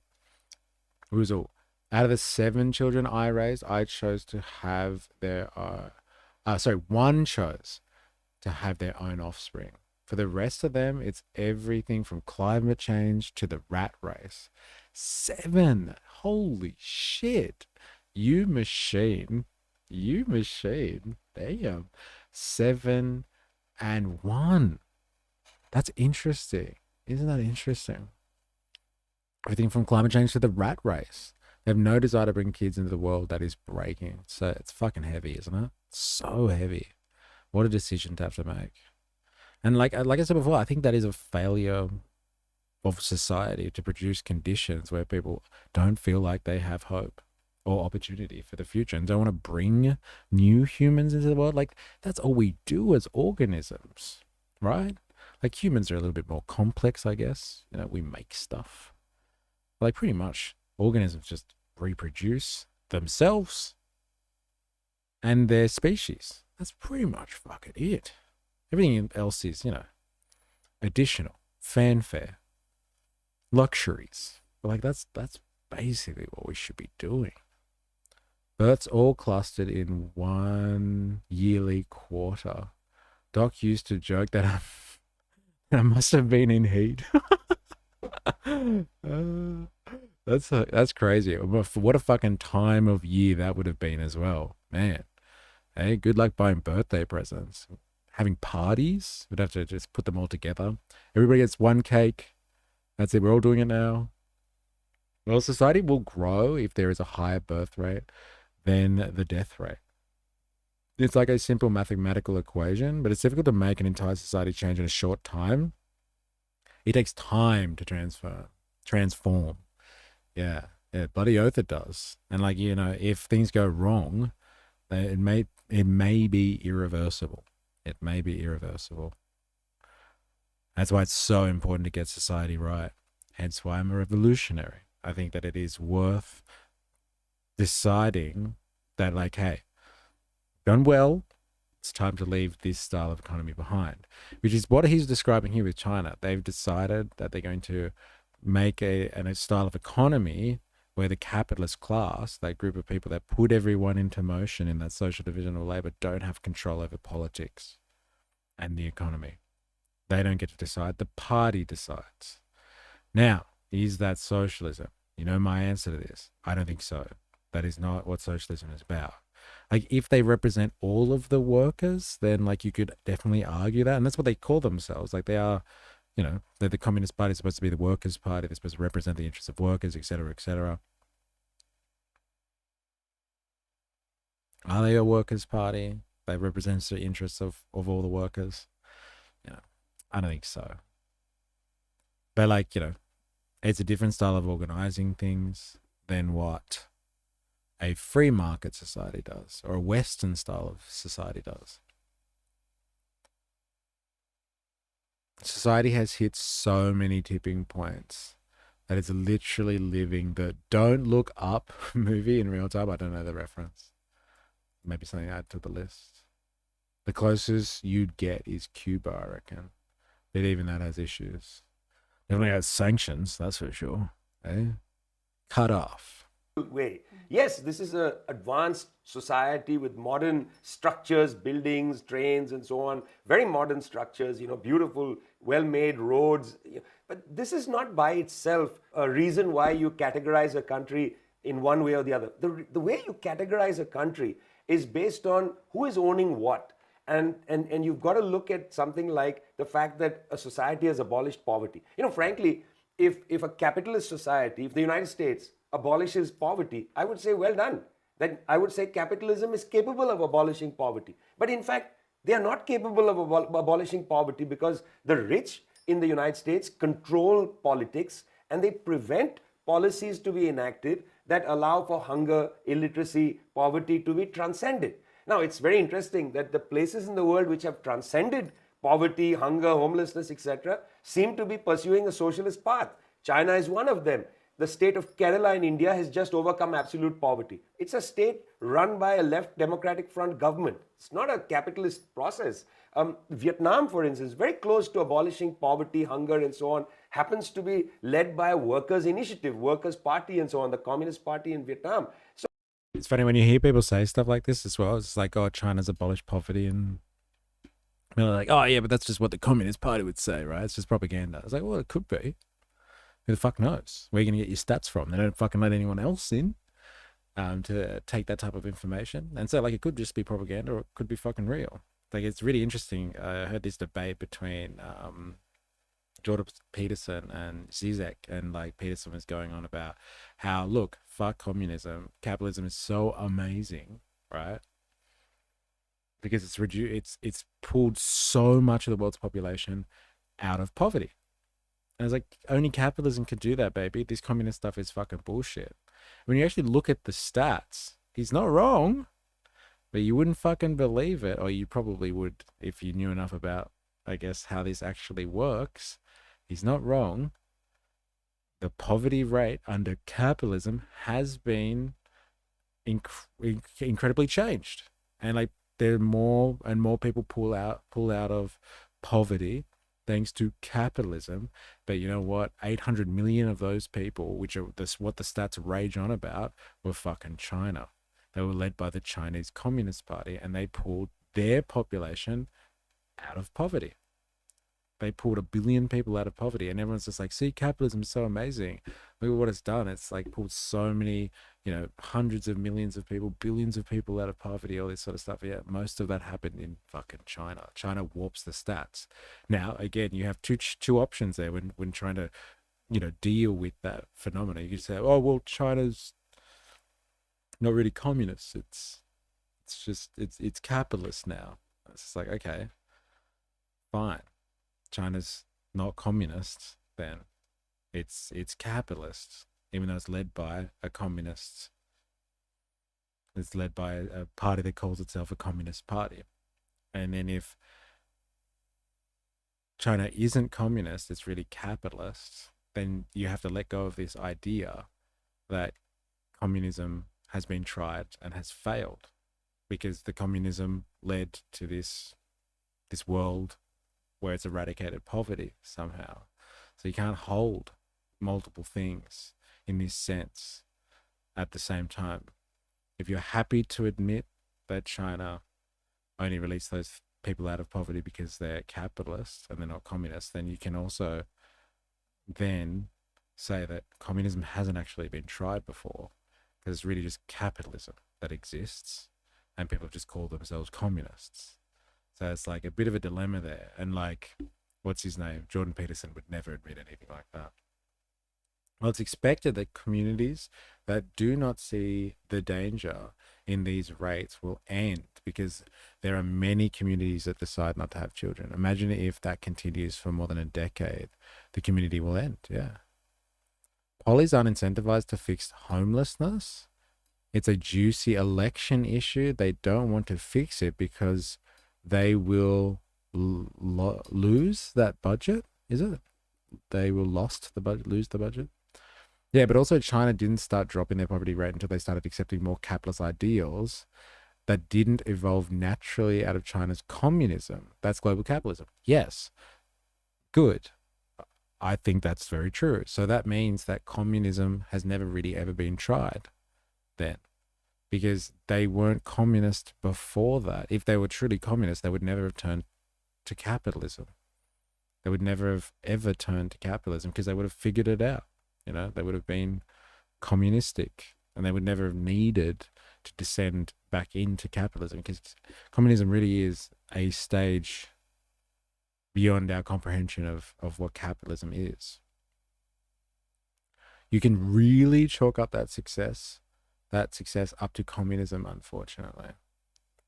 So like, it depends how you want to go. If you want to say China is communist, then okay, fine. Then communism has pulled a large majority of the world's population out of poverty, not capitalism. But if you don't think China is communist, then this idea that communism always fails is not true, Because then I would argue that communism has never existed. It's never existed. True, USSR, you could argue, also failed though. Yes. Yes. I think somebody also already brought up this idea. I think it was Dilemmas, actually. They brought up this idea that there was something called a space race to help draw their resources away. I don't think they were really communists in the sense that they never had the resources to devote their attention to actually producing a society that reproduced itself, as opposed to just being in a race with the US all the time. And it failed, or it crippled or buckled under the pressure. But yeah, look, it failed. The Soviet Union died. But like in the way that I'm describing China at the moment, I don't think the Soviet Union was communist. I think they just controlled their capitalist class, like what he's describing. They controlled it. I'd agree, it's never been implemented correctly in the way that Karl Marx envisaged it. No, not in that sense, because I don't think, if you look at kind of economic Karl Marx as opposed to the political stuff that he wrote, which is really relevant to his time, but it's taken out of context, I think. But like, if you look at the economic stuff he wrote, like no one ever gave up capitalism, really. Even like the Soviet Union, they tried really hard to do that, but then they kept on coming back to, the new economic plan and stuff like that. And these ideas that, okay, we need a bit of market capitalism to get things going. Like capitalism is incredibly productive, and it's actually the thing like that birthed industrial society. We all live in industrial society now, and capitalism produces that shit. And so a good bit of capitalism goes a long way to kickstart industrialization. But once you've got industrialization, the question is, do we still need the capitalism? Capitalism is the driving force to get you industrial. But once you've got that productive capacity, what do you do with it? Do you continue just to make profit out of it, or do you try and use your ability to make shit and do something purposeful with it, as opposed to just making bank? Now, I'm all for making bank. But like, if that's your sole objective, then you're missing out on other things. And we are all feeling the burn of that right now. All the economic woes that people have right now, this idea that, there's no opportunity. What's the point of bringing people into this world? It's the fact that the main objective that we put all of that social division of labor into, the main objective, all of our energies are focused into making profit. Now, if the profit aligns with making a better society, then fucking fantastic. We're all cheering. But if for some reason those two things diverge and profit doesn't align with making a good society, then shit starts to get real fast. A mystery movement, which feeds into my argument, the 20th century was about industrialization, not about how we should shape society. Yeah, I think that's actually quite a good point, actually. Yeah, it was just a race to industrialize and industrialize fast. And so you do it the social way, and like we all direct our efforts together under the party, and that's what communist parties did. Or you do it the free market way and let the market do it. And there was a big fight between market and collective economy. Chinese green light, red light capitalism. They can turn it on and off like a tap when needed, or don't. Interesting. So, if capitalism could overcome hunger and homelessness and poverty, I would salute it. But it hasn't been able to do that. It's not the buildings, it's the belly. Don't look at the buildings, look at the belly. There's a lot of discussions in the world because China's influence on the world stage is rising day by day. So a lot. Just in time versus quotas, not capitalism versus socialism. It's the wrong focus. Interesting. I guess the main question is, do you think once a capitalist system or even just a ruling class has had the means of production, it can ever truly return to the people in an equal way? Fuck, that's question of the day right there. I don't think so. Because that's what we saw. I think in places like the Soviet Union, let's use that as an example, right? You had a centralized one-party system where let's say the party took caretaker mode and said, we'll represent the working class and we'll tell everyone how to spend their resources. And so they represented the working class. Were they the actual workers themselves? But like as time went on, they controlled more and more things, and they did it like covertly. It became a bureaucracy, and like it became a system that reproduced the party in power over that society, and they were never going to hand it over. So the problem is they were in full control. They controlled the property. The state controlled the property, not the workers specifically, but the state controlled property. So unless you had a really good system in order to make sure that there's some handover period or something like that, it's written into a constitution, it becomes part of the culture and everyone knows that it has to happen. Like they're not going to hand it over the means of production. No, it's not going to happen. Of course it's not going to happen. But I think the argument that's made in something like the Communist Manifesto is that if you have a socialist society, this is the argument anyway, this is the theory. If you have a socialist society where the workers do control and they revolutionize the means of production to make life more productive, as opposed to make life more profitable, but make it more productive, the more and more they revolutionize technology, the more productive the technology becomes, the less and less you need people to actually be involved in the production process, in terms of like needing them. Like it's necessary for people to be there. They can choose to go into production if they really want to, but they don't need it because it's just the technology. They keep on revolutionizing that technology. They keep on making that technology better and better. It becomes so productive that there's a general kind of abundance of things. There's a general overproduction of things. And like society is able to move away from private property. And so like if you don't have people that hold and control things anymore, then this idea of like a class that controls everything will like lose its actual material basis for needing to be there, because everyone just like everything's so productive. And so like that idea of a group controlling another group kind of falls away. Now the Soviets never reached that. They never reached a society where it was just, they were so productive that, and like so filled with technology that like the idea of having a state controlling everything ceased to be necessary. And like that's definitely not going to happen in the current society, because there are people that specifically produce only for profit, and they control everything through their private property relations. And so they're never going to give up the legal structure either that allows them to control everything. That's what we're seeing at the moment with the tech bros. Like they control so much of stuff. Like, you know, Google, for instance, you know, what a company. Transnational, controls, you know, so much of the digital infrastructure out there, all monopolized. They're never going to give up that means of production, ever. Ever, ever, ever. It's profitable and they have a class interest over it. Just like you could argue the state in the Soviet Union.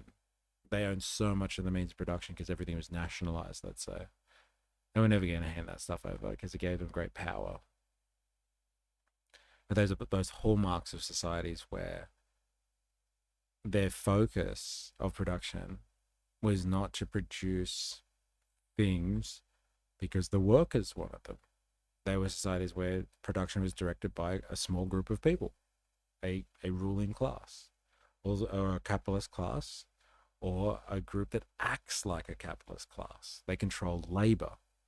They control labor, and they make sure that the system keeps reproducing a group of laborers that are necessary, a working class to rule over. It reproduces that stuff. But if the laborers themselves were somehow in actual control of the economy, they might actually make themselves redundant because they keep on investing or investing in technology or making practices that make themselves redundant. Like if you work in a workplace and they brought in a new technology and it made you doubly more productive, then everyone could be like, oh, fuck, this new technology exists. We're doubly as productive now. Let's all work half a working week. And they might keep doing stuff like that. So they basically make themselves redundant. But in a society where you have a small group of people that control things, they're not going to make a laboring group of people solely redundant, because that is what gives them their power relation. Well, the original definition of communism seems like an ideal and fair political discourse, but we know what communism causes and how terrible it is. Therefore, you can't really determine China's perspective on communism. China uses capitalism to power innovation, but pulls the brakes before it steams ahead too far. Kylie Waioti, I am so here for this discussion, even though I don't really have much smarts in this area. Kylie Waioti, it's good to have you. I didn't know you were here. Welcome to the stream. That's why you come here, to sharpen your thinking and test your ideas. That's right. It's the marketplace of ideas. It's definitely not the socialist planned system of ideas. No. This is the marketplace of ideas. Razor 1. This is where dialectical materialism and historical materialism come in. I hear you about causation and how things played out in the 19th and 20th century, but there was a specific history and specific economic and social concerns. The blame game of who died under what regime is too myopic here. The point of those periods was the economic races that happened, i.e. the space race, the industrial races. Now capital isn't scarce. It's attention and time that is scarce. Isn't that interesting? It is time that is scarce. Attention too, don't get me wrong, in the social media age, but time. But would the laborers in charge invest in innovation, or just keep making horse carts and think, yeah, this is fine? Well, like, even if they did, like I said with the productivity, like if you brought in as workers, you're all working a standard fucking 35-hour week, 40-hour week, whatever you're working, and then they were like, hey, let's invest in this technology. Let's come together and think of a process that cuts our time in half. And then they all have half the week off. In a capitalistic system, that doesn't really happen.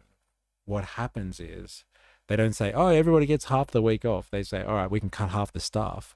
Or you can work twice as much technically now. You work at the same rate, but you're doubly as productive. So we produce double the amount of shit. So in a system where the workers are in control, they've got fucking 3 options there. They're like, well, let's just continue working at the same pace and we'll make twice as much shit. Or we'll cut our working week in half. Or we'll invest in the technology again.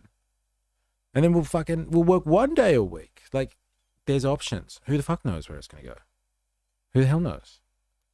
But in the current system, it is more like, oh, we've become doubly productive. Let's cut half of our staff. And we can make the same shit with half amount of people. We just halved our labor costs. Or it's more like, well, let's just continue with the same amount of people and we can just produce twice the amount of shit. Does the market need twice the amount of shit? No. But we'll figure that out later. Let's just produce at the same rate, and then we'll oversupply the market and cause a crisis. But yeah, as long as we profit, that's the main thing.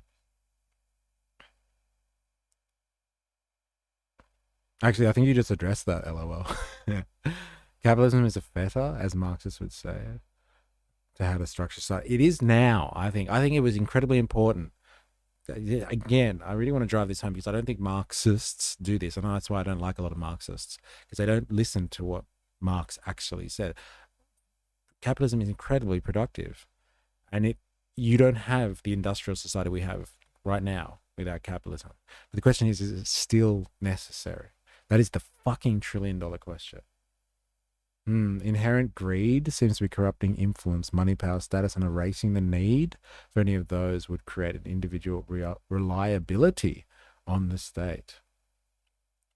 Inherent greed seems to be the corrupting influence, money, power, status, and erasing the need for any of those would create such an individual reliability on the state. How would you preserve individualism and creativity? I would argue that individualism and creativity is actually a product of what you have the time or the resources to do. Now, let's just say you work 60 hours a week for the million, right? Would you have the energy to be creative? Would you have the ability to be an individual anymore? I would argue not, because you'd be fucking exhausted. And like you spend, like, even if you get paid really well, right? Let's say you get paid fucking bank, like you're making fucking 100 grand a week, selling yourself to someone for 60 hours a week. And like, you know, what are you going to spend your money on anyway? Because you don't have the time. Now, in a system, like as we described before, where, you know, the organization, the entire industry or sector, the entire teaching profession, the entire plastic manufacturing and processing industry becomes doubly as effective because of a new technological change. And then all of a sudden everyone gets to decide, oh, fuck, well, what do we want to do? Do we want to keep working the same rate, produce the same amount of stuff? Well, there's not really a need for it at the moment. But hey, we'll all take half a week off or get extra days off, like half the working week off now. I would say people have way more of a chance to be individuals and be creative if they have more time on their hands. It's just my opinion. Don't worry, I'm a low IQ lefty. Never forget that, dilemmas. Yo, sorry I wasn't able to drop in today. Hope you had a good stream. It's good to see you. Oh, wait, are we rating you in like 10 minutes? Let me know. I would like to know more. Like how there has never really been a free market. The biggest gang always leans on it. Yes, I don't think there's ever been a free market. I don't think there's ever been a free market.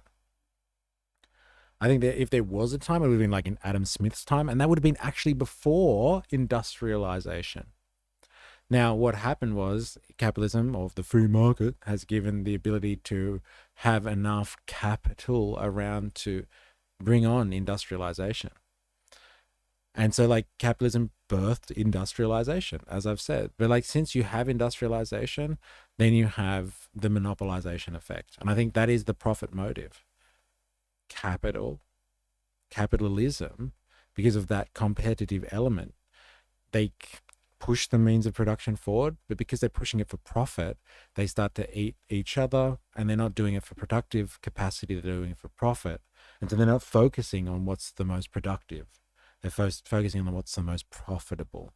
And so they cannibalize and monopolize. And so the free market could work, but I don't know if it can work in industrial capitalistic society. Because technology is built to produce profit, not built to produce the most efficiently or effectively. Nah, cancelling today so I can get last minute shopping done. Probably tomorrow instead. Okay, well, tomorrow's the last stream of the year. So, for me anyway. So it'll be like our last raid of the year, 2025. Half a work week, so I have more time for my slam poetry. Can't wait to hear it. Tempting. Necessity is the mother of innovation. Of invention, sorry. Before income tax. I'm just thinking long term, if the state is providing everything and slowly becomes more efficient at doing so, then conformity in the name of that efficiency suddenly becomes a priority. 1984 vibes. Yeah, look, 1984 vibes is a real thing. And like, I think it's a real thing at a certain, like if you've read 1984, or if you've read like something like Animal Farm even, like you know that they're at a certain level of technological process. Now, what I'm talking about, like you could argue we're not even there yet. So even now, if you try to just get off the profit motive and be all, let the workers in control of the means of production, like maybe we're not there technologically yet, and it's not gonna work. We might not be at that stage. But like we watched some interesting shit last week on a stream, and there are things called dark factories in China. China. There are factories where they produce 1,200 cars a day, and there's no light. They're called dark factories because there's no lights in them, because there's no humans in the factory. There's like a team of like 4 engineers in a factory that's producing 1,200 cars a fucking day, and there's 4 engineers, and they just go make sure the robot arms are working. Now, if you can reduce what used to be a plant full of thousands of people to 4 nerds with a computer being like, hey, I better go check if that robot's okay. Like, you know, you've just released 1,000 or 996 people from needing to labor in that industry. You freed them up. And if you had a society where like the workers are making decisions and there's like 4 people that are just like, I fucking love robots and I want to work in that factory, then fucking let them work there. Have fun. Enjoy your robots. It might sound crazy, but like that's the idea. Maybe we're at a point technologically where this could be viable. I want to hear your revolutionary slam poetry. I want to hear your low IQ lefty slam poetry. That's what I want to think. I think the AI revolution stuff might be the revolution time. That's what I was so excited about. I got so hard into all the AI, like revolution potential. And then I remembered these pricks aren't making AI because it's going to revolutionize technology. They're producing it because it's going to be fucking whoever owns that will control the fucking world and will profit off it. And so like AI is potentially a key here. But at the moment, I do think that they're creating it because they're like, this is the holy grail. Whoever controls this stuff is going to just profit off fucking everything and control the fucking world. And so like as long as they have that profit motive there, they're going to skew it in a way that doesn't serve productivity. It serves profitability. And like, again, those two things can align, but like they can always diverge. Worker. You got to believe they stole my life and my profit. Click, click, click. Razor, my expectation of what the world would look like in the future is that currencies will become unified and it will be like living in one big community while you are in different countries. On the one hand, it will be wonderful, but the same people who exploit us are the ones promoting this idea. Yes. And so like if you take their ability to exploit that situation away, and their ability to exploit that future you're talking about there, Razor, is the fact that they own stuff. They own the means of production in private. They own it privately through our legal system. You can revolutionize society and it doesn't have to be a bloody revolution. You could do it through a constitution where you could just like vote in a party and they then reconstitute society and abolish this idea of private property. And like that stuff has to be nationalized, and there has to be a transition away from nationalization to making sure that everyone gets involved in the ownership of that, like working people, and you could do it that way. But like they have the same vision, but they're doing it because they want to exploit it, not because they want to fucking free everybody. Also, anyone else reveling in the sight of Jake Paul's reveling, in the sight of Jake Paul's scared little face when he got the absolute shit kicked out of him. Sounds like UBI, scary. And Andrew Tate's swollen, blackened face. Sounds like you are. Indoctrinate them. No love lost there.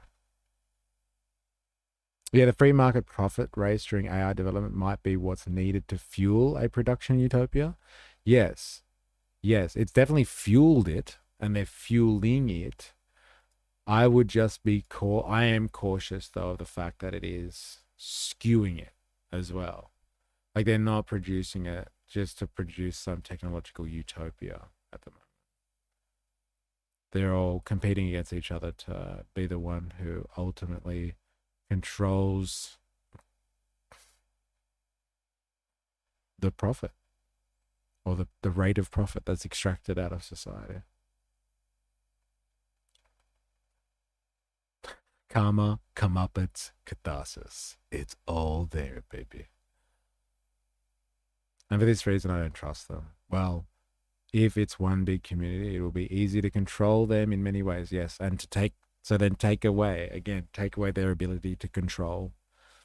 And that is like a bunch of private individuals. Like we're talking about a small group in society, 0.001% of the population, a bunch of billionaires who have the legal authority to control, all the stuff, the finances, the capital, the industry, the technology. That small group of fucking people that have the legal authority to do this. And we all just legitimize it as well. We're just like, well, what are you going to do about it, They do control that stuff, but like that's just the way of the land. And maybe if I work hard enough, I'll be a billionaire too. And like everybody's,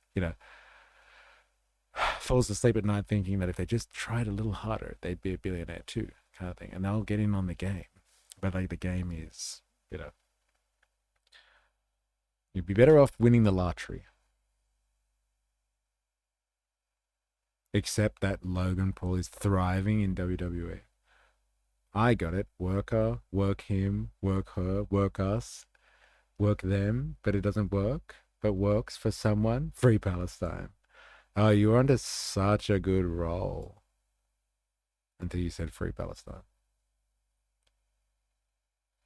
Just imagining it is terrifying. Can't even fathom it being a reality where the rich control the entire world. Well, this is my argument when it comes to what Spandonk is saying.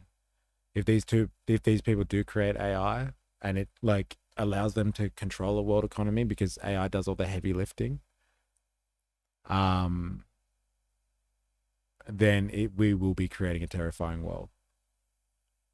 Because only a technology as sophisticated as AI could help, crunch the enormous amount of data and information out there required to control a world population. No one's had that level of technological reach before. But like AI could help them do that. That's why if you could just take their legal means of controlling that stuff away, you might have a hope in hell. But they'll build and invest and make things more efficiently if we can just let them keep going free until production is out of human hands. Then the end of the free market makes sense to me. Yeah.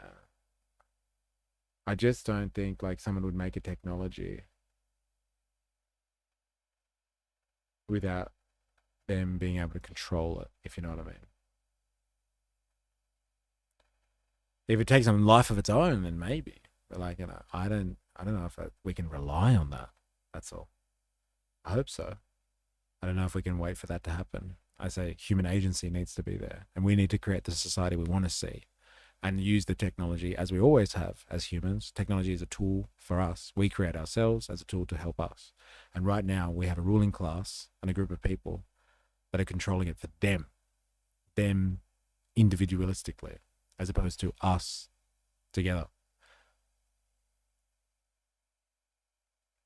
But look, I have to leave it there. So thank you. This is not where I thought it was going. I didn't know we were going to have a philosophical discussion all afternoon, but I have enjoyed this thoroughly. And can I just say, on the second last stream of the year, I'm so glad that we've come back to this type of topic. So good. So good. For this reason, there should be a deterrent for them. It is the limit of greed. They are greedy and avaricious. Imagine them making you work without pay. Slavery. Yeah. True, but control is only as strong as it is maintained. Okay? And there's always going to be more workers than rulers. There it is. There it is, Spandog. So revolution after we make them figure out the tech. There it is. There's revolutionary theory according to Spandog 19.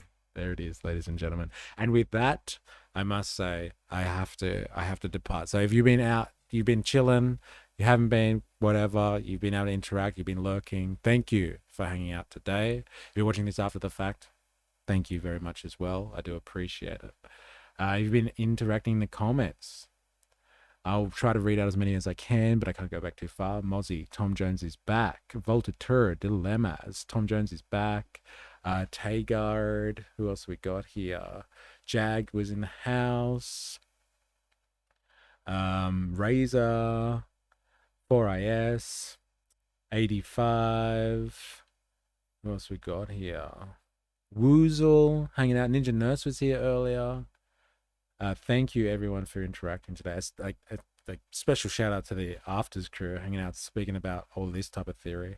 I love these conversations. Hard to have them though, all the time. But yeah, if you've been hanging out, thank you so much. I hope I haven't missed anyone. If I've missed you, who else have I got here? Spandonk, 4AS. I think I've said you already. Sorry. Indoctrinathan coming in late there. But yeah, thank you. My face that it's the end of the year. Where did it go? There's some Harvey for you. But yeah, thank you. We're doing a last stream of the year tomorrow. So if you are listening to this after the fact, if you're listening right now, if you want to come and hang, let's I don't know, do something interesting tomorrow. Fuck, I haven't figured it out yet. But yeah. Until next time, please remember, I am, you are, we are a mystery. See you on the morrow. Bye now.